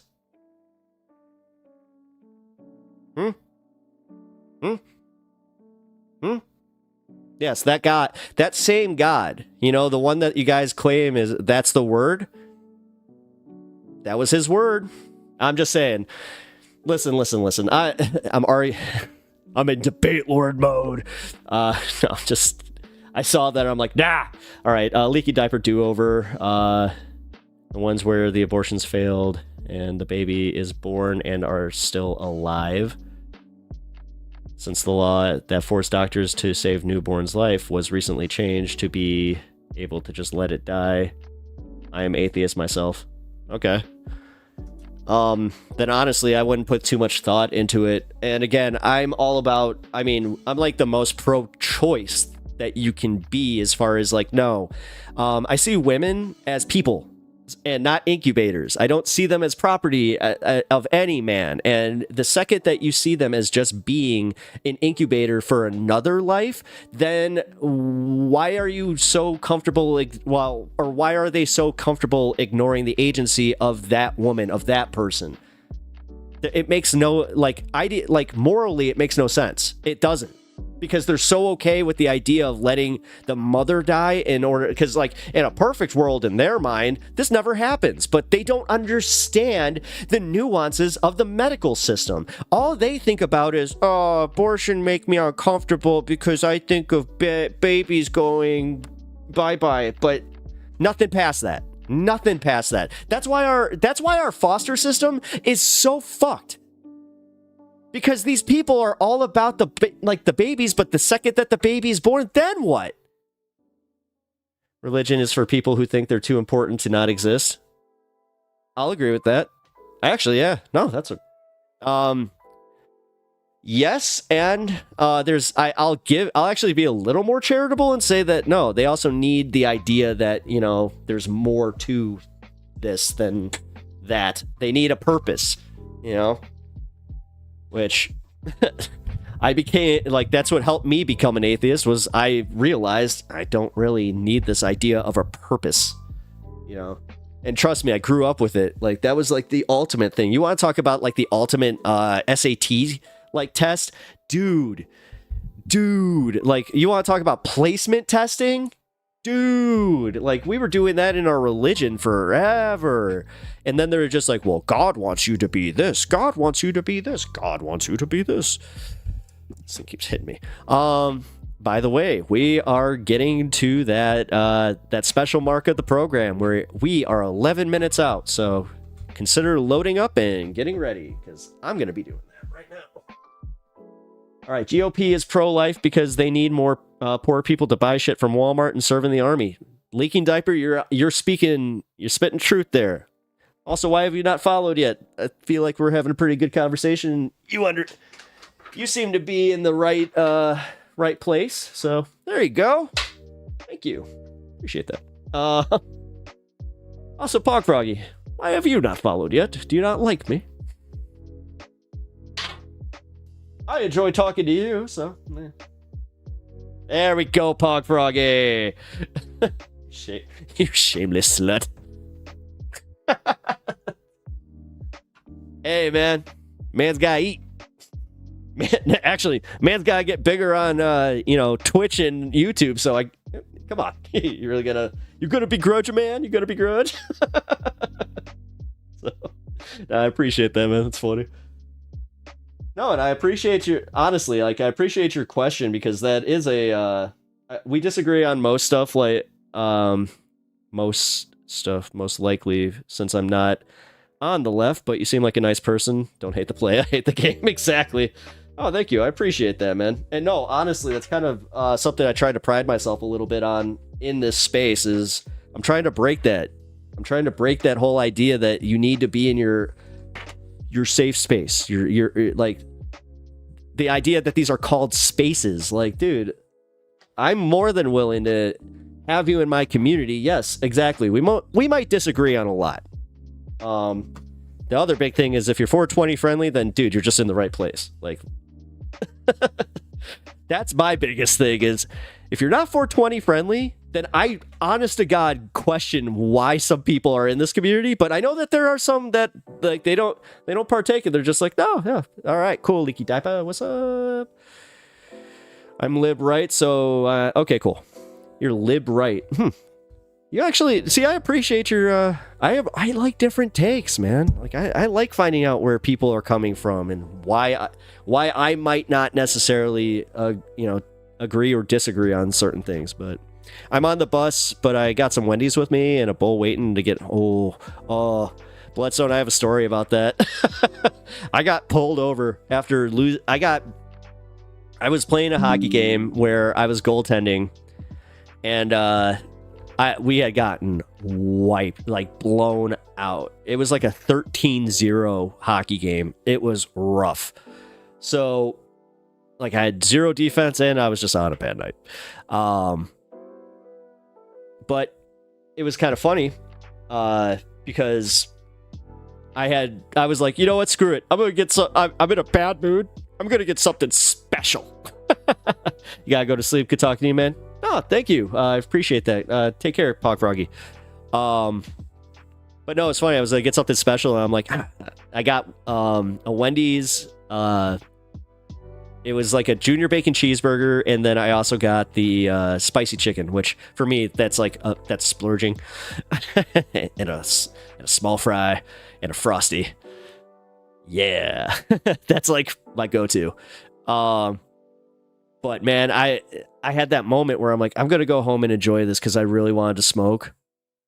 And dude, I hit that moment where I was about to get home, and it was I'm looking at my turn, and then I'm looking at a speed limit sign that says 45 miles per hour.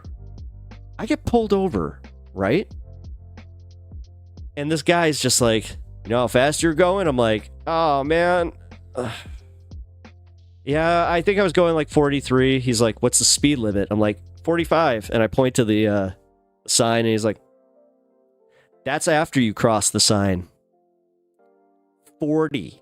I was like, and I saw it, like I saw it happening. I was like, oh, son of a, come on. Dude takes my license. He writes me a ticket. Traffic school. He puts traffic school. I'm like, you got it. I was so pissed. Like, I was so pissed. And as he's walking back to his car, I'm like, I hope you feel good about this. He's like, excuse me? I'm like, I hope you feel good about this. I was already having an awful night, and now you pull this crap and you send me to traffic school? Fuck you, man. And I rolled my window up, and he was like, excuse me? I'm just like, no. And I pulled away. I was so mad. I got home and I ate my cold Wendy's because the guy ruined it. He took so long. Dude, it sucked. Kirk, I'm really enjoying these streams a lot. You are an interesting mind. Oh, thank you. Libertarianism is like the Disney fantasy of politics. It really is. Oh my God, I can literally see these guys like talking about Ayn Rand at the castle of Disney, just like, yeah, it makes sense, right? It's because they're talking about libertarianism with Mickey Mouse. Didn't you know that it's trickle-down economics? Everybody knows that. Gosh, Mickey, you're spitting facts. At Kirk, it's when you want oligarchy but don't want it. I suppose. I believe that there are genuine people who are libertarian. They're just slow-minded. Dude, I have a feeling that somebody like is identifying as they're such dicks. He gave it to you for trying to be a smartass. Eh. That's too funny, man. Oh, leaky diaper. Yeah, that's absurd. Yeah, man. Dude, that day I was so pissed. Like, there's nothing worse than eating cold Wendy's that you were excited to eat. You know. That's just me. I can't. The one I can't do. See, I can do liberal Mickey. Haha. Come on, guys. We have to seize the means of production. Haha. Gosh, Mickey. I think that's a great idea. What do you think, Donald? I think that I'm in the wrong circle. I have no idea why I'm here. Who are these libtards anyway? That's the only Donald I can do. Donald Duck. I don't know who this duck is. I saw the name on the call sheet and I was here. You know what? They told me it was exposure. But now here I am with this commie mouse. I don't understand. Somebody needs to do something about this. Bob! It's just Bob Iger.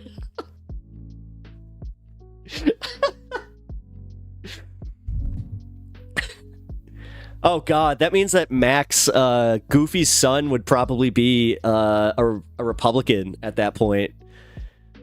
Dad, come on, Max. Don't you want to spend time with your dear old dad? You know, your dad used to be kind of based back in the day. And he's just sitting there, just like, he's got his red MAGA hat, he's pulling it over. God.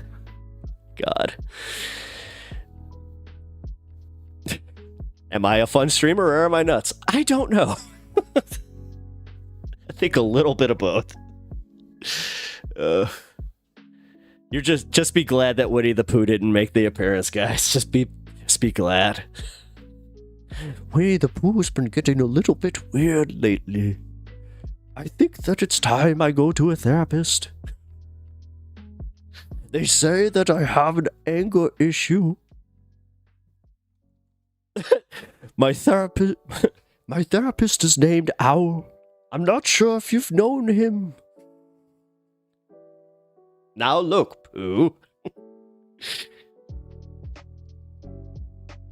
Oh, God. And this is where, honestly, this is where you guys come in, because if you guys have any ideas for, like, just scripting as far as, like, my jokes, hey, I will totally take a... one of my favorite collabs in this chat was with somebody where we created Luigi, but we did the skit where it was actually Luigi. And it was like, Mario, the proletariats got me down. I don't know what to do. And then freaking Mario is just, Luigi, what are you doing with the 3D printer? That was one of my favorite bits. Yeah, see, now that became like a legit great bit. And I could see somebody like taking that, which if it's on Saturday Night Live, then you guys know where it came from. I don't know. Kyle Kolinski has one of these things now, so that could be a thing. I have been tagging him, so weird, you know. Changing his voice after I made fun of him, which is weird too. Hey, by the way, guys, you know what time it is?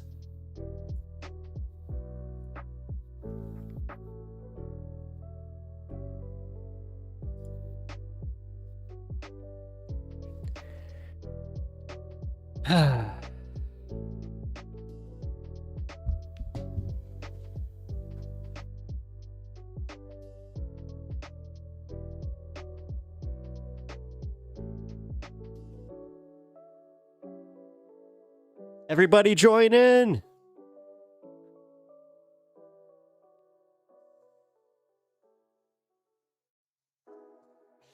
Cheers.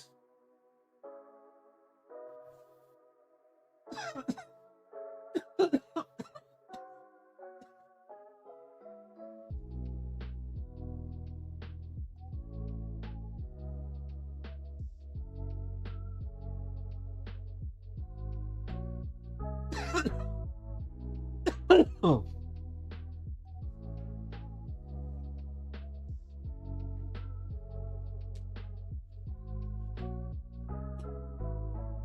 Oh.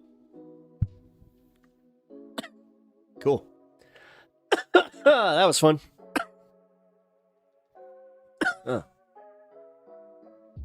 Man, I always like it when somebody comes into my chat and like we don't agree on stuff. That's so much fun. Skittles. What's up, Corbin? Oh, you got Durbin? Because I know that there's there's a few different new ones. Like I know there's Durbin, and then there was like a derivative of like Sour D like Skittles. So, ooh, permanent marker. Nice, nice, nice. Let's see. What do I got? Super silver cookies. Super silver cookies for me. Wow. Oh, wait. No, it's not. I just realized it's the wrong one. I believe this one is the jet fuel. God, you gotta love where we're at now with that stuff.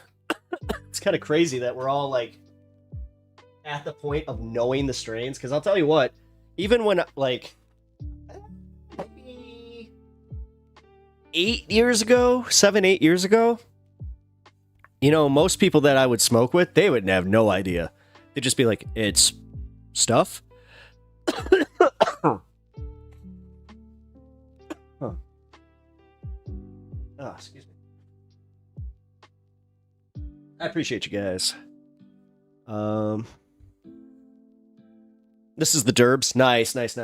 Yeah, ooh, the cookies? Yeah.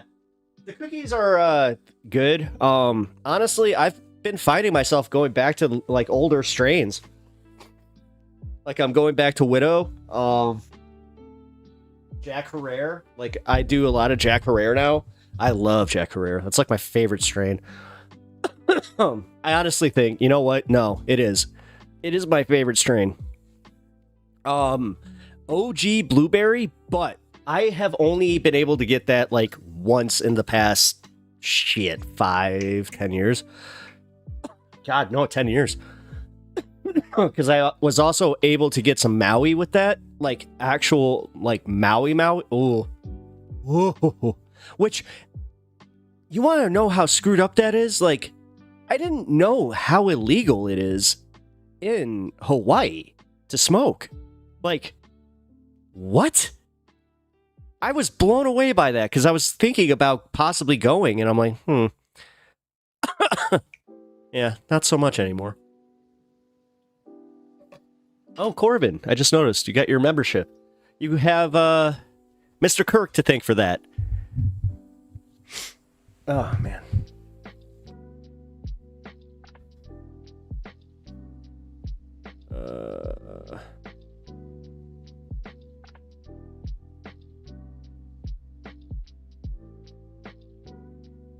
Wait, I just got a whole bunch of messages that I somehow missed. Lena, I think I'm allergic to weed. Lena, why do you think that, if you don't mind me asking? I didn't see that message before, and honestly, like, I'm always interested in that because I had a friend that had the same thing, where he would get really sick, like really, really sick. So, I understand it, but it sucks. You know what I mean? Like, I feel bad. Maui was my fave for carts. Ruben, just so you know, that was not like the OG strain. You can only get OG strain from certain places, and one of it, like, it happens to be there, unless you have somebody that's already gotten it from there. My dispo was giving out in oh, really? Are they calling it straight up Maui Wowie? Or are they just calling it Maui? Because, like, there's a bunch of, like, what I call daughters of Maui, but they're not. It's kind of like how Jack Herrera came back. Jack Herrera had many, many different daughters, but it was never the same. And then somebody figured it out, like, within the last 2 years, where I finally, like, when I smoked it, I was like, holy crap, that's it. Like, that was it. It was one of the first times in a long time that I got a nostalgic, like, buzz where I was like, oh my God, that's just like the one that we used to, like, feel on our burn cruises in high school, you know? God, we were just we were just talking about burn cruises and, like, how me and my buds miss them because, you know, now we got our own places, so we don't have any need for it anymore. Like, because I was trying to get away from my my large family. I also had a very, very small brother, and I was at that age where if I was home, I was babysitting, and I hated it. I absolutely hated it. Good kid, though. You know what? Even though we agree on everything, we disagree on everything. Everything. I mean, he's literally a theology student. Well, actually, no, I think he got his master's in it, but yeah. I don't know. I'm debating asking him if he wants to do a debate for content and go. I'm like, I don't know. I'm not sure. Also, he's taller than me, so it kind of bothers the crap out of me. Not gonna lie. It was like the one thing that happened in my life where I was just like, why? How? Like, how? How did he grow so much taller than me? Well, I know how. We have different mothers, that's how. This one's just Maui, probably a side thing. Yeah. No, that's yeah. If it says Maui Wowie and Wowie's spelled with an I, like I know that they could probably just mark it as such. Like a lot. Like, dude, come on, go back to the day everybody was calling it like, oh, skunk, it's all, it's this, it's that, it's that. You know. God, I remember one time like this guy was annoying me, and I just said it like a name because he was being really, really douchey about it. So I just like said like Ghetto Mars, and he was like, all right. I was like, all right, here you go. The good old days. Also, the good old days of where like you did have that where, you know, like I was saying at the beginning of this, you didn't know where you were just like, where are we smoking? It's like, I don't fucking know. But that also led to some precarious positions too. Like I am one of those unlucky ones. I have had the situation where I had one that had something else in it, and oh boy, yeah, it ain't no fun, dude. Like it ain't no fun. It's like, especially when it's something that like makes you see shit, not fun. Any trip I've ever taken, I prefer it to be 100% voluntary, or like I know I'm doing it. I don't like any of those surprises. I've had that happen to me twice. One time was even more messed up because I'm not sure if you guys know what that's salvia. Yeah, salvia? Salvia. Yeah. Man. That was wild. Like that was wild. Like I have had my fun. Okay? Like I've gone on some journeys. I've seen many things. I've had myself a nice spiritual chat or two. But man, this one, like, it only lasted, I want to say, like 22. I remember, like, they actually they timed it. It was 22 seconds. But it felt like forever. Like, it felt like for freaking ever. And after I found out that, like, they had planned this whole thing, and this was before any, like, we weren't videoing this for, this was just to mess with me, man. Like, that's why when anybody, like, says, like, oh, these kids nowadays, they have no respect for each other or for anything, I'm like, calm down there, Sparky, okay? Listen, we all had our moments. Let's not, yeah. Now it's just a little easier and it lives forever. That's one of my, like, greatest gifts that I was ever given, was that I was born when I was, because I was in high school before anybody had video phones. It was, do you want to know what kind of freedom that was? Do you understand? Do you understand what that saved, like, me from having out there forever and ever? Like, God, I can only imagine. Why is my dog barking and nothing being done about it? Okay.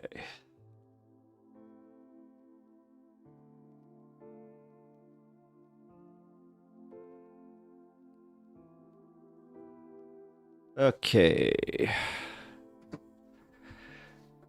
High consequence childhoods. Yeah, I mean, that now it's insane, dude. I couldn't imagine.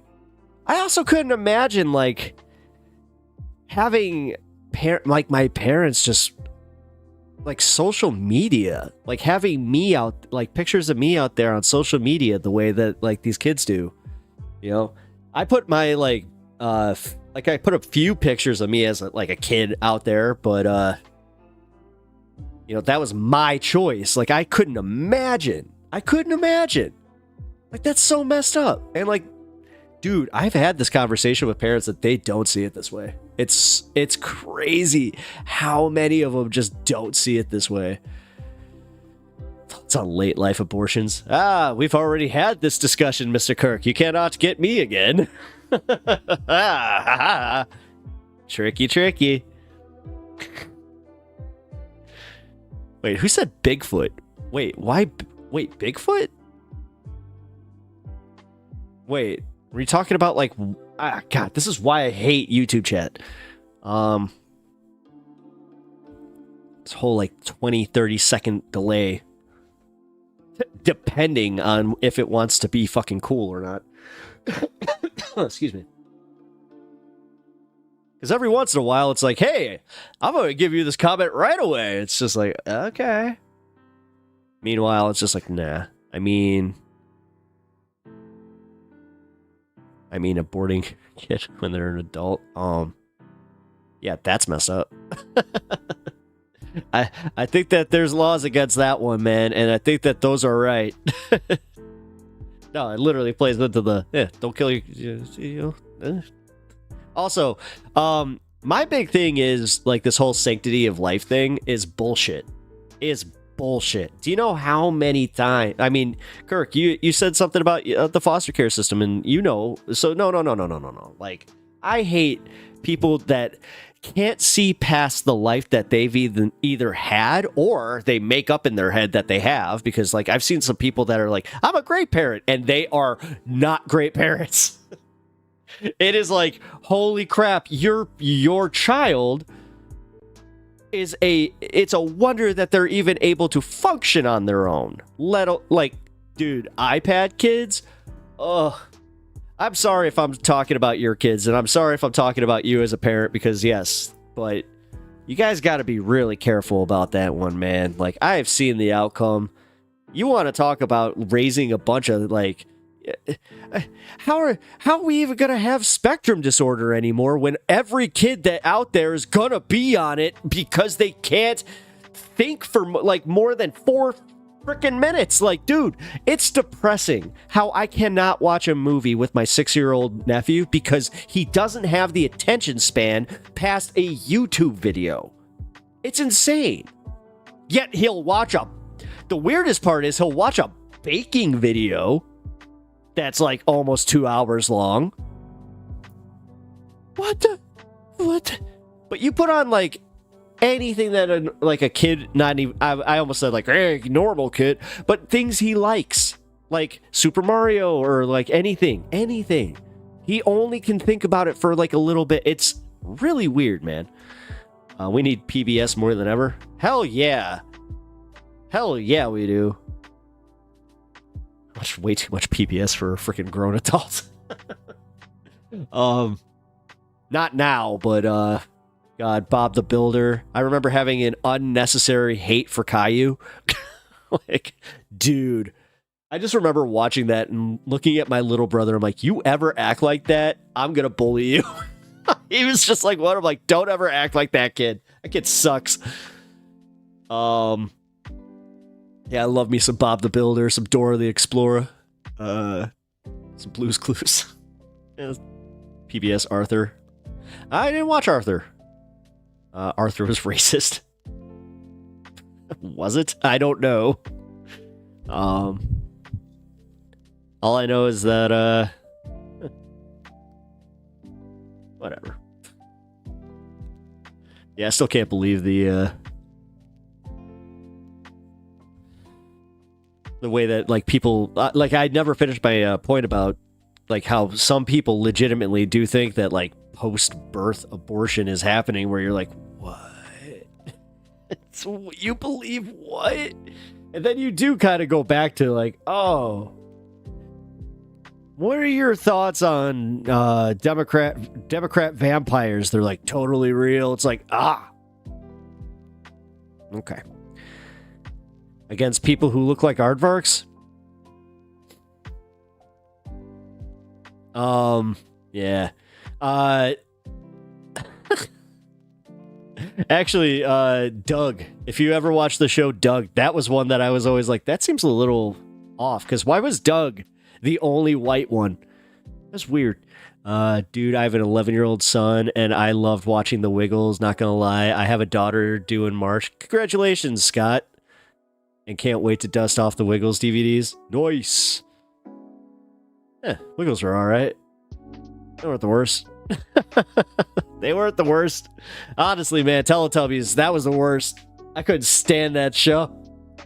Man, and my little brother loved it. Loved it. And like that, you know what it's like taking care of a kid. Like, every parent knows what I'm talking about, but that's the thing. I was 13 years old, so, you know, not really going to hang out with my friends, making money to babysit my brother, and just, oh, man. I watched Whose Line as a baby. Nice.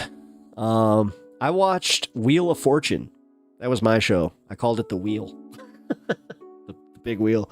Also, I apparently had a weird affinity for Murphy Brown. So, Caillou's the worst. Yes! I love seeing that. I have like a weird thing where I get like, do you see this smile on my face? This is legit. Like, screw Caillou. Caillou sucks. And if you show your kid Caillou, why? Why? One thing that I will say is I've caught like an episode of Bluey. Not bad. Like, cause one of my buddies was just like, yeah, dude, you gotta actually check this out. I have two, well, I say my buddy. He's technically like, he's my brother from another mother, type of situation. So his daughters are my nieces. They're my goddaughters, but they're my nieces. Yeah, dude. Like, he was just like, you gotta check out Bluey. I watched an episode and I was like, I just remember looking at my niece being like, that was alright. That was alright. Coco Melon should be banned. See, I don't know what that is, and I'm glad that I don't. You just gave me that weird moment where I'm like, I don't have kids, and I'm glad that I don't. Like, yes, score. No, I'm one of those chose not to, and I'm happy with my decision. I love, and that's a weird part because people are like, you hate kids? I'm like, no. I'm weird with babies. Like, babies, I am that guy now where like I just hold babies kind of like, I don't know what to do with this. Just like somebody else. I don't know. Yeah. But man, like as I said, having a 6-year-old nephew is awesome. I mean, I'm his hero. It's the shit. Yeah, Caillou. Yeah. Bluey is great. Caillou is offensive to leukemia patients. Bro. You know what? Even for the lull. No, you're right. That it really is. It really is, because he's such a shitty kid. The thing is, I can sit here laughing about it all day, but I'm going to bring up a dead serious point about Caillou. He's such a shitty kid. It's teaching your kid to be such a whiny brat that I was just like, no, you don't want your child acting like Caillou. That is not a good example. Ugh. I also, Bob the Builder didn't last long enough because I'm such a child of syndication that I was just like, I'm starting to understand that we're watching season 2, episode 4 of Bob the Builder, and it's not sequential. Rugrats was like, that was one of my tops as like growing up. I'm not even kidding. Rugrats was one of my favorite shows. That's why I am convinced though. Like Scott, I could see it. You're like definitely a Stu Pickles-esque dad. Yeah, I was always like, that's how I would be.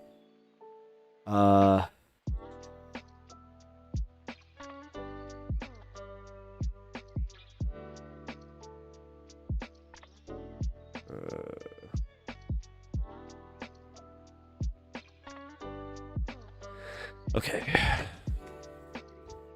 Yeah. No end of season Bob the Builder cliffhangers. I mean, I don't know. Maybe I was too into like anime at that time. Oh my god, but one of the cutest things that was really neat about having a little brother at that age, which there wasn't much. There really wasn't. I didn't get to sleep like hardly ever. Ugh. My room was in a basement, and this little shit, he would play in the room, like on over my room, and he knew it pissed me off, and he would just stomp. And oh, dude. Just talking about it's making me mad again. I'm just like, you little shit. Oh man. As I said, I don't know. Grazie. Nah, I appreciate it. Are you going up? What are you doing? Here, can you take this? Thank you. Going up, dude? What are you doing? No, he's staying. I can already tell. Turn him around.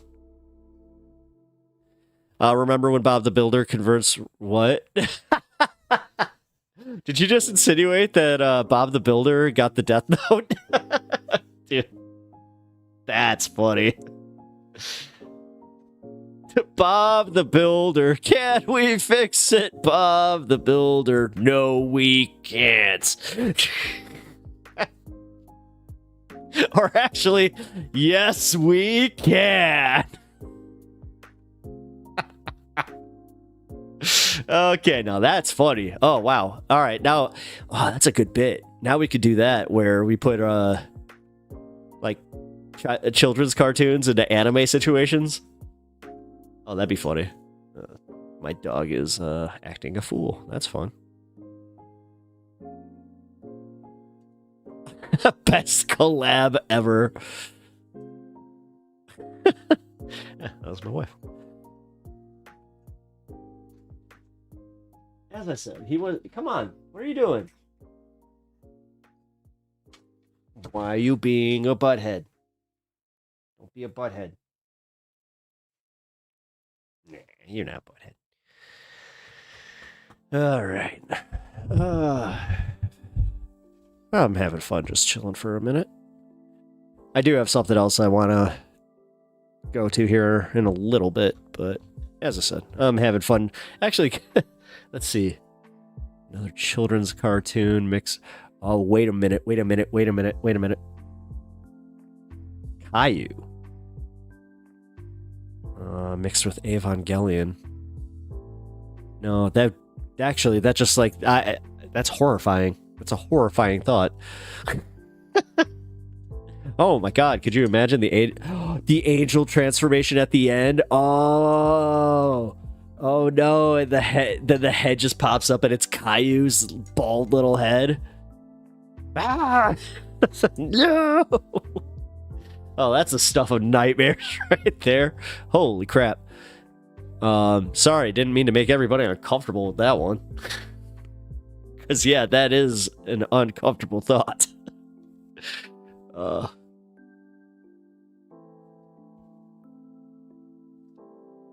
licking your butt?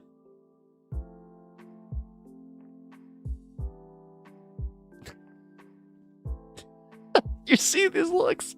Look at the looks. Why? Why do you do that? Why? Oh, here we go. Hey, bro. Nope.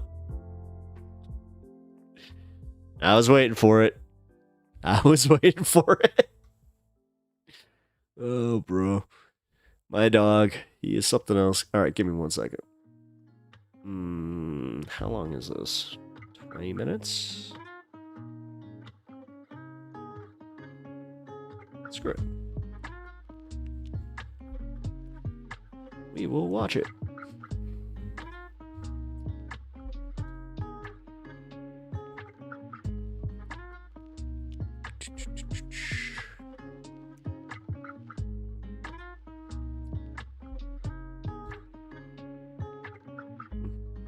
Oh, I put the wrong screen up. My bad. Here. I got it. All right. We're going to watch Adam Conover, who I really enjoy, so. All right, Adam Conover He has a pretty good video here on why he thinks that the Democrats just can't get it together. So the Democratic Party has spent the past couple months arguing about why and how they lost this election. Even though they raised and spent more money than any candidate ever, even though they had the largest army of volunteers ever assembled, knocking doors and getting out the vote, and even though they sent all of us endless emails and texts begging us to donate now or they're going to make AOC walk the plank, they got smoked. According to the strategists and consultants that ran Kamala's campaign, they did everything they possibly could do to win. So how on earth did they lose? Well, could be the fact that they never took a stance on Israel's mass killing of the civilian population in Gaza. It could be the party's refusal to acknowledge how working class Americans are being preyed upon by the wealthy. And it could be that Kamala spent the entire campaign parading around a Cheney baby who nobody likes. But there's also a deeper, hidden reason that Democrats keep losing that almost no one is talking about. The truth is that spending all that money on ads, armies of door knockers, and spamming people's phones doesn't actually win elections. What does win is real political engagement, and that is something that the Democratic Party has abandoned. In fact, so has almost every other liberal group in America. And the result is that average people have been pushed out of the political system and turned into consumers rather than participants. And the party and its consultants are to blame. But before I get into that real quick, I just want to remind you that I am on tour with a brand new hour of stand-up comedy right now. The Nihilism Pivot Tour comes to Dallas on January 10th through 12th, Toronto on January 23rd through 25th, Omaha on February 12th, Minneapolis on the 13th, and then Chicago, Boston, Vermont, London, Amsterdam, and yes, even Providence, Rhode Island. All those tickets and a lot more dates available at adamconover.net. And head to patreon.com/Adam Conover if you'd like to support this channel directly, and I hope you do. So let's say you want to join the Democratic Party, God help you, or another liberal political group like the ACLU. What actually happens when you become a member of one of these groups? Well, they start begging you to donate, they send you a lot of junk in the mail, and they blast your phone with a shitload of texts. But do you actually get a say in what the organization or party does? Is it yours in any meaningful sense, or are you just another name on a spreadsheet to them, another wallet to reach into? In other words, do they see you as a member, or do they see you as just another customer? I think it's the latter, and if you ask me, that fucking sucks. But it turns out that shallow transactional relationship with the political group that we're all used to is actually a new thing in American society. 70 years ago, America was full of true membership organizations that didn't just beg their members for cash, they truly made them a part of the political process. So put on your poodle skirt and pop a couple of mommy's little helpers. We're going back to the 1950s. So in the middle of the last century, civic life in America was centered around community membership organizations. There were religious groups like churches, workplace organizing groups like unions, political groups like the League of Women Voters and the NAACP, and even social charitable organizations like the Elks and the Masons. Now, many of those groups still exist in some form today, but they're mostly just websites with donation buttons at this point. Back then, they were a part of the actual civic and social life of their community.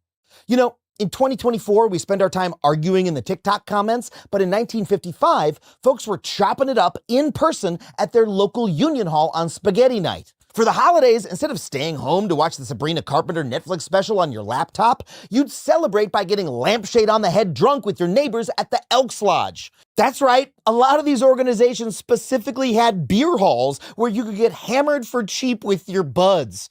Today, the only place you can get drunk that cheap is a supply closet at work, and then only if you're willing to go blind afterwards. In the era before the internet, these organizations simply were most people's social life, and I can't overstate how omnipresent they were. Like the members of your favorite TikTok polycule, they touched everyone.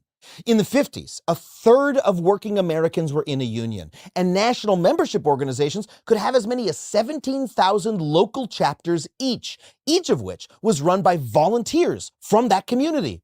In the mid-50s, researchers estimate that about 5% of American adults were leaders in these local chapters. And, you know, they weren't just social clubs. These groups often had a specific political purpose, like fighting for workers' rights, veterans' rights, or people of color, and they expected their members to show up in person and lead that fight.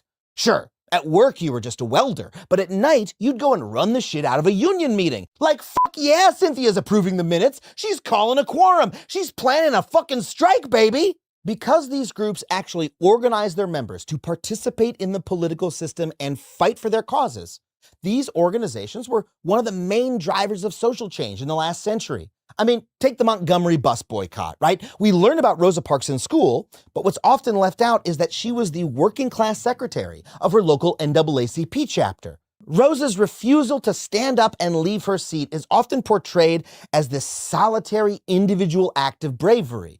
But it wasn't. It was part of a coordinated movement by an entire community organization of which Rosa was a member and a leader. And change like that wasn't only sparked by progressive organizations. The conservative group, the American Legion, drafted and won passage of one of the biggest American social welfare programs of all time, the GI Bill of 1944. And they didn't do that out of the kindness of their hearts or out of charity for the poor veterans. They did it because the organization was made up of veterans. And that is what those veterans wanted to fight for. The members literally called the shots.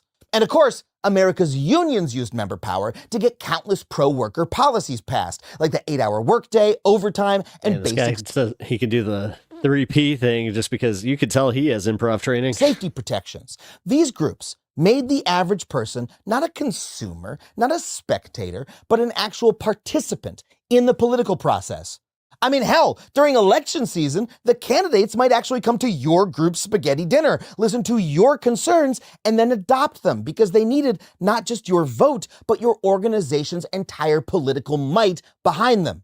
That means that back then, working people had real influence in the political system. But today, we all know it is not like that. Today, we are ruled by the rich. Our laws are written by billionaire-funded corporate lobbyists, and our incoming president is a billionaire whose campaign was bankrolled by the world's richest man. And that man, Elon Musk, appears to be the guy who's actually running the country right now. In fact, but he's an outsider, guys. He's totally got our best interests at heart. Come on. The two of them are spending most of their time inviting the rest of the world's billionaires to brunch to talk about how they're gonna fuck over the rest of us. That headline, by the way, was from this video sponsor, Ground News. And you know, I use Ground News because they pull together headlines from all across the political spectrum. Like, all right. This is just me doing it. Like, this is, hey. Yeah, I am going to let this one go through, though, just because we do share sponsors, so it's not problematic for me. If you want to see every story about Elon Musk and how he's using his power over Trump to enrich himself, well, you can go right to Ground News' topic page for Elon. They rate each source by how left or right... Ooh, QR code. I should probably get one of the... Oh, wait, I have one. Duh. ...leaning it is, so you can see the difference in how the different sides are covering him. And they also give factuality ratings, so you can make sure you're getting the real story, not misinformation. And I'm not even kidding, guys. This is one of my favorite parts about this is that little on this on the phone app or the phone app. On the phone app, they got this thing that's a little circle that tells you who's telling you what news. I love it. My favorite is that they have a blind spot feature so you can see which... I also appreciate the blind spot feature. It helps me because I can't see so well. ...stories you're missing. Because let's face it, we all live within a bubble that we need to break out of. And guess what? You can get 40% off of Ground News if you use my special code. Just go to groundnews.com/fact. Why don't you do your OLUG...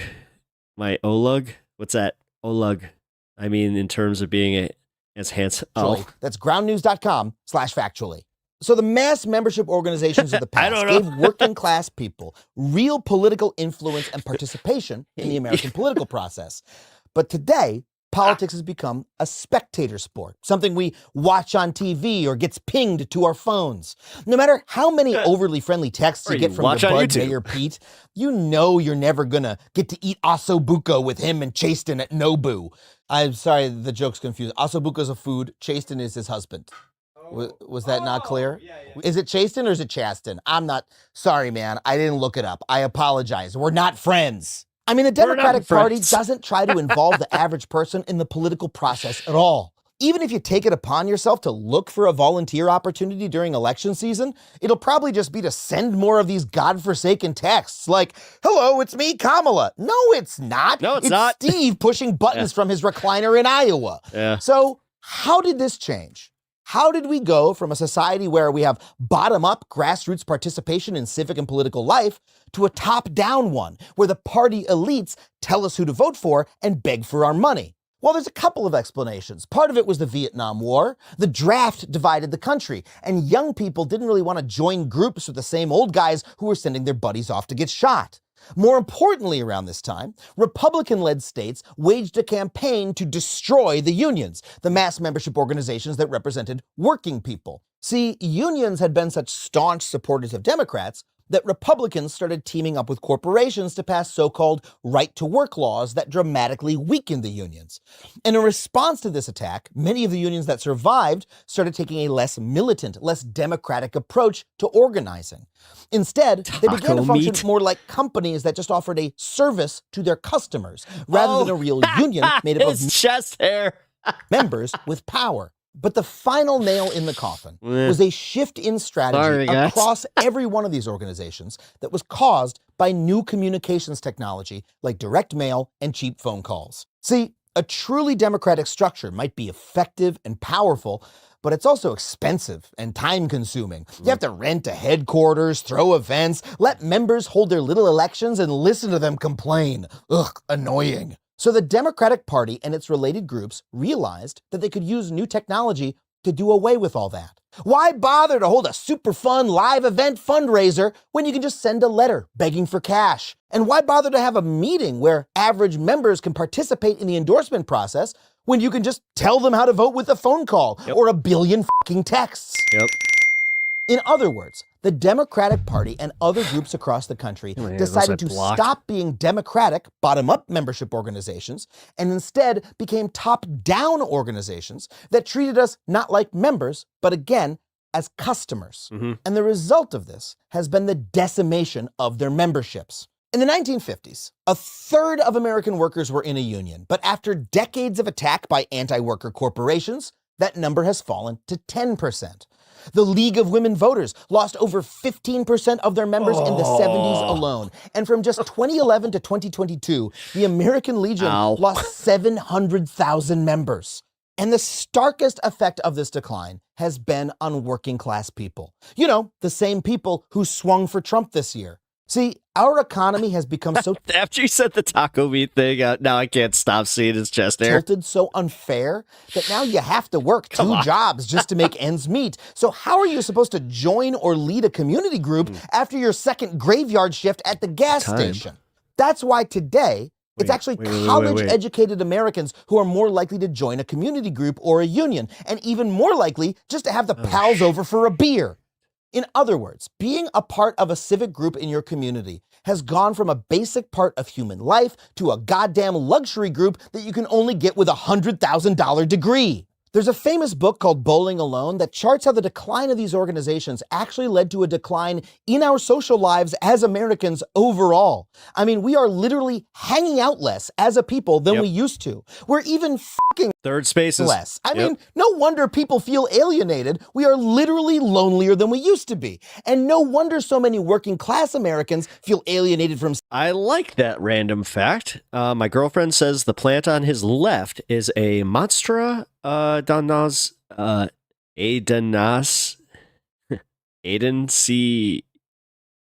Sioni? God damn it. Civic life, our political and civic groups literally abandoned Hey, this is why I don't take a tally. them. And you know who swooped in to fill the gap? The right wing. See, in Rust Belt America, unions like the United Auto Workers and Mine Workers used to be the center of civic life. But once those unions declined and were beaten back by big business, the NRA stepped in. See, a lot of Democrats don't really understand what the power of the NRA truly is. They think it's the NRA's money and its donation to politicians, but that's not it at all. The source of the NRA's strength is the social role it plays in the community of its members. Let's say you live in Erie, a Pennsylvania county that used to be a manufacturing hub and went for Trump in 2024, and you're looking for something to do. If you search the Democrats' website, the closest event is in Altoona, over 3 hours away. But if you go to the NRA website, well, they have this great events section with a women's wilderness escape group, annual meetings, gun shows, and if you scroll down to find an event near you, there are multiple places within a 10-minute drive where you can go and get involved. So say you're a random person in Erie, Pennsylvania, which organization do you think you'd feel more attached to? The party that doesn't give enough of a shit about your town to even have an event within 100 miles? Or the NRA chapter down the street, which will give you free gun training and a rad hat? And when election time comes around, and a rad whose hat. endorsements will you trust? Hey, man, a lot can be said about getting a rad hat. Group you're actually a member of, that you participate in, that hosted your women's wilderness? Actually, I got a rad hat at one of those festivals I went to. It's one of my favorite hats that I own. This retreat? Or the nerds from New York who come parachuting in every 4 years with some big fancy words about fracking? I mean, think about this. The Democrats' literal strategy is to raise hundreds of millions of dollars in the big cities on the coast, and then use that cash to blanket swing states with TV ads and send get out the vote teams made up of out-of-state teenagers. Ding dong! Hello, I'm a stranger with acne and no connection to you and your community. Can I tell you how to vote today? I mean, is it any wonder most people say get the fuck out of here? This strategy doesn't fucking work. The election proved that. Oh, Scott over here justifying my closet. One can never have enough hats. It doesn't fucking work. But the people who run the Democratic Party won't acknowledge that because they are literally paid not to. Instead, their consultants get to charge for the mailers and the ad buys and the rallies because they don't want our participation anymore. They just want our money. And if you want proof, just look at the Democratic Party's website right now. Their only option for ways to pitch in now to help are 4 different donation buttons. Oh wait, there's a 5th button, other. Let's click that. Oh, okay, great, it's another fucking donation screen. Well, if you do manage to click out of the donation deluge, you get to this site, which tells you who the Democrats are, who we are, who we serve. You know what it doesn't tell you? What it would mean for you to be a Democrat, how you can get involved, how you can influence the decisions the party makes. It is obvious on its face that the entire operation is run from the top down. And you know what else makes it glaringly obvious? The fact that the Democrats are spending all this time and energy arguing about where they went wrong, polling the public, debating what it is that the people really want. When, if they were a truly democratic participatory party, they would know what the people want because the party would be run by the people. I mean, it's right there, guys. Yeah, they're crazy. Now, look, we are in a bit of a dark period in terms of civic participation, but here's the bright side. The Democratic Party, and in fact, all of American society, does not have to be this way. Ruben's train, one can never have enough houseplants. I also agree with that. Except for the fact that I just let one of my aloes, completely die. It's dead. That when you give people, average people, the opportunity to engage in a real way, and you make it fun, and you give them free spaghetti and beer, well, guess what? They actually show up, and they are a part of the organization, and we can do that again. You know, we always talk about how Americans are nostalgic for the 1950s. Donald Trump's entire campaign was premised on a return to the past. But maybe what we're craving is not actually the soda fountains and the racism. Maybe what we really miss about the good old days is just being a part of a community that actually makes a difference in the place that we live. This is why I keep arguing about why people go to church but actually don't really believe in what they're reading. They don't care about the actual Bible. They don't care about Jesus. What they care about is feeling better about themselves in a community, but also, feeling better about themselves, actually feeling better about than you. So if there are but they want to do it with a community. Any Democratic consultants or strategists watching, and I hope there are, thanks for taking a break from the Pod Save guys and hanging out. Here's my advice. If you really want to win, the best I do not listen to Pod Save. thing I think you could do would be to turn your party back into a true democracy. You Unless could I have to. revitalize your local chapters. You could throw social and community events that actually help people and fill community needs rather than just lining the pockets of consultants. Only succulents for me too, pretty much. Average people true membership and participation in the political process and let them decide what the party is going to do, not you. And you know what? I'm not the only one talking about this. There are actually commentators on the Democratic side who are starting to push for these changes. So maybe we'll see some progress over the next 4 years. I hope so. And if you're just an average person watching at home, and I thank you. I can't be cool like Hassan and just let a burp rip. No, I'm sorry, guys. I'm too Midwestern. I have to say excuse you for me. being here too. Well, you know what? This isn't a change you just have to wait for or hope happens. It's a change you can be a part of by finding a local community group in your area to join and participate in. You can join the League of Women Voters. You could revitalize your local Elks Lodge. The League of Women Voters? Oh my God, that sounds amazing. I want to join something that's a league of something. You could start a union in your workplace. And wait to like, that's marketing right there. Yeah, that's a lot. We need to go back to OVs. Harder work for everyone than sending or receiving a couple million texts every 4 years. Yeah. But it is also how every important change in this country has ever been won. Because, we say it all the time, but this country is supposed to be of the people, by the people, and for the people. So if we wanted to change for the benefit of the people, well, guess what? The people need to be fucking involved. Yep. Stephen Colbert Cheese, congrats on 1K. Thank you so much, Stephen Colbert Cheese. I really appreciate that, man. Yeah, no, we done it. We done it. I'm starting a League of Extraordinary Gentlemen. Well, as long as it's not the Sean Connery version. God. That's like one of the worst bastardizations of a graphic novel ever. Especially, dude, Alan Moore. Like, he's so notorious for being like, no, I controlled my works. I'm also I am the reincarnation of Rasputin. He actually believes this, by the way. He's not just an impersonator. He believes he is the reincarnation of Rasputin. This is the guy who wrote V for Vendetta, Watchmen, Swamp Thing. Oh, God, so many more. League of Extraordinary Gentlemen.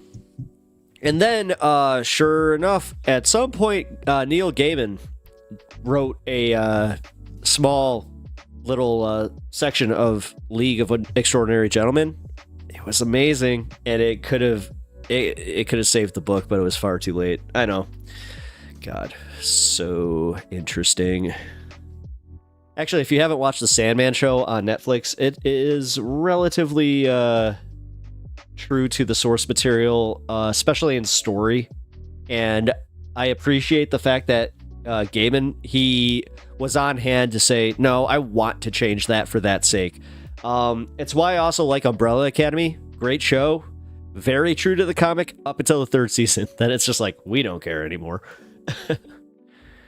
The Italian jokes are making me want to make a manifesto.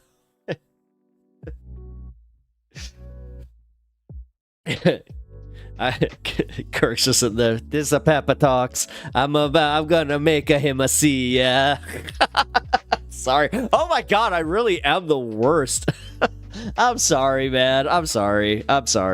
I actually feel bad because there's nothing better about like not, just because doing like the for lack of a better term, the Asian voice, like doing that stuff.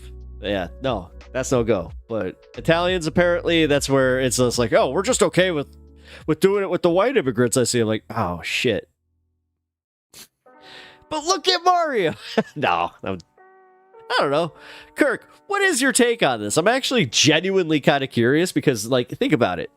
The way that we make fun of Italians and we make fun of Irish people, like, it's pretty, open. We shouldn't be putting this on the Italians. Well, again, I've been told that I talk with my hands, and I'm not Italian, so I don't know how you guys got, the whole, you guys talk with your hands. I'm like, yo, dude, I'm Slavic. I don't know what the hell you're talking about. Well, Slavic and like Dutch German.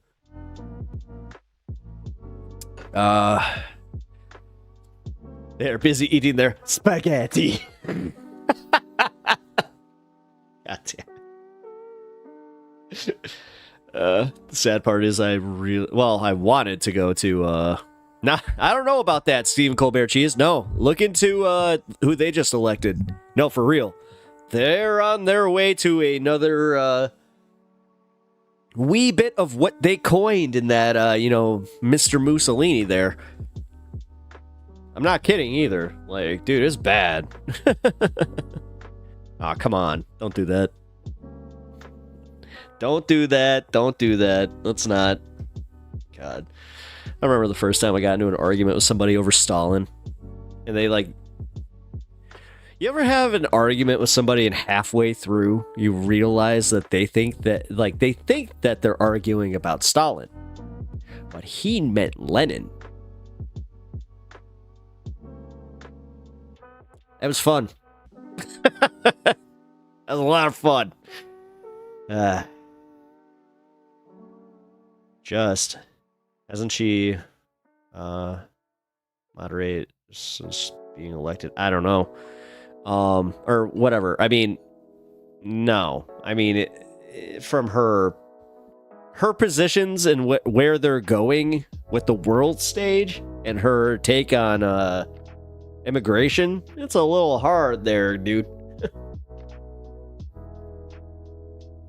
Plus, where the hell, Stephen Colbert Cheese, where the hell does that name come from even? Like, is that a joke?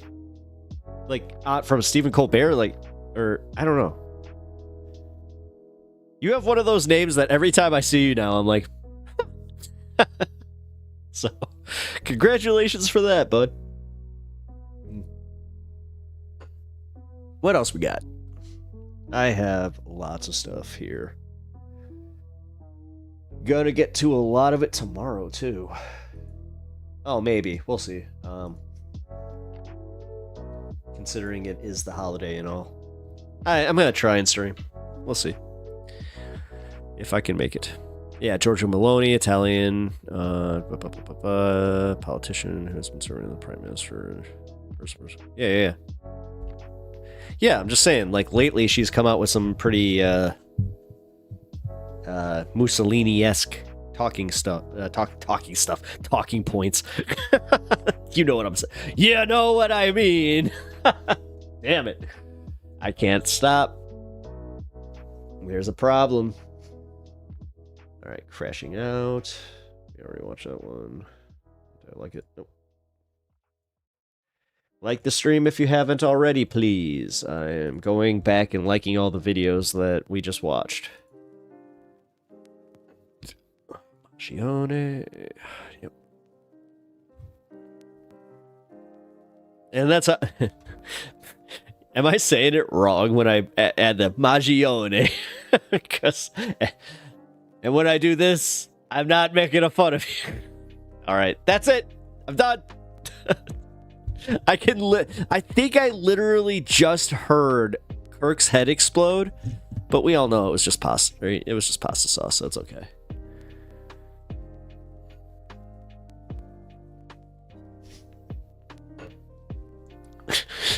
Sorry. Oh, somebody really? They were like, yo, deuces, dude. Too much Italian. Too much Italian shit for me. Okay, the fact that I lost a viewer at that exact moment, that almost made it feel better. Where I was like, all right. Joke was that bad, eh? Yeah. This is the problem. Honestly, this... I'm kind of glad that I have chat, at least, where I could kind of be like, all right, I'm trying to be a little less problematic with this one. I'm rewatching The Sopranos, so I'm currently sympathetic to Italian pride. Yeah, well, one of my favorite shows is The Bear, if that helps. And actually, no, The Bear had one of my favorite scenes in it with Richie, where Richie is literally acting like the most Italian guy in the entire show. And it's like, you're not even Italian. It's just like, yes, but I'm from Chicago. I'm an adopted Italian, all right? You'll beat me with a pizza as long as it's as long as it ain't a deep dish, because you know they're pretty heavy.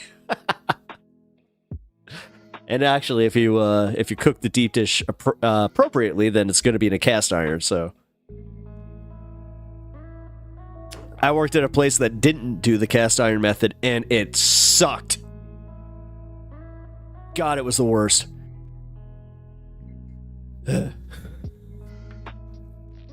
Sorry. I don't know why I just got so mad at that, but I was just like, no, it's because the sides, they collapse. Like, I don't understand anybody. Like, if you ever hear somebody, like, in your own life, you come across them and they're like, yeah, you got to come to Chicago and have a Giordano's pizza. You need to look at that person and just tell them, like, you must be a fake Chicagoan. Deep dish is a travesty? Did you just say that deep dish is a travesty? Excuse me?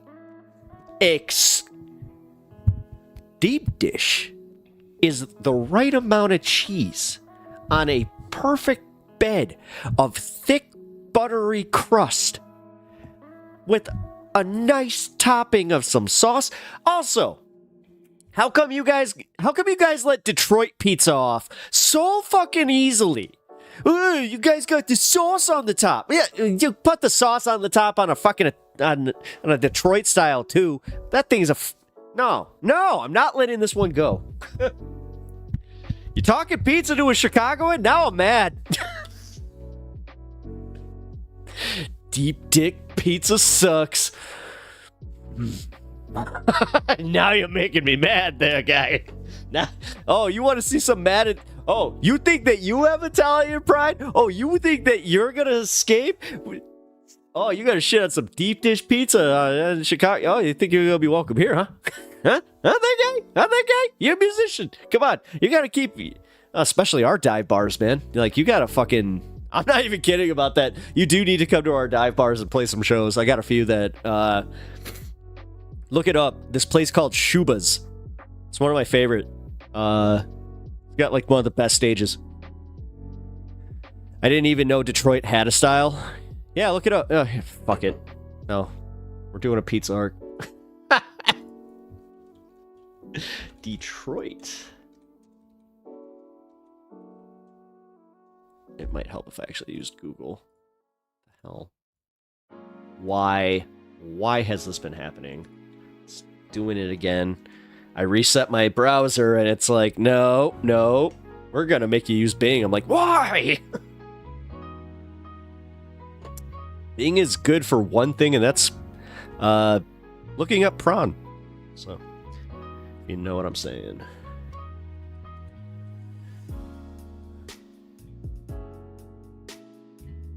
No, do not use an Jesus.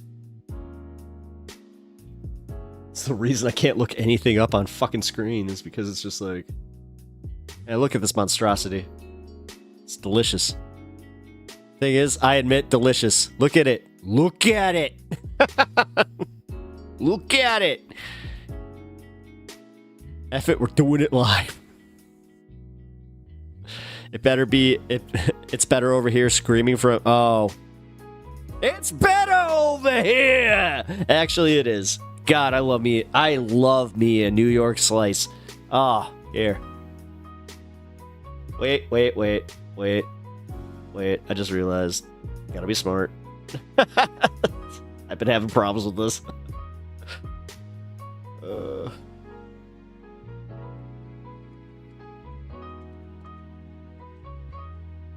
New York slice. Oh God, oh God. We have a place. Like locally here that does New York style, like perfectly. You'd be proud. Here. Oh, Joe's.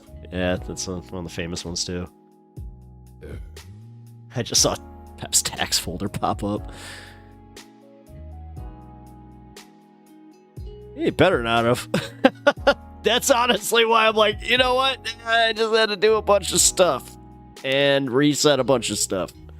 It was fun. Oh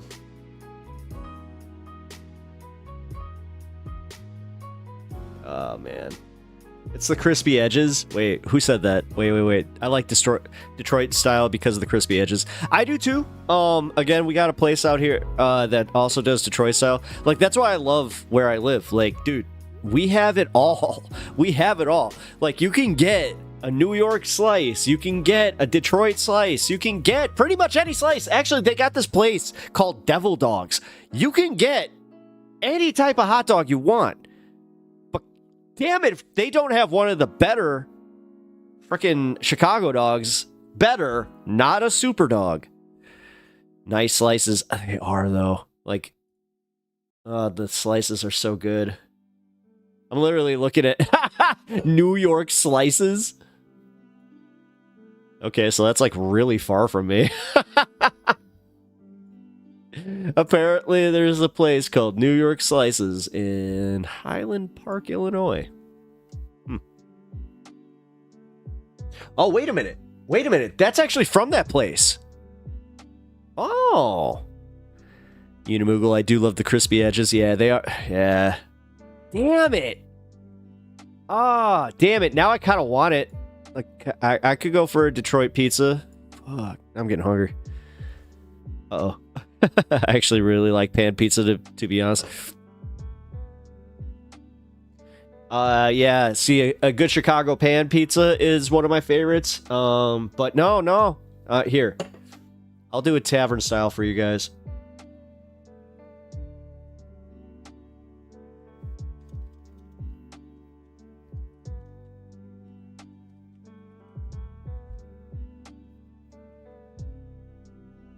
Here it is. And don't take that fucking Pizza Hut bullshit that they're trying to pass off as fucking tavern style. How is that a tavern style? Wait, what? It's from LA. Get out of here with that. Get out of here with that. Tavern style. Fucking calling it tavern style. That's bullshit. How can you call that tavern style? Alright. There we go.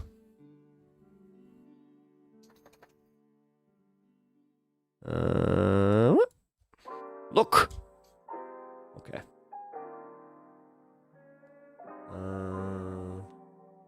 That's the one I want.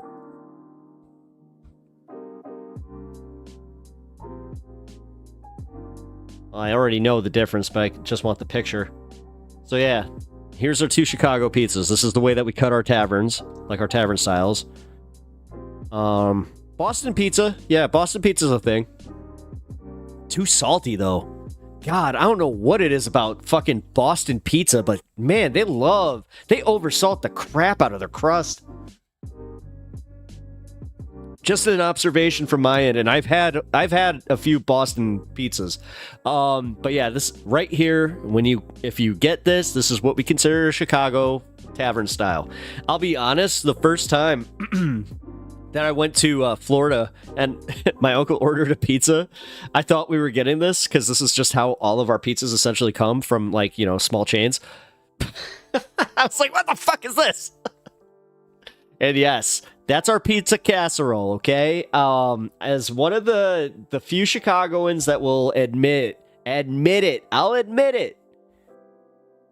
It's kind of a pizza casserole. Not gonna lie, that pizza on the left looks amazing. That's right! Dude, wanna fight me? You wanna fight me? We're talking about pizza! Ah. Fearless. Hey there. I've been watching your streams for a long time now. My brother loves you, but he is autistic. He wants to say how much he loves you. Could you please watch him saying how much he loves you? No. I mean, I'm sorry. I don't really do links like that, man. I'm sorry. I don't know. Maybe. I appreciate it. I just, yeah, man. It's almost like you were listening to me earlier where it's just like, I just had to change a bunch of stuff. It's like, oh, let's get him again. No, if you must know, I actually,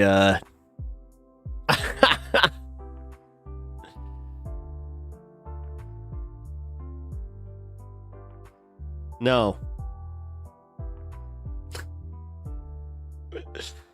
Also, for real, I don't know, like, guys, I know you guys want a dog on it, but have you ever actually had a good deep dish? Number one, answer that. Because if you haven't, I'm not going to sit here and let you slander what is, number one, an institution for a reason. Like, I'm sorry, man. We have here. I'll do you one better. I'll even get the pizza. Gino's East deep dish pizza. Oh, it's asking if I want a delivery. I gotta do. Stop it. Stop it. Stop it. No. I can't. Oh. There it is. LaSalle. Oh, there you are. Here. Look.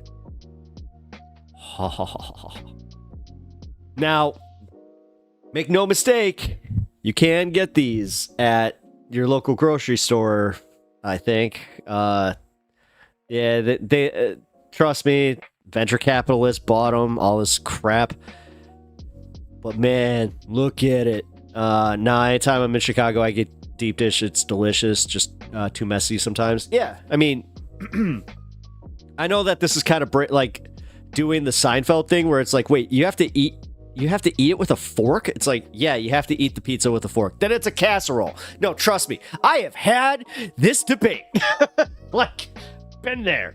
Don't necessarily disagree. Because, yeah. That's like something that, like, okay, so, like, you know that you're so Chicagoan when you can get a slice, when you cut that slice of deep dish and you know exactly when to pick it up and the cheese like doesn't melt off. Again, if you're ever in Chicago and you just like were having dinner or like you're at dinner with a Chicagoan that knows about the pizza and they just sit there going like waiting and you're eating and they're just sitting there waiting. They're waiting so they can pick up the pizza because they don't want to feel stupid. I love how a few people were just like, pizza talk? Really? This is what we're doing? We're doing pizza talk today. Okay, cool. Like, really? God, there was just a... there was just a thing about this place called Rica Benny's. I'm actually going to Chicago probably in April or May. Might have to do a meetup, dude. For real. Let me know. I'll also take you to a bar or two. Honestly, let me know when you're in town. Because I actually got a buddy that I could talk to see if maybe we can get you to play. If you're interested, that is. But it's one of those things. If you're just in town for, like, fun, then, yeah. But either way, unsolicited, I'm going to be giving you places that you need to go to or order. Because the nice part about the year of our Lord 2024 is, oh, God, you got that DoorDash. Oh, boy. I mean, yeah, you might have to pay a premium, especially if you're staying in, like, downtown proper, but...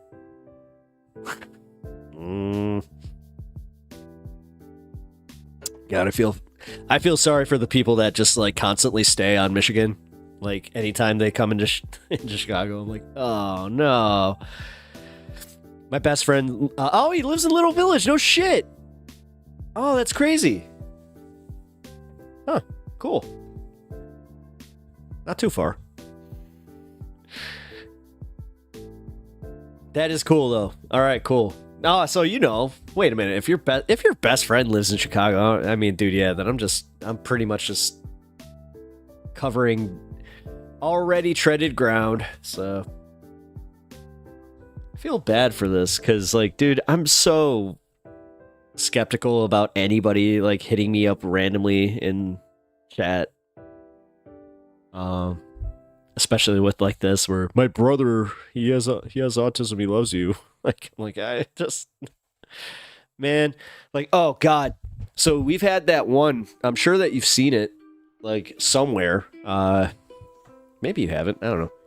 But they have this scam going on where they'll stand at the like in the center of like, you know, the lanes when you're waiting to kind of go, you know, past the light. Stoplight lanes. Jesus. They got these guys there that have this picture of, you know, a kid that's obviously in medical distress, and they're just like, help us pay the medical bills of such and such kid, blah blah blah blah blah blah blah. And then you go to like to find out that they've been using like the pictures of a kid that's been, you know, that passed on so many years ago, and they're just disgusting human beings. Well, we have that happening near us way too often too, and it really sucks because one thing I do have to admit really bites about our city is the fact that we have these stupid cameras that will ticket you, man. Like, I don't know how constitutional it is, but yeah, like if you go too far, like I had one pop up where they're just like, you're going such and such speed in this area. I was like, what the hell? Yeah, it was crazy. But yeah, you want to be careful on those, especially if you're driving. So, the speed limit. Like, don't follow traffic. No. Like, let the guy in front of you get that red light camera. Because trust me, they're getting it. And they are getting charged. Holy crap, those things are accurate. Ah, man. Okay, well, I'm done stun locking on my awesome city that I love so much. I really do. God, it's so weird to actually like truly love the place you live, even though like I recognize everything that's wrong with it, which is a lot. There's a lot wrong with it, but I don't know, man. I love our attitude. I love the people around me. So. Scott Lacrosse, it's smart to be skeptical. Yeah. I'm trying. I don't trust anything that just like comes up unsolicited, and anytime that it's a fucking link. And somebody was just like, yeah, it's YouTube though. Like, plus I haven't gotten like a reply past that, so yeah.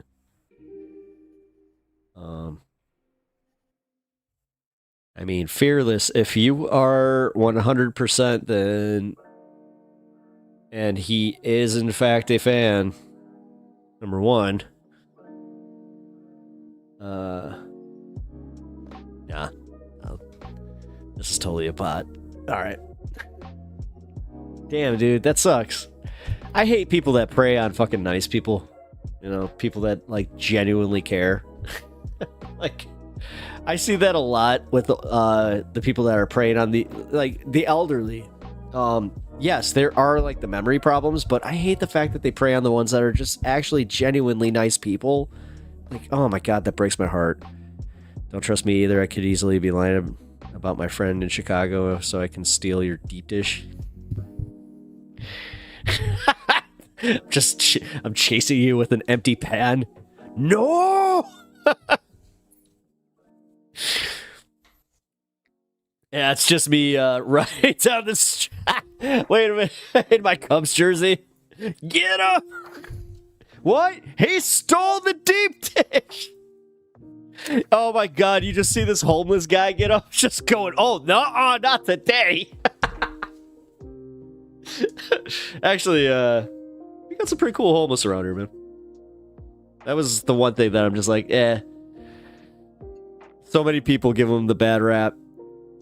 Like I legit know this one guy that I've talked to a few times. He's just he's the worst example, or like he's the best example of like what could happen to anybody. Because not drugs, didn't have any, like, didn't gamble it away, nothing. Just lost his business, and now divorced and homeless. So, well, the divorce is a little bit of it, but Kirk is finessing us with his sub gifts, all a plot to steal the deep dish. This is one of the longest plans that I've ever seen. As far as that goes, like, if you really want that deep dish, holy shit. Speaking of deep dish, all this talk of pizza and food has got me literally going, what the hell should I eat tonight?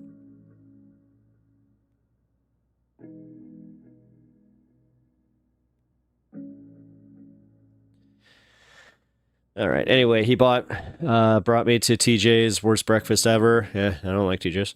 I ended up puking in the parking lot. I spent the next 2 days eating soup from a can, so I don't trust people's recommendations on restaurants. Really? Oh, that sucks. I can tell you right now that TJ's sucks anyway.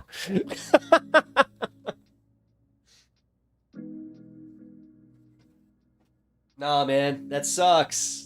That sucks, because, like, no, you got to go to, like, the staples. You got to go to, like, a Mr. Beef, if you can. I mean, if you're anywhere near LaSalle, like, you got to go. You got to hit, like, because, like, let's see. You're there. You're in, you said Little Village, so, right?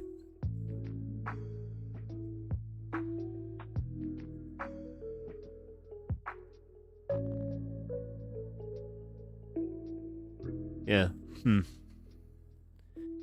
There was a Mexican joint we went to. I can't remember if the burrito was fire. Was it King Burrito? If it was King Burrito, that place is amazing, dude. And it's open 24 hours. Trust me. I know that all too well. Been one or two shows where we're just like, hell is open, and I'm just like, King Burrito! Superdog is also open super late, so definitely get yourself a Superdog if you're in town. It was a Mexican name. Oh, okay.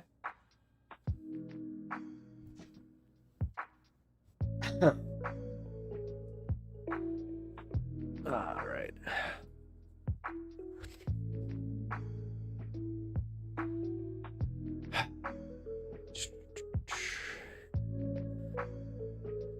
I don't know. Wait, Kirk, has he made, like, when you're here, do you do the touristy shit? Because that's another thing, man. Don't be afraid to do some of that. Especially, like, the food tours. I do recommend doing those, man. Although, like you said, now you don't trust, so many recommendations, but a food tour? Come on. I don't know, man. I'm all about that stuff. I love exploring different cuisines and different, like, places. God, one of the most underrated places I ever got some seafood from was Rhode Island. It was the best damn clam chowder I've ever had in my whole life. Which, I love me some clam chowder. Hate to say. But yeah, also just in general, holy shit. That's one thing we don't do as well, because, landlocked. So, I did a wine tasting, and we took a pontoon out, but that was about it. Oh, nice. Cool.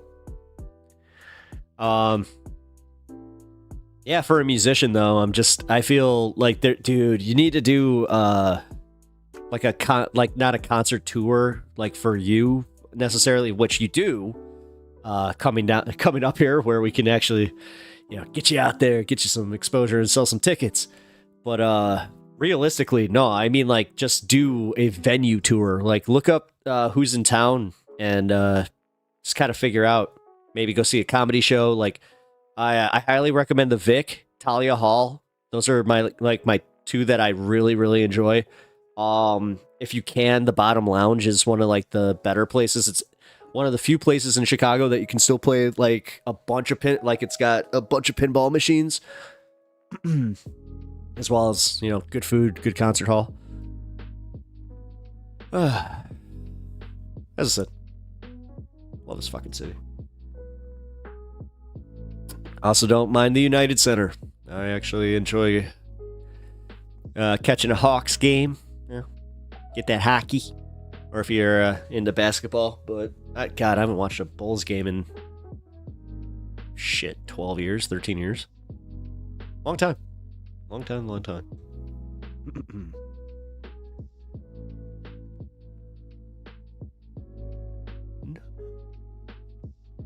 Alright. I had one more video I wanted to get to here.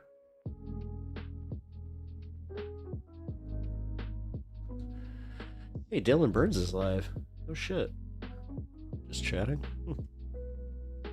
One of these days, I'm gonna actually have to get a hold of him. Because I would not mind being on Hippy Dippy.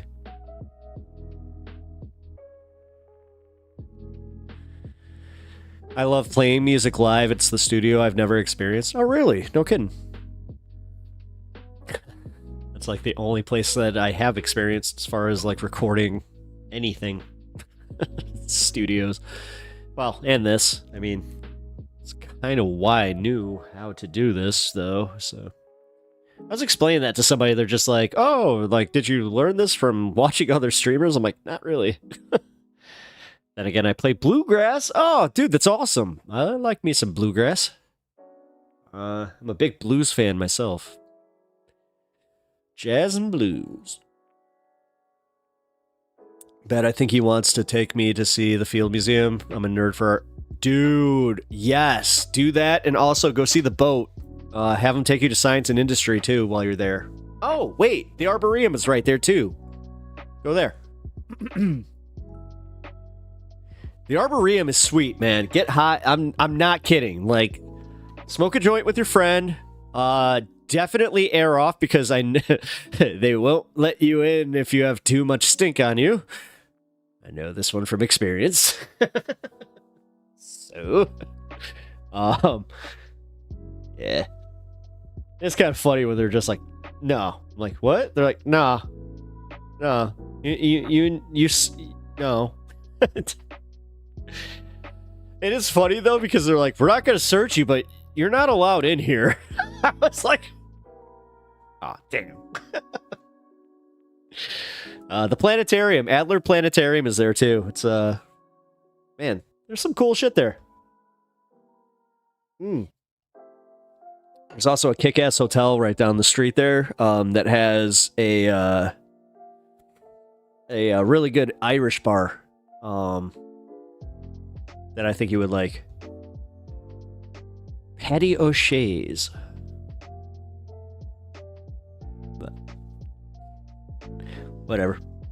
Or Kitty O'Shea's, not Patty. Kitty O'Shea's.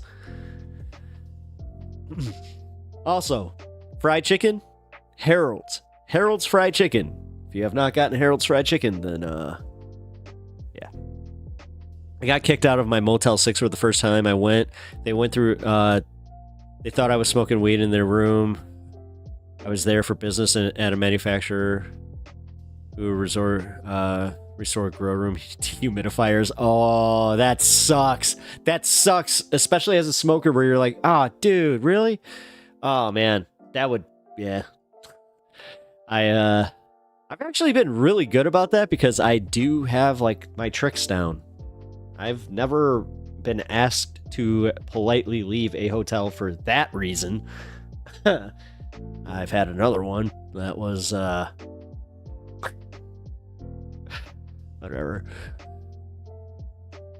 Got an argument over a parking space and where I could park my car. Yeah, that was one of the dumbest things that I think I've ever done. They called the cops. I'm just like, call them! Call them! Meanwhile, I totally had stuff on me. I'm like, oh, what did I just do? You ever had that too? Where you, like, you're so just in your anger. You're just so, and you're just like, yeah, do it. But then you get that moment of clarity. You're just like, oh, fuck! I can admit when I'm wrong. That was one of those times. Oh, by the way, does anybody know what's going on with Adrian Vixen on YouTube? Because I saw that she was on earlier, and I wasn't sure if her stream got canceled like halfway through, or copyright hit, but I hope not. I know that we have like 1 or 2 people that are from her audience that hang around, so. Just curious. Alrighty. We have got to turn this thing on. And then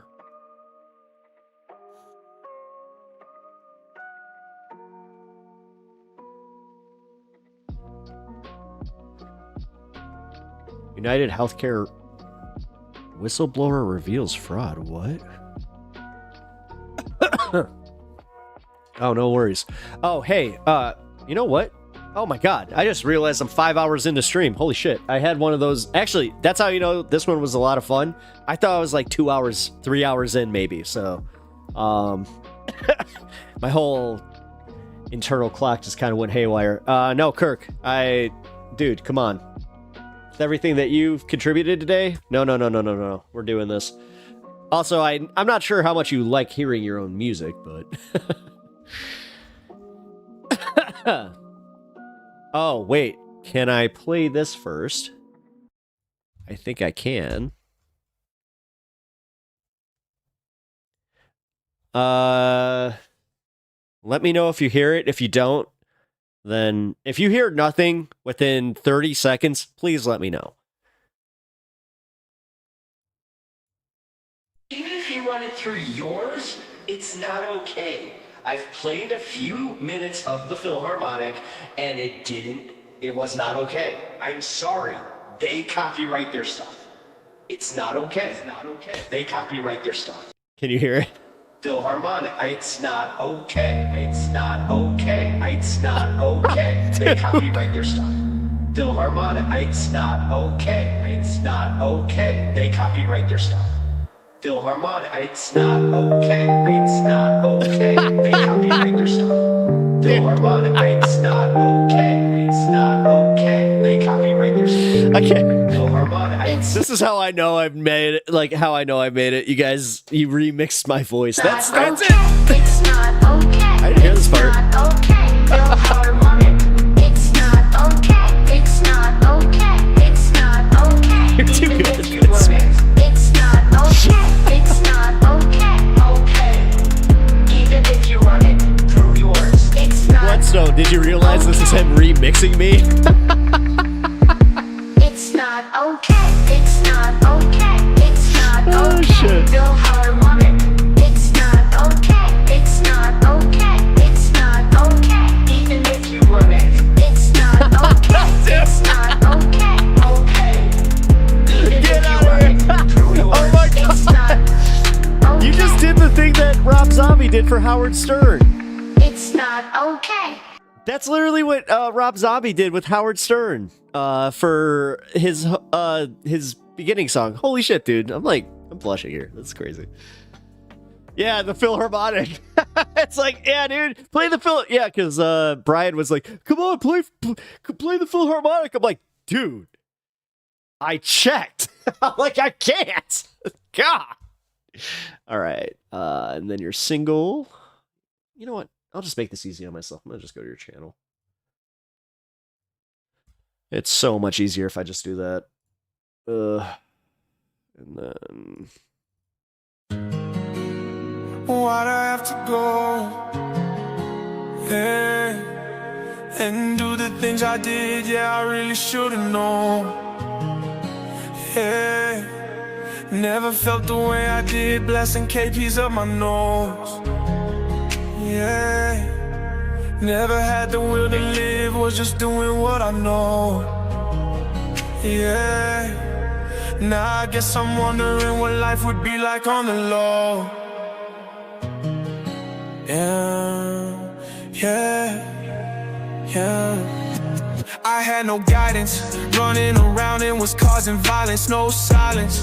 All I was hearing was police sirens. My eyelids was heavy from keeping an eye out constantly. I thought I'd be a better kid than both my bros would ever be. Was doing drugs, selling and smoking them just because I was lonely, with a lot of friends who said I was the plug. Now I know I was just another cancer in the lungs. The wrong impression, I was made to think that I would rise above. Drinking lean, never had a piss test, come back as clean. I would dream about getting better when I was just 13. At the scene, me and bro took all the money we could see, drugged his ass and took the stash. We saw our faces on TV. Bloodstone, it's in the Discord. He put it in the general chat. I did, yeah, I really should've known. Never felt the way I did, blasting KPs up my nose. Yeah, never had the will to live, was just doing what I know. Yeah, now I guess I'm wondering what life would be like on the low. Yeah. I had no worries, I'm certain I gave them up super early. It's surely the only reason I was playing dirty. My best friend was not only my brother but my dead end. A tragedy, I let him down and he kept playing endlessly. Was never home.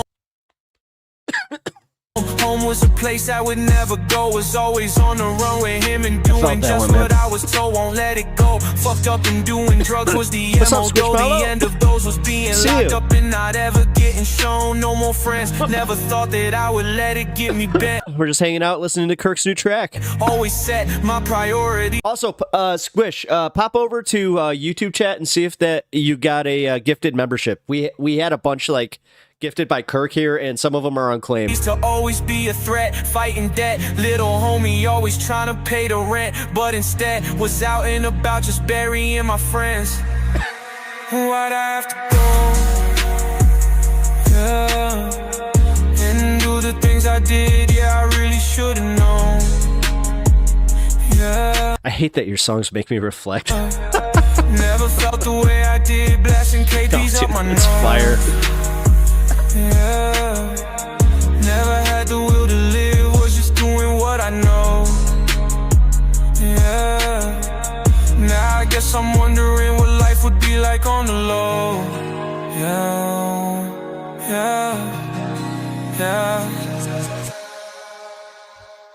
All right. And what else you send? Nothing? All right. Who's that? Oh. That's Vosh. I was like, what? Because I thought you used Luigi as in one of your thumbnails. I was like, oh. I was like, wait, what did you do? Give me 1 second. Wait, where's your channel? There we go.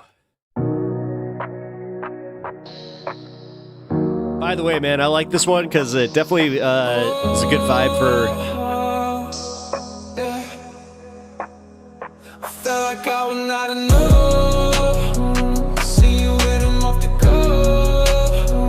Told you that I would not play. I killed a bitch for less than faded. You fucked around and now you know that it's game over for a hoe. I ain't got time for bitches bad. Fuck all the good things that we had.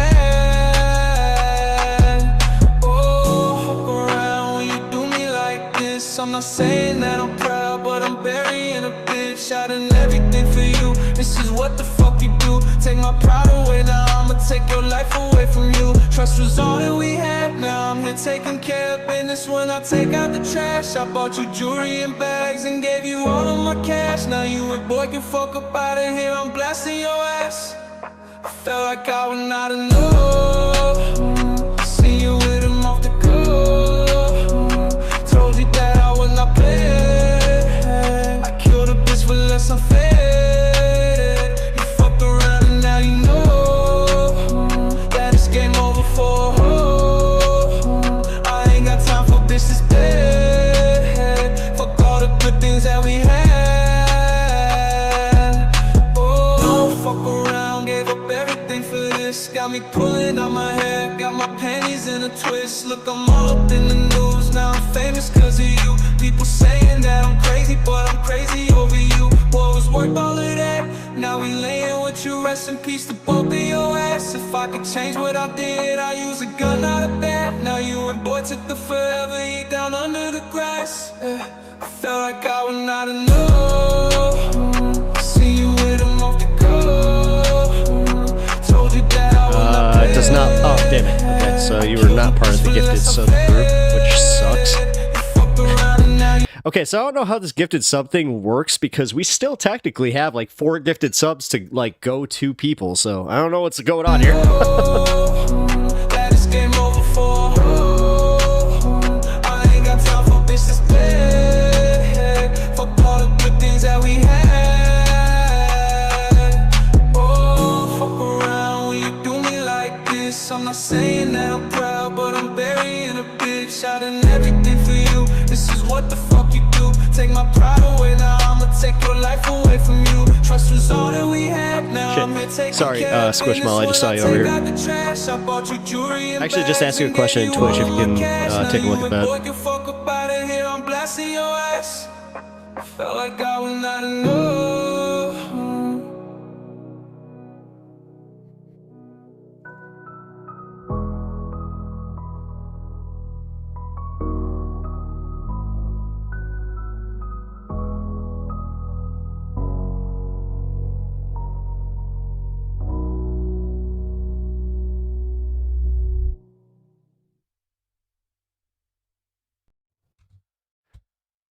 Man.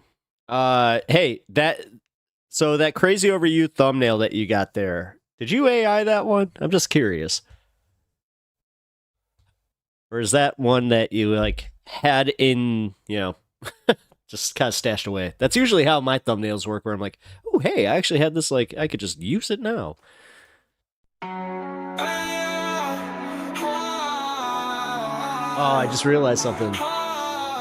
All right, Kirk is at 796. If you're not already subbed to his channel and you like this music, please, here, I'm going to link his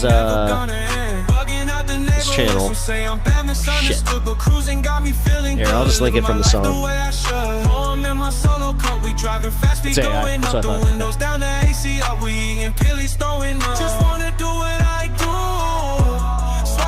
Honestly, that's why I'm not so hard up on AI, is because, whatever. It'll work for you. Psychedelics winning when they fight you.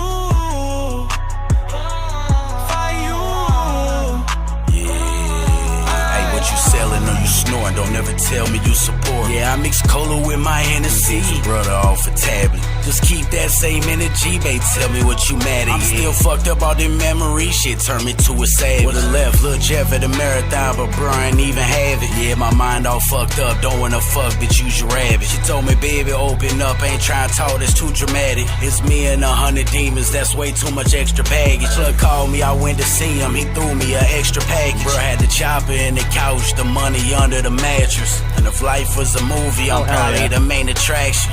Product of my environment, listen to get the caption. And break a pie down to 4 ways, I'm doing fractions. Got a bad bitch, she just wanna suck me out my maxes. Was down bad, told that bitch, let me flip your taxes. No hell, sliding through the city in a taxi. Going through the sky, pouring Visine in my eye, being sober in my vibe. I can take another line, too much powder in my brain. Woozy can't stay in my lane, cocoa numbing all the pain, feeling like it's Novocaine. We ain't get no sleep, we running on fumes, passing mescaline around, chasing the mushrooms, killing time before we out of Perkies and lose. Damn, this night is wild, feeling like a pilly vacuum. Please don't stop, the party ain't going until they call the cops. Just chilling with my friends until we all drop, living life up on the edge, we living on top. Hey, hey, chilling with my friends, bumping crack up in my Benz, drinking Perp and Jameson, party never gonna end. Bugging out the neighborhood, so say I'm bad, misunderstood, but cruising got me feeling good, living my life the way I should. Home in my solo cup, we driving fast, we going up. I'm just gonna say, everybody that's still like here right now, you guys are all like the real reals. Like, I love you. Like, we're here having a little listening party. You guys know what part of the show this is. Love you guys. Down the ACR, we eating pillies, throwing up. Just wanna do what I do. Swerving through the city, getting high too. Never been this lady losing IQ. Psychedelics winning when they fight you. Fight you. Yeah, I was trapping at a Regal. We don't wrestle, William Regal. Pull up on him with that eagle. Let him feel it, Penny Siegel. Bro, don't play no Tyler Perry. Junkie leaning off a knee. Hell, these little niggas running wild. They do a hit, then make a scene. I just see the chop. Pill, pied up on shorty like a gold queen. The X-Files drugs make you crazy like they post to. Can't find you, bro, train to kill whoever you close to. Pro tool, he just wanna hit it off the dope too. No worries, slow bud. motion, better than no I motion. appreciate It's it. still Hey, man. motion. Real quick, just I'm gonna take this moment to say thank you so much for the donations. Thank you so much for the gifted subs, man. Like seriously, I don't even know what to say, but thank you. But seriously, but yeah. Good night. Have be safe at work, obviously, and yeah. Made 100,000 sitting around. Keep making your music, dude. I'm doing nothing like Joe Rogan. Had that broke nigga child to sit around that nigga try and get chosen. You gave all your love up just to get nothing, and now you broke. Ain't about to argue with no woman, that ain't part of the discussion. I slide 100 in the drum, I bust it sound like some percussion. Ride, smoking, getting head, driving all the windows up. If it ain't about money, then don't call me. If you call, I'm hanging. We used to call that bird cruising. No. Just kidding. Hey, chilling with my friends, bumping crack up in my Benz, drinking Parkland Jameson, party never gonna end. Bugging out the neighborhood, some say I'm bad, misunderstood, but cruising got me feeling good, living my life the way I should. Home in my solo cup, we driving fast, we going up the windows down the ACR, we eating pillies, throwing up. Just wanna do what I do, swerving through the city, getting high too. Never been this lady losing IQ. Psychedelics winning when they fight you. Fight you. Fight you.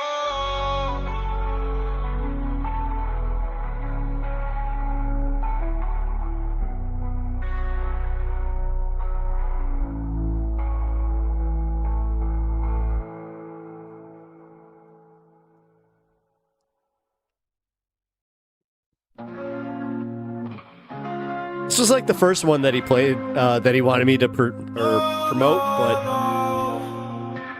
it's not because of that I love this. This is such a good song. Calling out and settled on a weekend. I told you could come on over if you need it. I'll break you, we mix it up and then repeat it. I tell you there ain't nothing better than this feeling.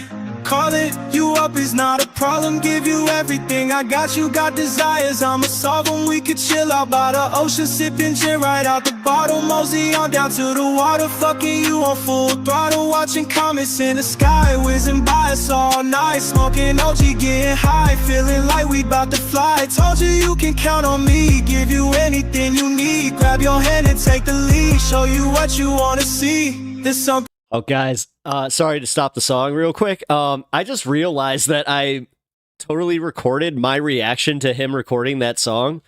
Okay. That was something. All right, I'm glad to have Ain't that. no one do just what you do. Can't keep everyone away from you. Away from you. It's not like me to be lost in space, but you make me wanna see your face. There's something about the way you taste. Way you taste. Chilling with you makes me wanna lose it. I can't believe you here with me, you are my music. Nothing like you, I won't try not to abuse it. I tell you you're my only drug, you keeping me lit. Showing you what is my desire, always by your side. So when you need me, I put out the fires. Never felt the feeling quite the strongest. Something I admire, taking hits of you, inhaling everything to get me higher. Fucking up the whole night, seeing all the city lights. Driving drunk, ain't gonna lie, we ain't never gonna die. Told you can count on me, give you anything you need. Grab your hand and take the lead, show you what you wanna see. There's something about the way you move. Ain't no one do just what you do. Can't keep everyone away from you. Away from you.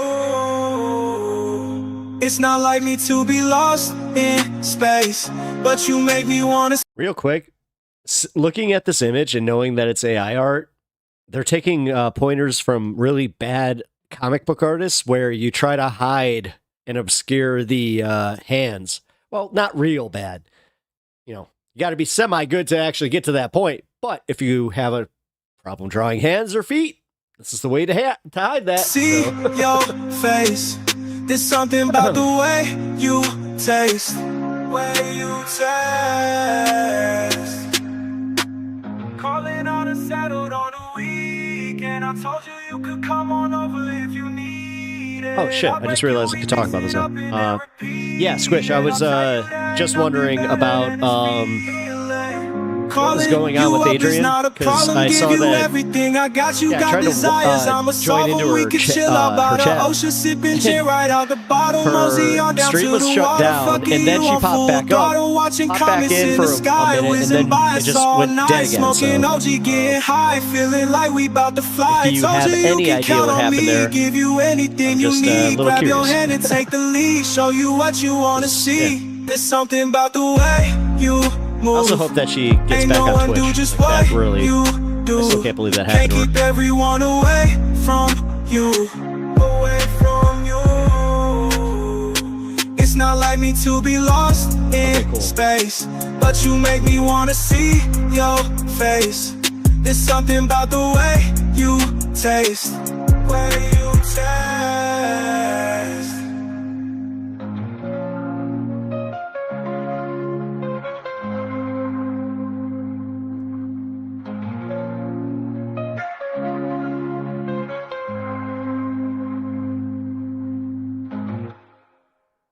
Aha, there we go. Got it. Boom. We good. We good. All right, cool. Thank you for looking into that. I appreciate it. Just so you guys know. Sometimes I feel like So I've been vibing with this song pretty hard. I don't know, maybe it was a mood thing, but I played this probably about 20 times. So I'm comfortable saying that now that he's not here.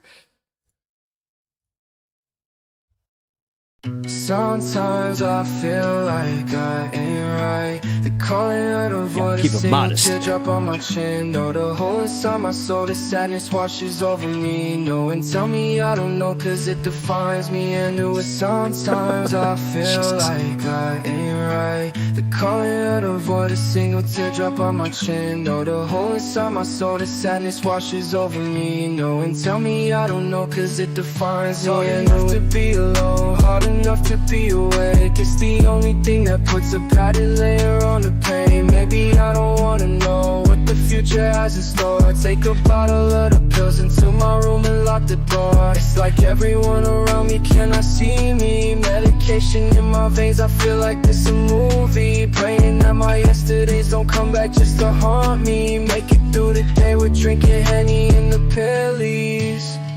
Sometimes I feel like I ain't right. The calling of the void, a single teardrop on my chin. Know the hole inside my soul, the sadness washes over me. No, and tell me I don't know, cause it defines me. And it was sometimes I feel like I ain't right. The calling of the void, a single teardrop on my chin. Know the hole inside my soul, the sadness washes over me. No, and tell me I don't know, cause it defines me. And What is it about, like, some of the deepest music where the musician is just like, yeah, I just kind of wrote it down, you know, it doesn't mean that much to me. It's just like, this is kind of like, dude, this like brings tears to my eyes. What are you doing? All of my psyche, nothing to lose, I'm a down more than likely. Gripping the bottle and lean to them tightly. Patting Like the this. good in my head, trying to fight me. Sad as my face, I look in the mirror and feel the disgrace. Ayy, ayy, feel out of place. The me from the past already losing the race. Ayy, ayy, most of my life, Dude, I I wondered love- if people could see in my eyes. I love the way he structures his I know that I songs. cried, They're so I'm feeling cool. alone, yeah, and I wanna die, I wanna die. Suicide on my mind, this is the story of my life. Do or die, I decide what I wanna do this time. Justify, try to hide all the thoughts I have inside. Suicide, suicide, don't forget you can't rewind.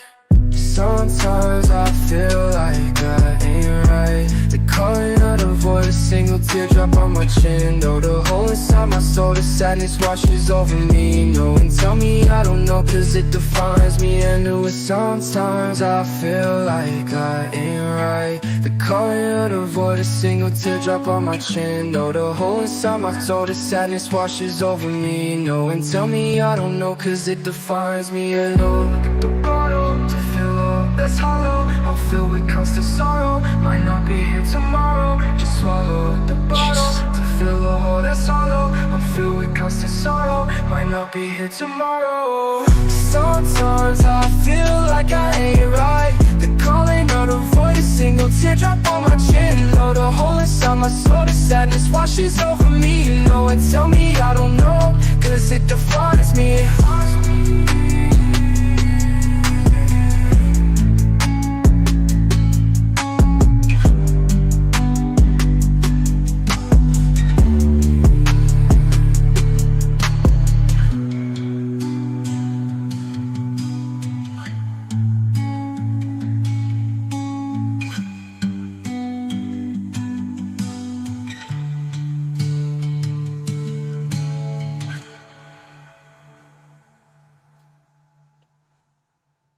It's weird to be so humbled in front of, like, true talent. Oh, God, I want to play him so bad, but I can't. You know what? Screw it. This one is not Kirk. This is Somnium again. I love this song. Also, sub to them. Here, I will link it.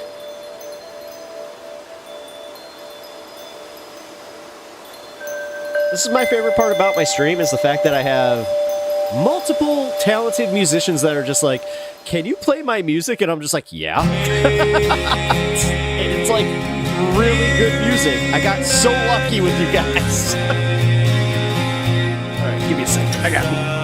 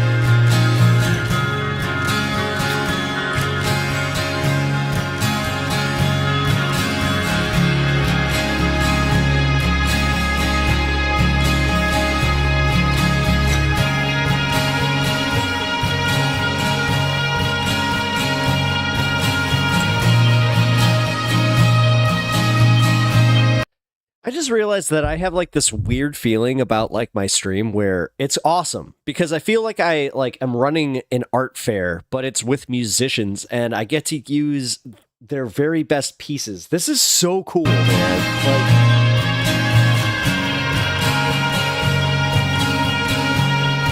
I'm so lucky. I really am. This is so cool, man.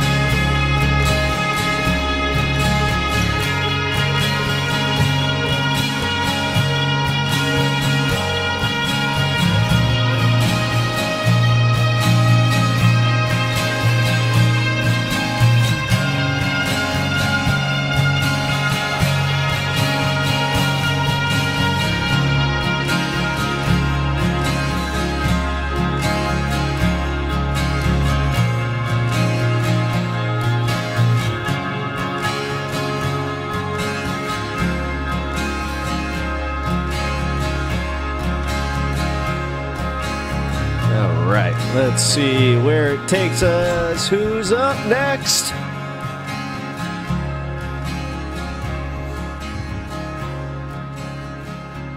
You've been listening to Pep Talks Radio. Up next, we're gonna have another Kirk song. Let's see what that Kirk song will be. Oh, damn it, I timed it wrong. So no, now I would come in with the bumper. You've been listening to WQKRX, the Z. I'd probably not do that either, because that's douchey even for me.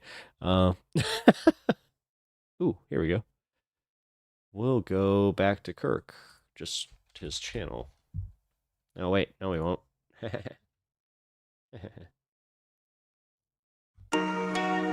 we go. I told you if I ever love a bitch, she do me dirty, making up some more shit. She asked me if I ever love again. I tell her fuck up out of here with all that love shit, love shit. Let's take it back now. Back a couple hundred times you said I'm back now. Back a couple hundred lines of pressing bars now. Back when a player had nothing going but the background. A single reason to be us again, it do not exist. I can't believe you try to say I made a part of this shit. I told you you're the only one that I was kicking it with, but you said players gonna play and I say you is a bitch. So I don't do no fuck shit, yeah. That's without no love. Let's lie about the cousin. Even you ain't nothing, yeah. I'm fucking your cousin, wrong bitch. Wish I never knew you, yeah. You can kiss my dude, some of his bars are just straight up vicious. You know I still smell all your perfume. It smell like fish up in my bedroom. Like that? Go fishing. Told you if I ever love a bitch, she do me dirty, make her know some more shit. She asked me if I ever love again. I tell her fuck up out of here with all that love shit, love shit. Let's take it back now. Back a couple hundred times you said I'm back now. Back a couple hundred lines of pressing bars now. Back when a player had nothing going but the background. Ain't got a reason to come up again, I made up my mind. You never wanted to be real and now I leave you behind. A perfect circle don't exist with you cause you in the streets. We passed me up and now you lonely thinking about what you did. So I don't do no fuck shit, yeah. That's without no love, yeah. Even you ain't nothing, yeah. I'm fucking your cousin, wrong bitch. Wish I never knew you, yeah. You can kiss my ass too, smooch bitch. You know I still smell all your perfume. It smell like fish up in my bedroom, gone fishing. I told her if I ever want a bitch, I fuck a dick and find another bitch. She asked me if I ever love again. I tell her no cause I don't fuck with it. Let's take it back now. Back a couple hundred times you said I'm right now. Back a couple hundred lines of breaks and bars now. Back when a player had nothing going but the background. A single reason to be us again, it do not exist. I can't believe you try to say I made a part of this shit. I told you you're the only one that I was kicking it with, but you said players gonna play and I say you is a bitch. So I don't do no no fuck shit, yeah. That's without no loving, yeah. Even you ain't nothing, yeah. I'm fucking your cousin, bitch. Wish I never knew. Dude, he's vicious. You, yeah. You can kiss my ass. I love the fact that, like, I know some of the story behind some of this stuff too, where he's just been very open about it, and so it's like, whoa. Damn.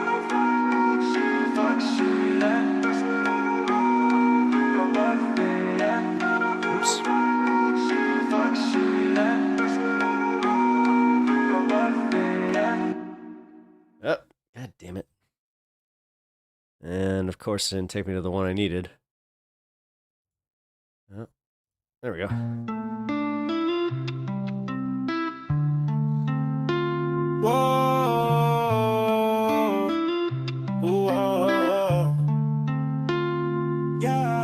Quaaludes on my mind, bezels got me feeling fine. Agua mezclada con ketamina, nuke it on the high. Vodka got me losing sight, popping Addies every night. Sprite and lean, I am a fiend, got me headed to the light.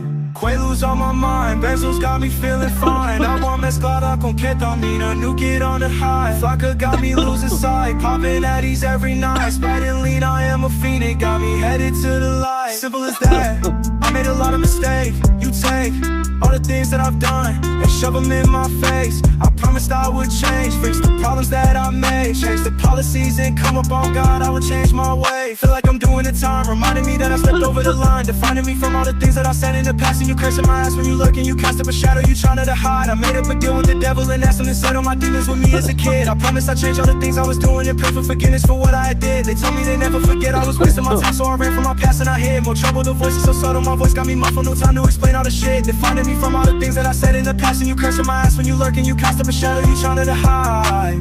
Quaaludes on my mind, bezels got me feeling fine. Agua mezclada con ketamina, nuke it on the high. Vodka got me losing sight, popping Addies every night. Sprite and lean, I am a fiend, it got me headed to the light.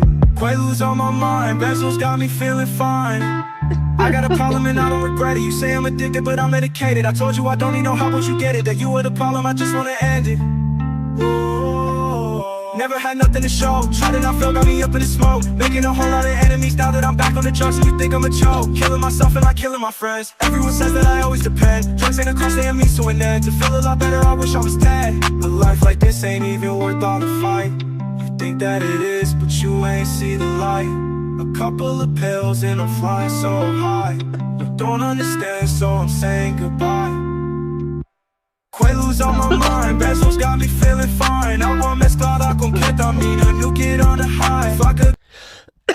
So this is heavy subject matter. However, what I really appreciate about it is the fact that he put pen to paper, did the song, and now we're kind of sharing in the experience. But also, I mean, dude, it's kind of weird to do it where he's got kind of like a little decent beat behind it. Got me losing sight, popping Addies every night. Sprite and lean, I am a fiend, it got me headed to the light. I appreciate the fact that he's so open about this. Bezels got me feeling fine. Agua mezclada con ketamina, nuke it on the high. Vodka got me losing sight, popping Addies every night. Sprite and lean, I am a fiend, it got me headed to the light.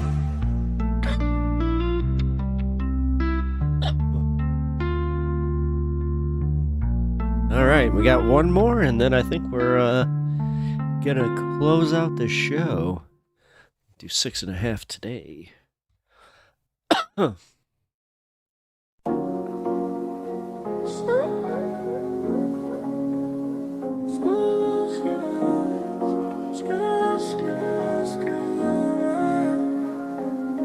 You fuck with my shit. I told you I quit. You are my main bitch, but you know I've been playing. No, no, no. You fuck with my shit. I told you I quit. You are my main bitch, but you know I've been playing. No, no, no. Make a call, she come through quick. She like pogo when she riding on my dick. I told her don't believe a thing that anyone gotta say. She wondering if I'm the only one or if she got play. I promise money in a bag at the end of the day. I tell her only main bitches being treated this way. I sent her on, then called the next one up to the crib. She left over from the last. Another bad We'll do bitch that one shuffle tomorrow. through so fast. Got him on the switch rotation, and you know what I'm saying. Hey, hey, no, no, no. You fuck with my shit. I told you right quick. You are my main bitch, but you know I've been playing you. No, no, no. You fuck with my shit. I told you right quick. You are my main bitch, but you know I've been playing you. No, no, no. I catch 'em all ass, catch 'em at the end of the day. I fuck 'em all wrong, I'ma call the last one again. No trust at all, told Chelsea that she looking so fine. You saw this picture on Facebook the other day? So she left me behind, this shit go crazy. Bitch got me so lazy. It is creepy as hell. Especially if you're scared of clowns. Just remember you the only one, you on my top hoe. You fuck with my shit. I'm I told you right. not really. So. You are my main bitch, but you know I've been playing you. No, no, no. Although, You fuck with my shit. just an aside, I totally had that haircut. Except mine was even like here. It was like I would say if like the kid from the Santa Claus, like that's I looked so much like that just with blue eyes.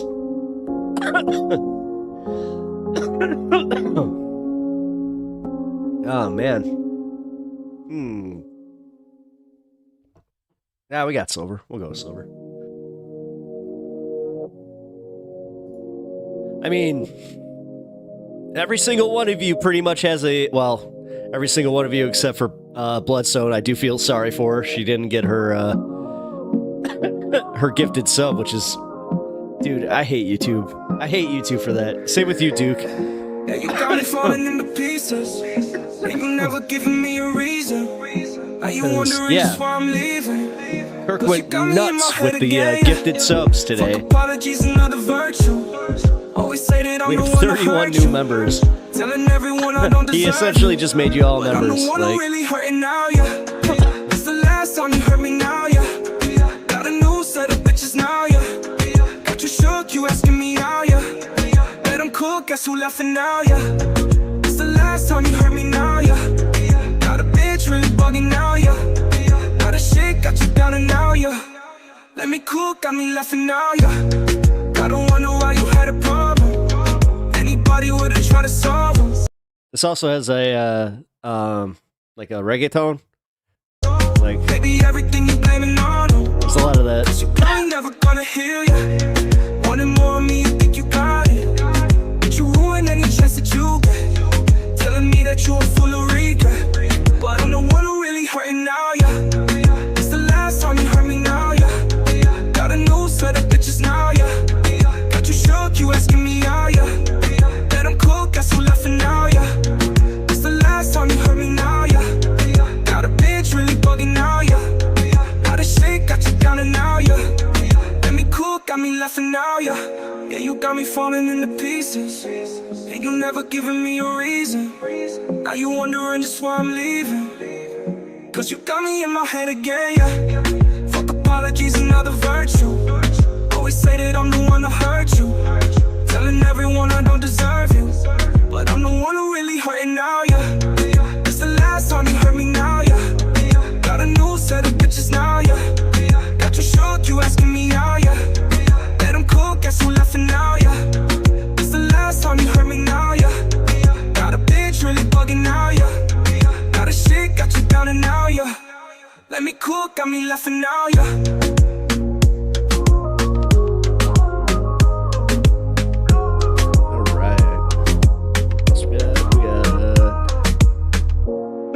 God is my witness. Yeah, that's a good one. All right, we'll do that.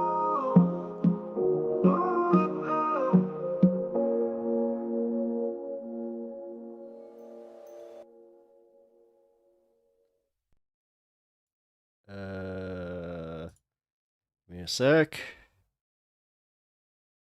I just know that he has one here that he's like, don't play that one. It's like, okay. But I think it's like, oh no, it's this one.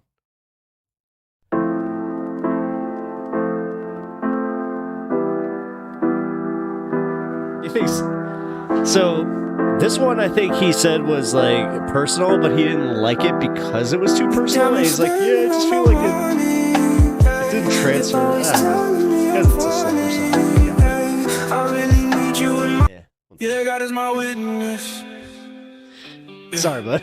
You got a whole I know he's gonna see this. He's gonna be like, "Did you just?" Yeah, God is my witness. I did. You in the ways, but your family get This paid is when how you you know you trying made to it as get an artist. this. Yeah, God is my witness. Falling behind, choke on the Glock just to get through the line. Making the choice and you don't know what's right. Slipping with you and your family dies. Who gonna cry? Selling our souls for the green. Another mistake and you dead at the scene. A player gon' pay you accept all the heat. You can kill us at base, so you selling codeine. Ephemeral blast, a shot to the leg and you reach for the stash. A back We all to the have head that and you though, off for the where like task. we You have look in our the bed like with favorite police up your artists. ass. You ponder the past, so hard on the man. You find out that all They of have your like a family few dead. songs that You you're lost just in the not game and the totally shoe was into, next. especially The like toss of if the it's a coin and certain you losing mood. the bet. I knew for And you your just neck. skip A it, but taste you're of the like, life. God, You sentenced to I love 10 you and so got much. nothing to I don't show. want to, The choice but that you made got you put sorry. in a hole. You playing the game that you knew was a joke. You lost in the smoke. Some time had to pass. You sit by yourself and you think of the past. You won't see it coming. It happens so fast. The next thing you know, players beating your ass. This day is your last. Yeah, God is my witness. God is my witness. Yeah. You gotta play if you want to pay. Yeah, God is my witness. Yeah, God is my witness. God is my witness. Yeah. Selling yourself for bitches and wealth. Yeah, God is my witness. Yeah, God is my witness. God is my witness. Masking the pain, no blood in the rain. God is my witness. Yeah, God is my witness. God is my witness. Fortune and fame, welcome to the game. Yeah, God is my witness. This ain't a life you wanna be on. The only thing gained is the loss of it all. You count on the pay, it's this type of way. When you press and play, homie, counting his days. The wicked of those, the people you know. You never achieve what you think you will know. The end of a life, it is by the knife. Just stop all the presses and go live your life. A taste of the life, you sentenced to 10 and got nothing to show. A choice that you made got you put in the hole. Like, You do playing more the through game this, that but you I'm knew just was a like, joke. I'm You vibing lost in with the this so smoke. hard. Some Where I'm time just at like, the past. You sit by yourself and you think of the past. You won't see it coming, it happens so fast. The next thing you know, players beating all your you're ass. getting to This that. day is your last. This day is your last. Oh, yeah, God is my witness. God is my witness. You gotta play if you want to pay. Yeah, God is my witness. Yeah, God is my witness. God is my witness. Yeah. Selling yourself for bitches and wealth. Yeah, God is my witness. Yeah, God is my witness. God is my witness. Masking the pain, no blood in the rain. God is my witness. Yeah, God is my witness. God is my witness. Fortune and fame, welcome to the game. Yeah, God is my witness. God is my witness.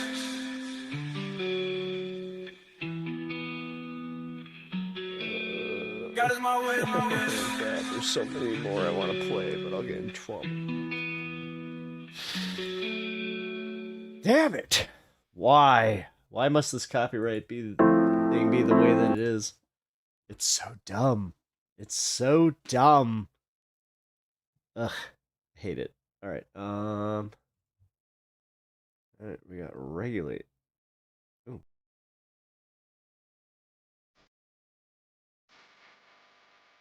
Just realized that I didn't like this one. Which, if you guys, please go to his channel and sub and like all of his stuff. He really needs the help, so then he could do mine.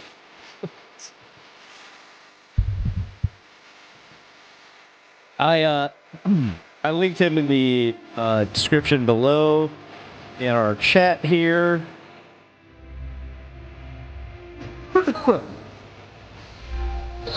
Excuse me.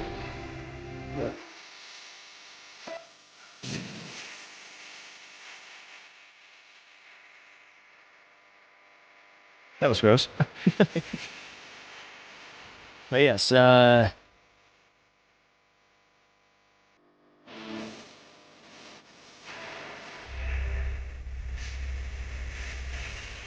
this is not the one that he said it might get DNCA, so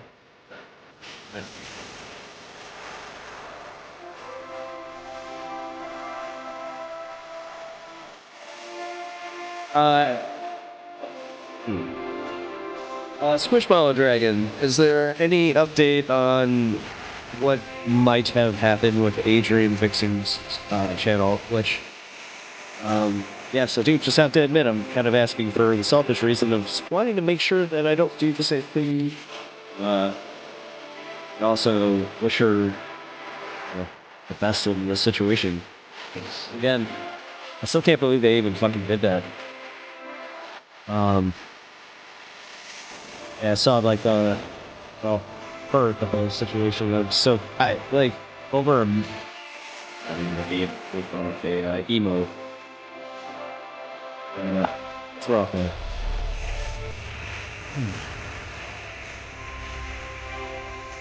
Okay, cool. Oh, worst case, I find out tomorrow. I just, again, I want to make sure that she's still able to go on YouTube, like...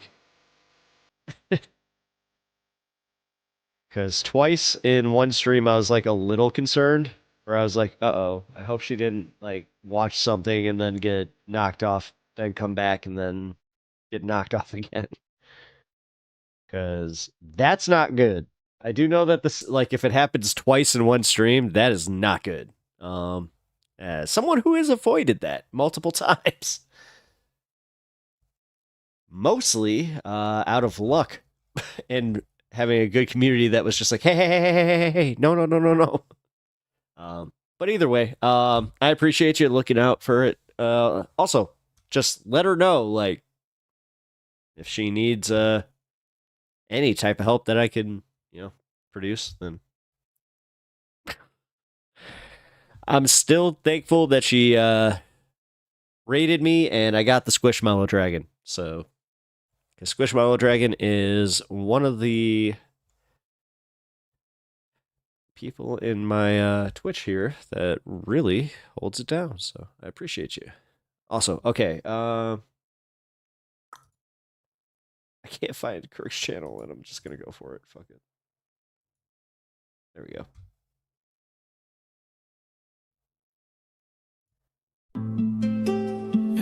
There we go.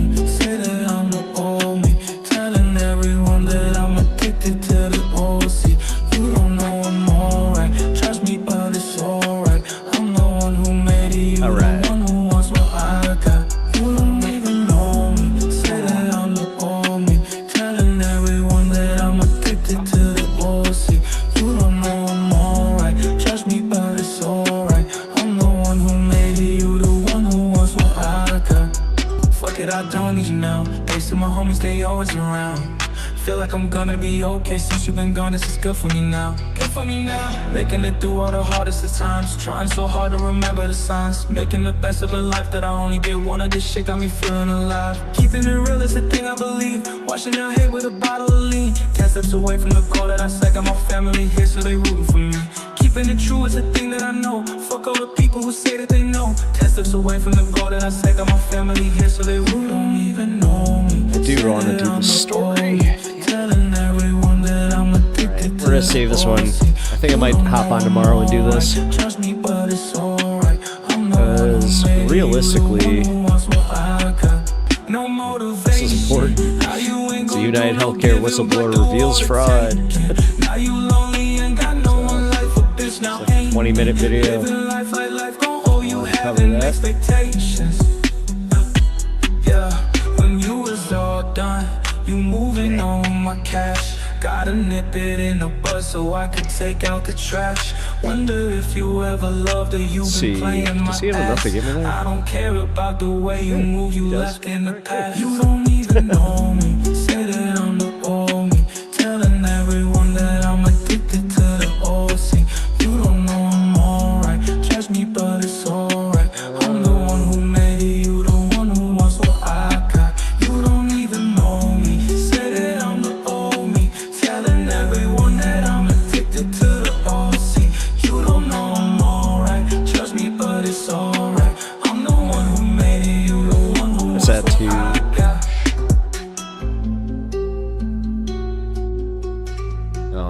Poor Lab. She's calling for me. This is where it always puts me in a very precarious position. I want to stay for the 15 minutes. Excuse me, the 15 minutes to get me to the 7, but that's arbitrary at this point. I just I don't want to do that. Although here we got one more piece of music that we can play. Ooh, this is the one from Somnium that I thought that it sounds kind of like old school Stained. I don't know why I said it said it like that. I don't know why I said it like that. 'Cause it's time to eat.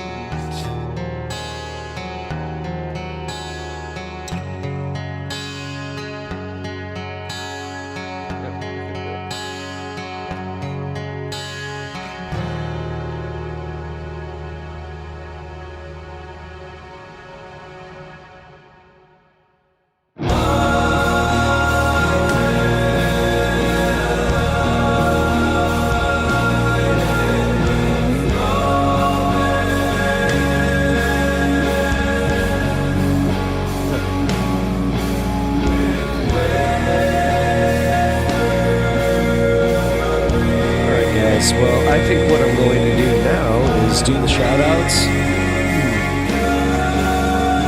I feel bad, Squishmallow, because you kind of just woke up and hopped on. But, yeah, I'm almost at 7 hours. I kind of need to go eat. For tomorrow. So here's the deal. Tomorrow I'm going to be on, hopefully. We'll see. So just leave the notifications on. If you got them on Discord, great. If you have them on YouTube, also great. If you have them on Twitch, also great. I forgot that there's books now. Also,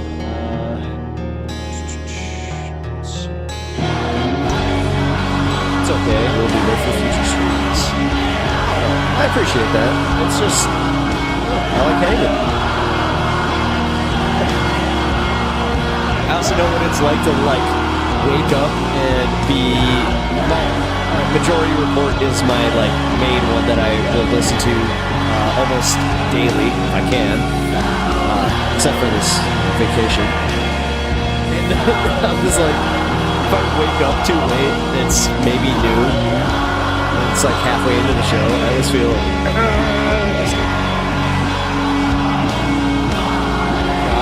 I really appreciate your help. I appreciate you holding it down in Twitch chat.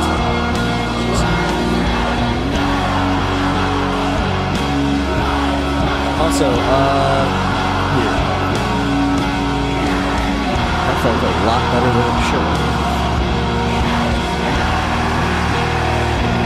Well, I'm going to thank Kirk for gifting pretty much everybody on this stream with a membership, except for a few people who I feel kind of bad for. Or what the hell? What do they have to? Oh, we figured out what one of them is. Apparently, if you want a gifted sub, just turn on the option to accept a gifted sub, and you can have it. Because I think I got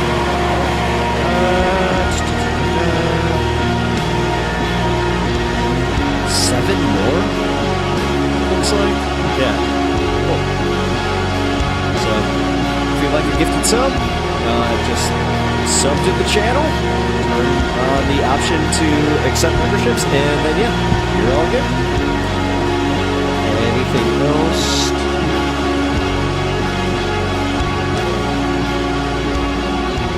Alright, guys. I appreciate you all. Scott, Ruben, Stephen Colbert, Cheese, again, Bloodstone My Stars, Unimoogle. I appreciate you all. I will see you in the next stream. So